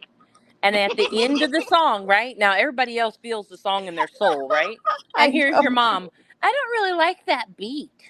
I don't like the beat of it. I don't really She like didn't like that that beat. beat. And I was like, how do you not like the beat to Not Like Us? I feel Marshall, like your there's a mom. lot better beats out there. Oh, let me tell you, your mom. She read the first verse of Euphoria on her channel. She read I it, read it like and it was freaking poetry. hilarious. It was like listening to what's his Actually, it was name? more like a nursery rhyme when I read Oh, it. I'm sorry. I gotta remind you to fucking line up your barbershop. You remember that? What's his name? Ben Shapiro. When Ben Shapiro read the lyrics to WAP. Oh, bro. And it was that's what it was like. Your mom reading the lyrics to Euphoria. Just have the most white woman in the world. Just read the most, amazing lyrics in the world. It was a disservice, that's for sure. It absolutely was. Nonya, we definitely yeah. need to do a live about it and explain it. Maymay was like, both of my who's kids are covering over this? 21. My youngest is 23. Your youngest is 22. 22, sorry. Oh, thank you. We talk about that today. I went over there today and we talked to, like, she was like, "You're 24, right?" And I'm like, "Nope." Not yet. Yeah, we were talking, Nonya. We do need to do a live about it, and then we'll just have Deets come in and read lyrics for us. Read the lyrics for us. We break it down. Yeah, we'll have to do a dramatic reading of the lyrics so she can have some. I guarantee my mom reading shit would be like the female Dr. Phil just reading shit. Like, I am offended. And then I said, offended, "Catch me Marshall. outside." No, yeah. probably My not. mom would read it like, Sassy. "Catch me outside." How about that? That? Yeah. That with a question mark at the end. Wait, she had to do the beep beep beep beep beep. I didn't know this was a roast beat slide. Yeah, you're Tom Brady now. She did. She said she goes shoo Sorry. shoo shoo shoo shoo shoo beep beep beep beep beep. And I was like, that's when the beat drops. I was reading it like I was reading Crew a nursery story or something. Yes. It's awesome. You'll have to. I'll clip it and send it so you can hear your mom read that. It was But she's hilarious. been a good sport about it. We know that she's not good. So, Mom, But do you she's say been a the very N word or no? Like, What? No, you say hell the N word no. or just leave that out? Oh no, I left that out, of course. Oh, okay. Mm-mm. I'm not for the culture, apparently. Yeah, no. You can be for the culture and not say that word. I'd have to disown her. Yeah, that's a no. I know. I know. I promise you'll never read or not. Okay. Oh my God, by Ty Dollar in the Weekend. I do What know a about lot of The Pusha Weeknd T? because that's like one of Morgan's favorite artists is The Weeknd. Oh, I love what Kendrick stands for. So That's one of the reasons I love him so much. And one of the reasons I like Eminem so much. They're not trying to be somebody else. Yeah. Eminem raps about They are trailer park life. 100% them. No, I am themselves. definitely not a Swiftie. Hell no, not a Swiftie. I Hey, find Deets. You got a Taylor- problem with I- Taylor Swift or what? I do. I find her annoying. Sorry, not sorry. Oh, okay. Listen. Oh, So, okay, Ben. did You know what? Go to hell. Oh, this Taylor just got Swift intense. thinking she's better than everyone else while she's traveling 175,000 miles across the country, maybe even flying 30 minutes, and then buys, what is it called? Those What'd you buy? tokens, green Carbon offset tokens. carbon dude. offset tokens. Like that's somehow supposed to Yeah. help out. Like I'm not That not made a it better. keynoter by any means, but like it's like these rich people are getting away with flying their own private jets for like while the rest of the country is supposed to what? If it's yellow, let it mellow. What sense does that make? Yeah, Bullshit. turn off your air conditioners in the South, you greedy assholes. Nah. I'm supposed to cut down I'm supposed to cut down my meat consumption because Leonardo DiCaprio and fucking Taylor Swift are going to these global warming climate fucking bullshit. Like fuck that. I'm eating like 10 pounds of beef every day. Fuck you. Tell us how you really You feel, cut off your please. Is that Chuck? Which one is that? Is that Chuck? No, that's Ben. Oh, I Ben, felt like okay. it was Chuck. You felt like So a we're Chuck all in my soul. so to give a little background, Ben's a prior Marine, Chuck's prior Army med, and so we're all military dudes, and we just hang out on the back porch. They smoke weed. I'm not allowed to do that, so He's still in. He's still in. You're like, I'm not allowed to do it. so We'll we let him just do it. chill You on the can back drink, porch. right? I have been drinking, yes. I mean, you're allowed to. I am allowed to. You're a I hold the man. lighter. What you do? You hold the lighter? I hold the lighter. What is that? That's like That's holding an a important bucket or task, okay? Hold Some the Oh, folks have lighter. to do that. I don't know how I you got say the how to say your lighter. name. Shabani said Semper Fi. So Semper Fi. Era. Oh, Shay Benet. Benet. Yeah. Yes, thank Aw. all of you for your service. Definitely. Oh, indeed. Yeah, it was great You being may a not. fucking 4-year janitor.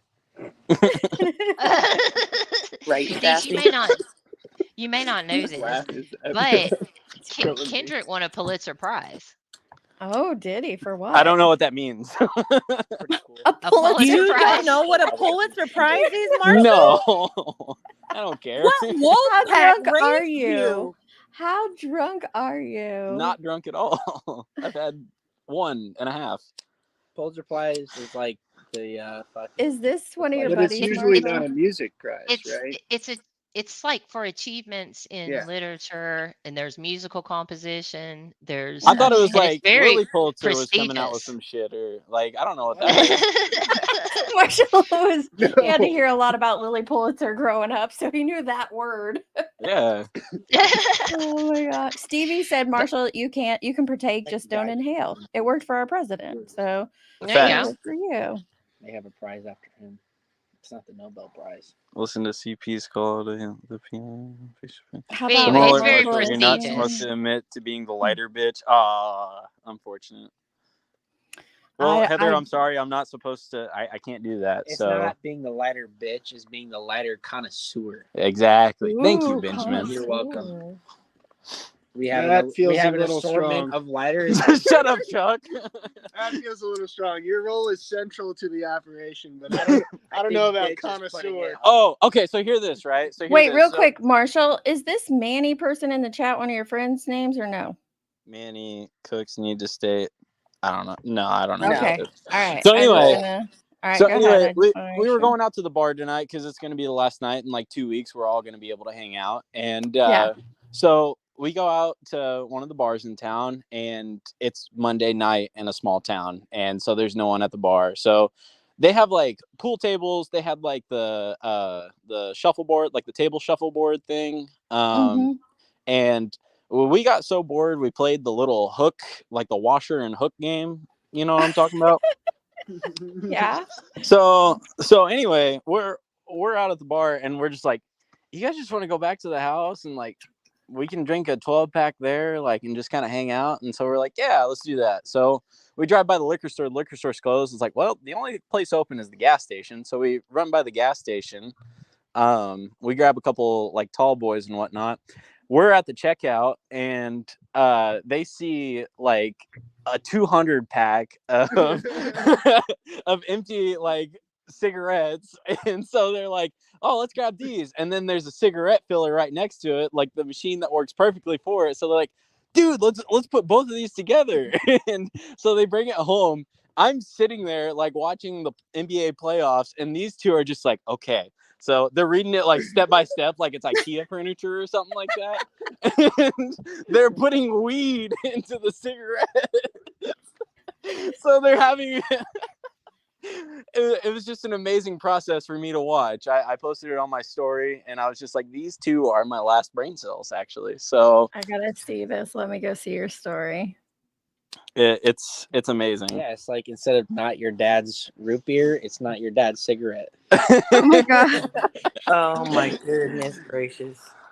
But I was like, oh, well, how expensive was They're it? reading the instructions.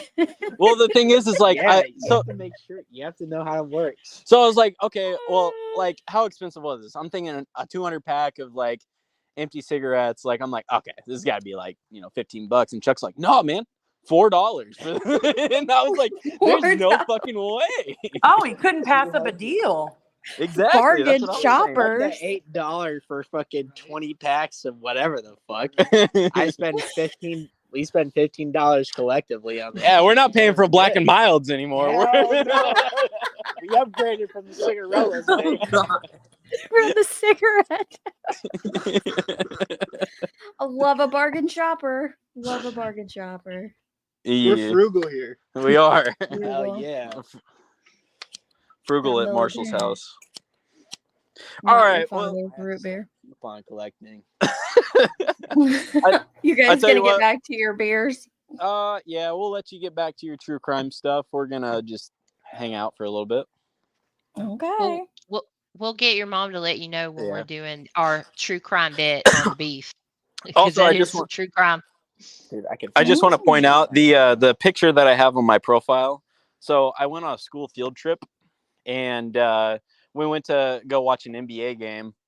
So I have a Lakers jersey on, right? And I may or may not have got too intoxicated in the downtime we had for free time.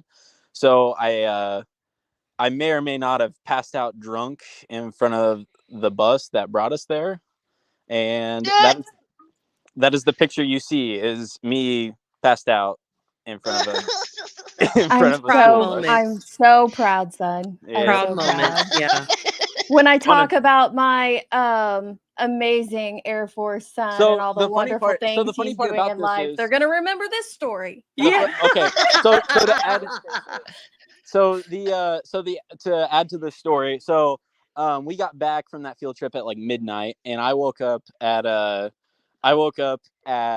8 a.m. to go to my 9 a.m. class. One of the teachers that I have, she was on the field trip with us, and so I went to her class. She was surprised to see me there. But basically, what happened? Young man passed out drunk. Yeah. So basically, I have so many questions. What kind of field trip was this?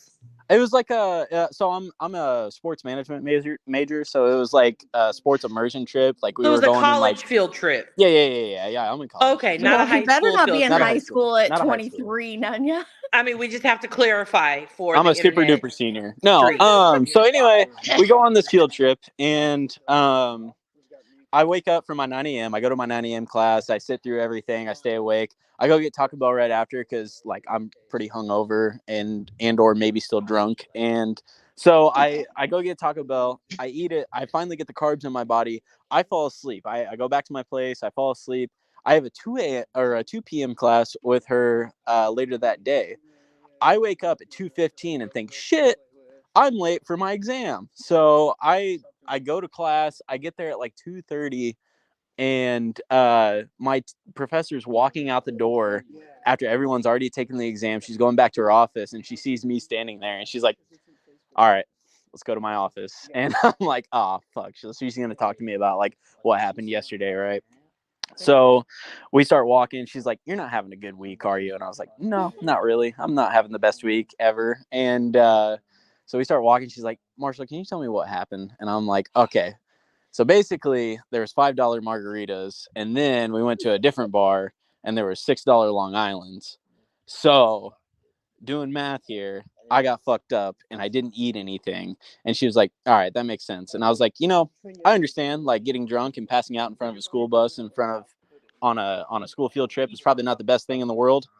But I would like to say I handled my business, and I made it out to the bus, and we weren't looking for me or anything like that. I wasn't, like, in downtown somewhere like half a mile away. I was right where I needed to be on the bus, and yeah, I handled my business. And she was like, you know, if you look at it that way, I guess it's not so bad, but you got drunk on a school field trip. And I was like, yeah, that is true. That's my face right now, LA, like, oh my God, this is my child. So you're wild oats, son. Enjoy being young. Yeah, I know, that's right. I told my girlfriend that story, and she's like, Marshall, what the fuck is wrong with you? And I was like, yeah, no, there's definitely something wrong with me. Yes. So, yeah, all right, it's called enjoying $5 margaritas. I should have known there was going to be something wrong with you when you were like, daiquiris? Let's get daiquiris. Yeah, that's a fun story. You can tell that one. All right, we're gonna say goodnight. So good night. Good night, everyone. Good night, y'all. We weren't Enjoy looking your for me as time. now the standard. By enjoy which the that's beyond Super Division Senior. That's extended stay senior. Hold on, let me read these real quick. Professional student will graduate 2034. Shut up, Chuck. We weren't looking for me is now the standard by which I shall judge my weekends on God. That was super responsible, though. I agree. What else do we have? Is there anything else? Shambles said you guys made her night. All right. Well, we're gonna get off here. So have fun. Do your thing. He's really Good my night. son. Good night, Marshall. y'all. Enjoy the rest of your night. Good night, Chuck. Good night, Ben. boys. Solve some Night. crimes. Good night, you guys. Crazy kids. Oh my goodness. Oh, I've already checked his live 360. They're at his house. Like, see where these boys are. Yeah, he said they were on the porch, so they were home and safe. Just verifying. So I read Educated Opinions comment where she was like, let them listen to it and see what they think. And I think that's a funny idea, but without any context for why he's as angry as he is, I think it's unfair.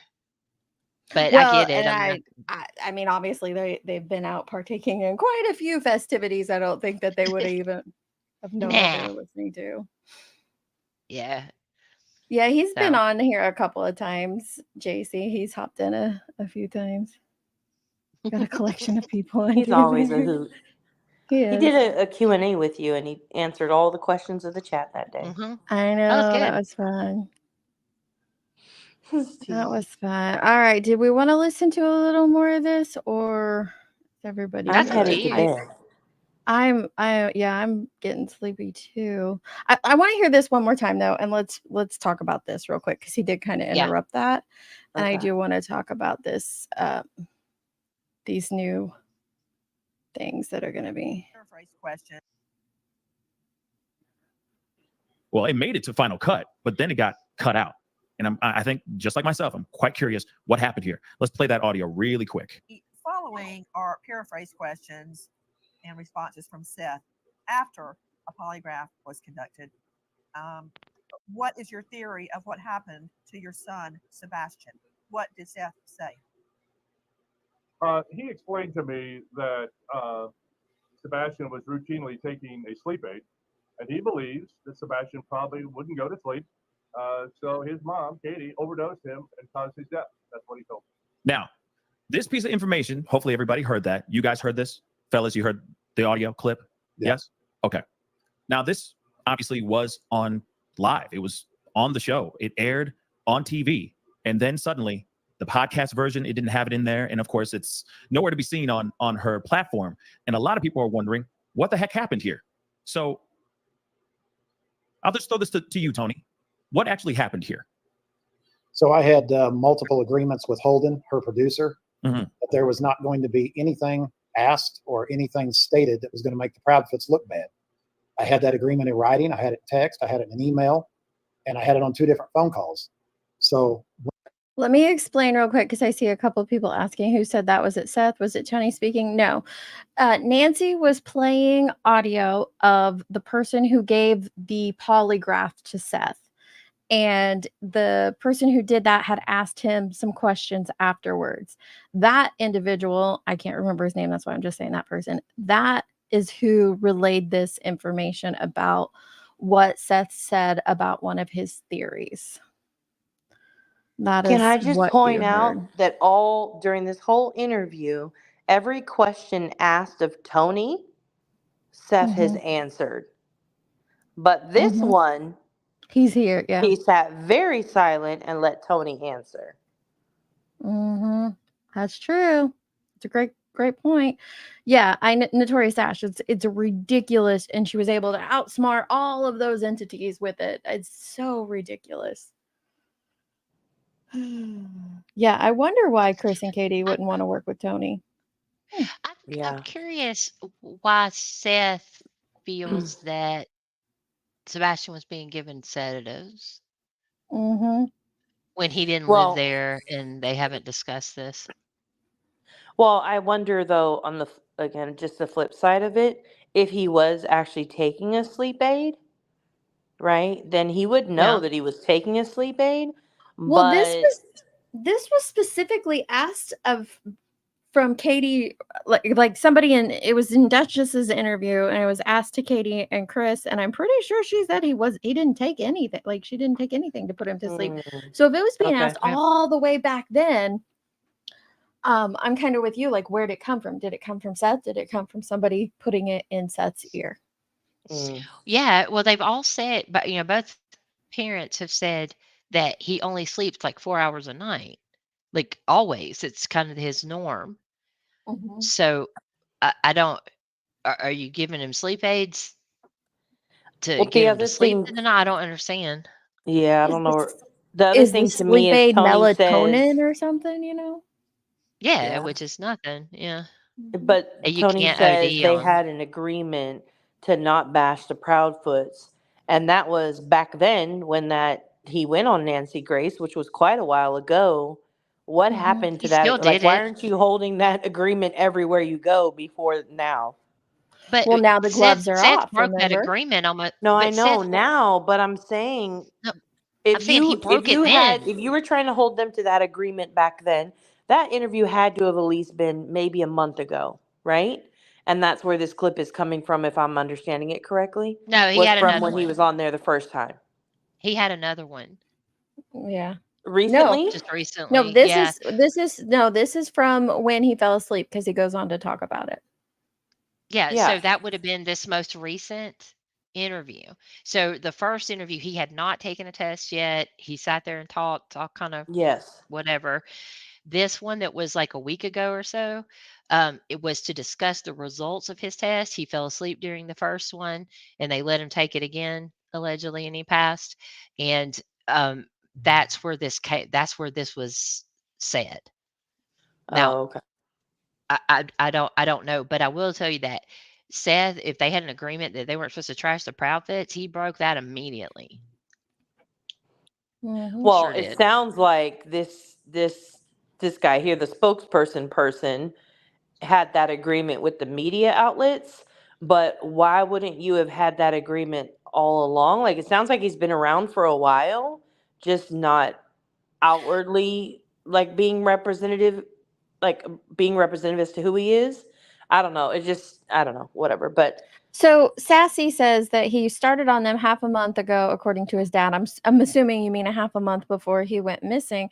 My question there is, Seth, it had been over a week. It had been quite a while since Seth had seen him. So I don't know. How did he know? Also, let's Why be did they real. say he took nothing? I'm a The little. TBI went into their house. Oh, 1 or 2 Do you months. I think he gotcha. wouldn't have gone in? Do you think they wouldn't have gone into his medications and seen that there's this plethora of this one medication gone? Yeah. That's something that they would have investigated. But anyways, it's a Well, theory all he it has. So, does, yeah, but it's his it just theory. furthers that narrative against them. And it to me, Seth really has a grudge against Katie. I don't know what happened between them, like in detail, but like he really has an issue with her, in my opinion. And I mean that's going to continue to cause a rift, and it's unfortunate. Yep. So, and here's the thing too, if you speak and say, yeah, Seth did, bash them a lot.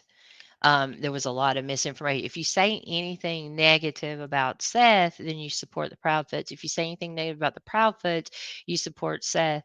And I think that's ridiculous. I support Sebastian. And I see what is happening here. We've mentioned multiple times about Chris needs to stop with the anger and all that kind of stuff as far as like just as an observer. But I don't think it's a fair thing to say that somebody only supports one side if they're just speaking about the things that have occurred. Heavy meds are not okay for kids here in the US either, which is why I am struggling to believe this. Absolutely struggling to believe it. Yeah. And why is it being brought up, 2 months later? I don't know. I'm just saying that it doesn't seem. Well, It seems like it wasn't the intent of it is to hurt, and that is just what it is doing now. Yeah. But here's my question, Teets. The whole issue that they have is it wasn't supposed to be broadcast, but they're rebroadcasting it. Mm-hmm. Okay. Just want to make sure. Yeah, that's what I'm saying. The intent is to hurt. That's the only intent of this. This information that is put out right here, it's the same as if the CPS charges were to be read off. Not one person, none of us are going to be able to use that as anything to help. What are we going to do with it? How are we going to help with Sebastian by going through that? And it doesn't Ben help wants to find thank him you guys either. for letting me speak his mind on Taylor Swift. You guys should start a YouTube podcast. You'd be hilarious. Absolutely. My other part to it too is I just don't understand the purpose. Like, how does any of this help you find your child? It doesn't. How does I really wish somebody would ask him that. Does sharing this information help you find your child? No, I just want to share it. All right, I can respect that. I don't like it, but I can at least respect the transparency in it. Well, they say he goes on to explain. The other thing to me is it does look sus that they had them edit that part out of everything when it was already up for people to hear and listen to, because that's not really about bashing the Proudfoots. That's what Seth is thinking in his head. And if that's what you think in your head, no wonder why you are so anti them and you push this narrative everywhere you go, because that's what you think in your head. So it makes sense why you're down this path and staying focused on this one path only. Yeah, that's kind of strange. It is weird that with the PIs, though, his reason for getting rid of them was that they weren't sharing everything with him, or they were checking into him and he didn't know, or something like that. But that in the beginning, that's what he said he wanted. It's about Sebastian. Yeah, But there's I agree with this Touch attitude Grass. here. He's trying to prove their guilt, not find his son. You're not wanting the facts because that would help find your son. You're wanting to prove them guilty. That's what it seems like. It certainly does seem that way. I don't get it. I don't get what this does positive for Sebastian. Yeah, I agree with educated opinion. I do feel like that you could say something negative about all of them and including the two father figures that he had in his life. Like, I think you could absolutely say something negative, but I think it's not very hard to say negative things about people. It's a lot harder to find the positive in them. I have a lot more trouble with the negativity against Katie, to be honest, because she isn't out here doing all this. And that's true. She was with him. It is her son. He was inside of her body. And this is hard. It doesn't lessen the father part, but they're all out here speaking. We all know how they feel. Every time we see Katie, she's upset. She's crying, trying to answer questions. Being re-victimized. Yeah, being Oh my re-victimized. gosh, absolutely. Her story, what she went Yeah. through, her trauma, that wasn't anybody's business to put out there. And yet, And listening here to it that is. call, listening to her cry on that call, like, I was like, oh, heartbreaking. And they didn't know that was recorded. That wasn't for show. Yeah. So that's That was her part of that too. legit reaction to them re-victimizing her as a victim. And you It's think about, sad. you hear all these stories about people coming out of bad situations, out of poverty, out of abuse, out of all these things, and we generally congratulate them and cheer and put them up, hold them up when they do that, and are proud of people like that. But they want to take her back there, and I don't get that. Well, and it's just, we don't know her whole story, and we shouldn't. Nope. I don't think we deserve to know her whole story. We don't know Yeah. how horrific it was, how traumatic it was. And so maybe she hasn't healed from it. And then that compounds a whole completely separate list of issues, right? If she hasn't healed from that and they're re-victimizing her with it now while her son is missing, like, it almost feels like the goal is to push someone over the edge. It's the trauma Because that vultures. absolutely could push someone over the edge. Yeah. Well, that's what is They it see that trauma and they just circle it and circle it and circle it, and they peck at it and they peck at it and peck at it. But like, you have to understand, like, it's a real person behind that trauma and behind that pain. And Well, and none of us know what happened. Like, that's just the basics of it. Is none of you, like, not one of us knows what happened. Nope. You can speculate all you want. You could have your thoughts, your theories, but at the end of the day, the truth still remains that not one person at this point in time on the internet knows what happened. If Well, we you did, we hear wouldn't be here. right, but you hear certain creators saying all the time, "Pressure burst pipes." Pressure burst pipes. That's their little whatever metaphor for them doing all this horrible stuff that they do. Is to put pressure on these people. Did that work with Dawn and Candace Wells? Nope. It worked Okay, one time so for them, Jenny. One time they were able to get Brian Laundrie's sister to come out of her house and give an interview. One time it worked. And so now they're gonna but go to what did that that same help? tactic over and over. It helped nothing. It helped nothing. So why do the organism does what makes the organism successful? If your goal is to literally to get people to confess or to slip up and say something, well, then you're doing it the wrong way, because I think your goal is to make money, because you're not successful at the breaking pipes. You're successful at the making money.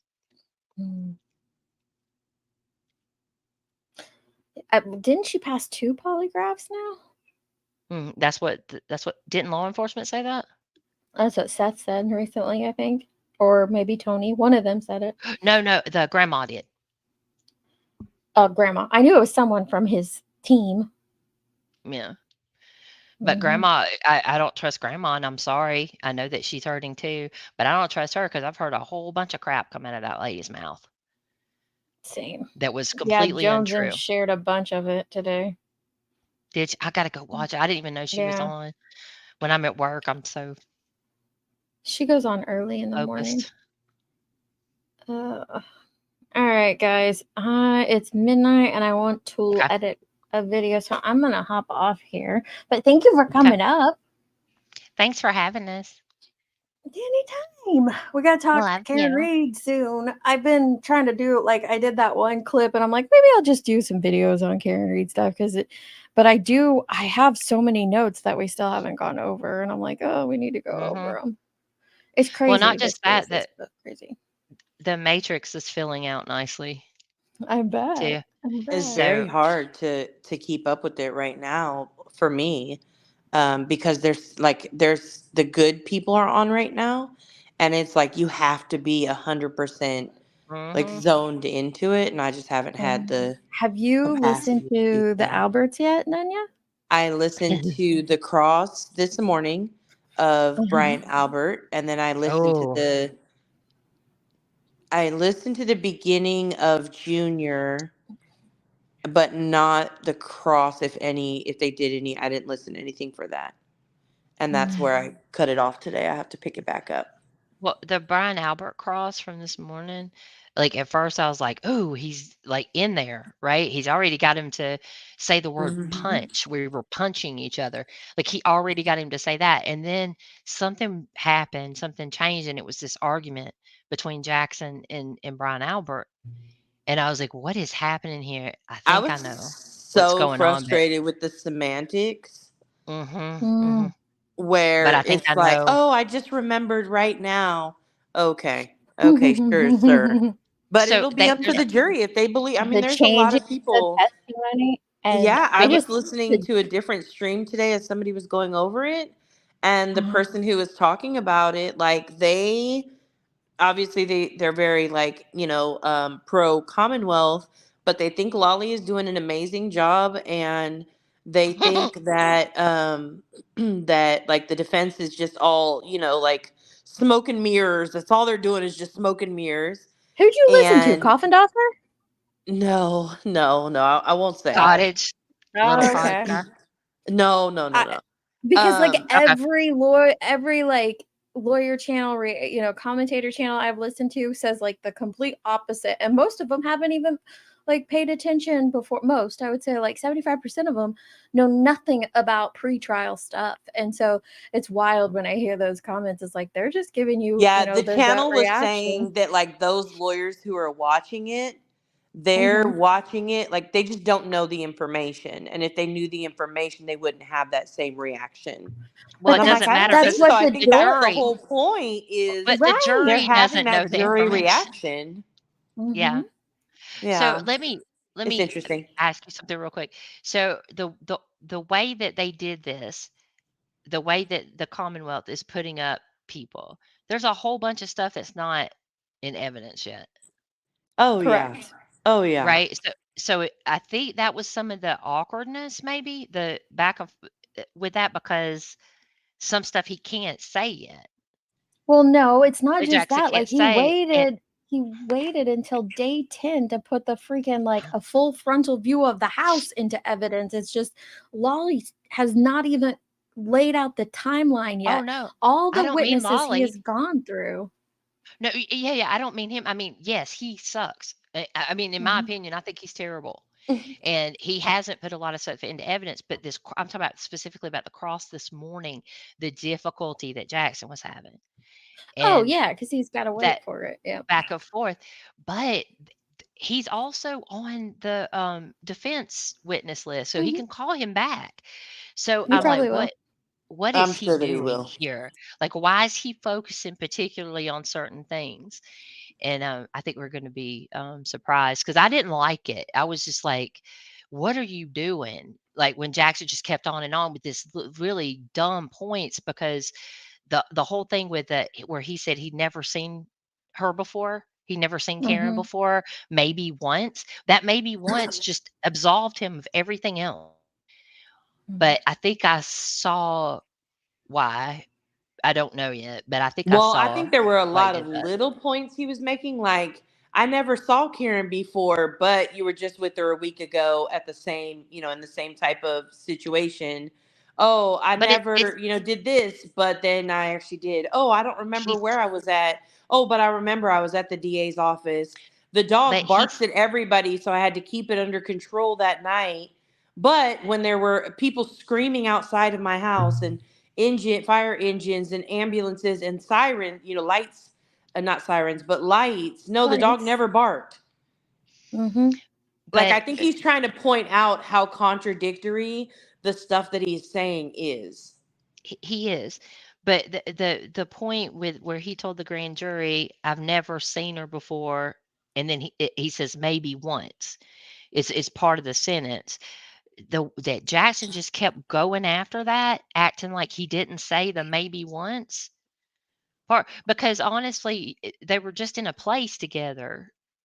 Like, you can't say you know somebody just because they were with a group of friends.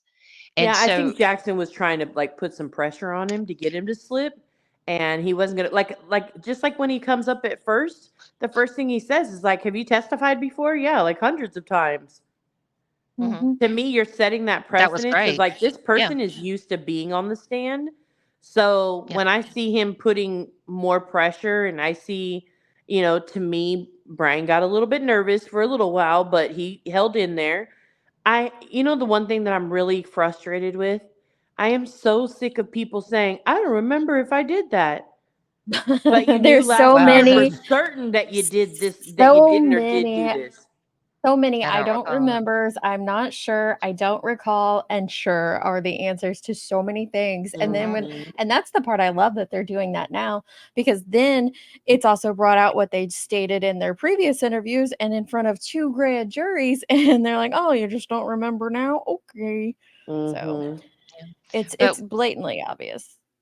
Yeah. yeah, and he made a really good point too, that when he asked him about when was the last time that he spoke with Lally before, or Lolly, whatever, before Friday, and he said it was 2022, and then come to find out it Mhm. was just a couple of weeks ago, and he goes, "Oh, I didn't know you meant prep." It was like, "What? No, that's not Mhm. how that works." But what I'm saying is the way that Jackson pressed him specifically on whether he had ever seen Karen before or not, or whether they knew Karen, I don't think that is coming out today. I think it's going to come out when the defense puts Exactly. it I there. think that is definitely part of the defense's case and not the Commonwealth's case. And that's why he was Mhm. pushing so hard on that for some specific reason. We just don't Mhm. know what. And I do wish he would have pulled back a little bit, because I felt like he was getting in the weeds, and that loses the jury. And Mhm. the jury is already getting way lost on the Commonwealth's cross, or 'Cause it's direct. So it'd be nice to yeah, there's no not structure. feel that way. No, There isn't. there's no structure whatsoever, and most cases, the way it goes is they'll start with like a family member that tells you about the victim, right? Maybe 2 or 3 family members that just tell you about the victim. They And did then they that. go into the timeline. They Mhm. start with the timeline. And he's all over the place. Well, he's trying to. I see by the witnesses he's called Yeah. currently, he is trying to stick with the timeline. His problem is he is so repetitive in his questions. He is asking the same damn questions over and over. And you don't need to ask the 4th EMT the exact same questions that you asked all the other 3. You don't even need to And ask it past number 2. Those are yeah, it was established. We've snowing. got it. Yeah, Yeah, it we've was got snowing. it. Yeah, it was cold. The wind was blowing. I Mhm. don't think they established for me, like as a juror, that she ever said she hit him. And even if she did, I don't care. Well, that's the clip I'm working on tonight, so you'll have to wait Oh, and see. I So, love that.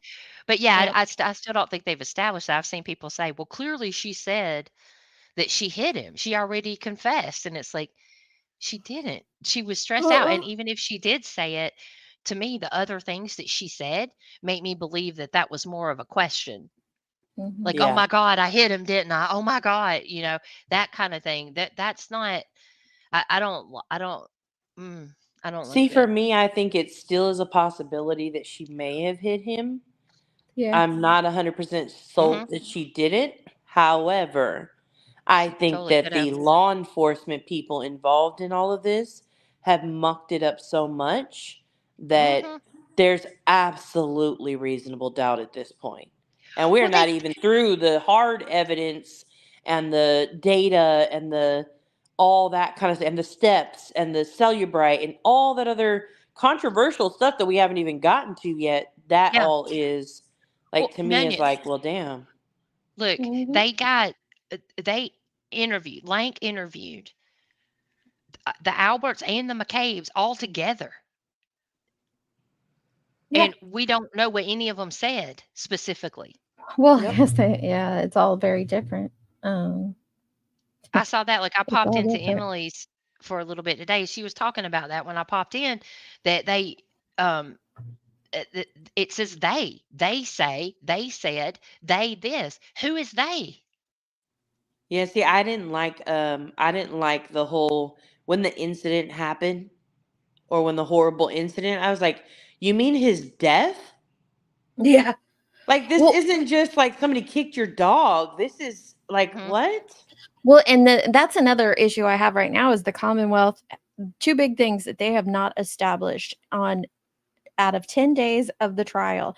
They have not established that he is dead yet. Somebody was saying it in the chat earlier. I agree. Like, we know he's dead, but they haven't established it yet in the trial. And they also have not established when she hit him. There is no timeline of when she hit him, which was a part of the problem during pretrial stuff. When, like, I've commented before that Lolly's changed his theory of the case 3 times. Now I'm starting to think, did the dude ever even have a theory of the case? Like, he was just like throwing stuff out. He's just gonna Maybe wait and see he's where things fall. Yeah, like, let's see where it takes us. But one of the things I found super interesting today, and I think a little bit of it came in yesterday, is where Brian Higgins parked. And how is that going to work with Ryan Nagel's testimony? So I'm very interested to see where all of that goes. I Because was they're very adamant he intrigued parked in front of the the car mailbox. he drove. The car he drove home was like, wait, what? A Jeep with a plow. And like, if he left the bar at the same time, as him, how did he go get this other vehicle and beat them to their house? But then, what was it? I think Nicole said that he was there prior. And then Brian says he came after them, and Caitlin says he came after. I don't know. It's just like, but this is eyewitness testimony. We know that it is unreliable. Yep. And I thought it was weird that he had the Ford Focus. I know it's the wrong color. Edge, the Ford Edge. That's what I was talking Or about. Edge, I'm sorry. Edge, yeah. And then It's hit the it. wrong color. Well, but she didn't say anything about it either. Like, that's like she names off all the vehicles in their driveway and their property that they owned at that time. And well, I shouldn't say intentionally, but she just so happens to leave off the Ford Edge, knowing that it's a controversial vehicle in this case. That seemed a little shady. Just put it in. And that's my thing with a lot of this stuff, like with the Katie McLaughlin saying, "Oh, I went to school with a person named Caitlin Albert." Just don't lie. Just be like, "Yeah, I know Katie. We went, or Caitlin Albert. We went on these visits together with friends, kind of like Caitlin Albert did today. Like, we have mutual friends, so there are situations where we've hung out, but we're not close. Just word it like that." But no, now Katie seems completely suspicious, and you can't trust her because she made it a big deal. She made it a big deal herself. Yeah, she did. But you were trying to get off here, so I know. that was the My wrong son's thing to bring up. texting. Marshall's like, he's like, "I got it. What if we did a conspiracy theorist live? You guys could give us info about cases and just let the comedy write itself." I said, "Go back to rolling your stuff and leave me alone." Oh God. That's awesome. That's so awesome. I am But curious. we Did could you see debunk the them clip? live. There's a clip channel that caught all the reactions to the Bukkake. To I haven't Sergeant or somebody asked me to do that under my under that was the funny. clip I did of all the reactions to the nudes. Someone's like, "Go get everybody's reactions to the Bukkake." Well, if there's a clip channel that has it all, just share that there one. is. It's an Aussie somebody. I'll have to see if I can find it in my library. It was a pretty funny one because everybody was reacting to it like, "Oh, did she just? Oh, it was hilarious." You know where that was? That was Turtle Boy came up with that nickname, Bukkake. Yes, But but the you fact know that what's she funny? calls him that, knowingly that his name is not that, is like, wait, did she? It means she I don't know. watches. Yeah, I think. Well, like for big things like that or funny things or whatever, I always do this, and I do it when new music comes out and go and watch all the different reactions, right? And for the Kendrick and Drake thing, somebody put together all of the reactors. Um, and I was like, "Oh, this is a brilliant idea." And the net, Yeah, like 2 one days string. later, Deets puts it out for the trial. And I was like, "Yes, this is the whole thing now. I love it. I love it." I've always loved doing compilation videos. That's actually what built my channel, was doing compilation videos. I love it. I like seeing I love it. information back to back.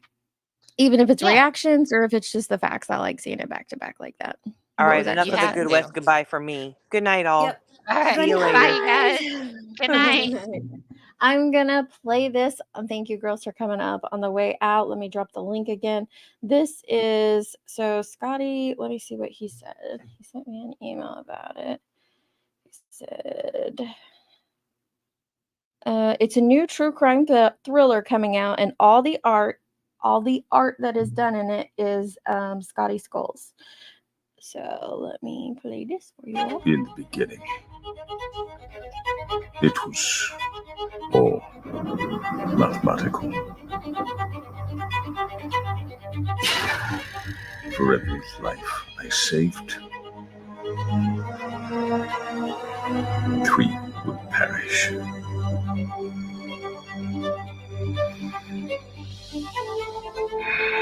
It was a number I could live with.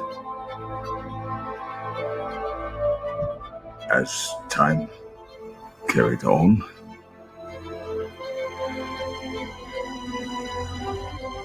the ratio began to rise.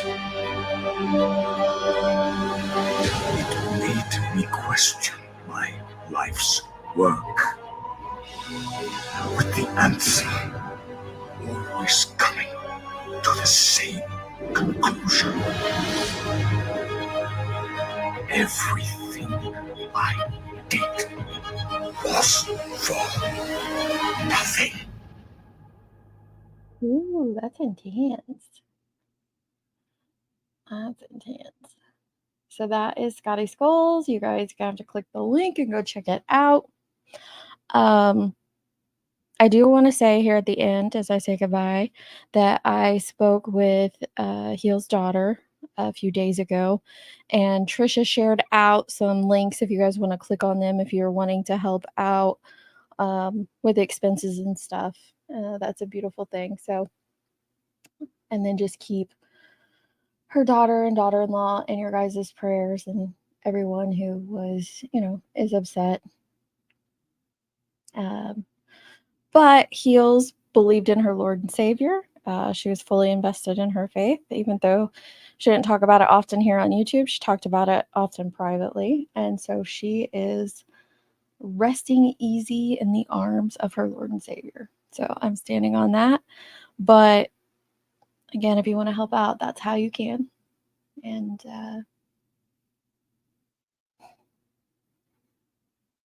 I will see you guys on the next one. Love, love.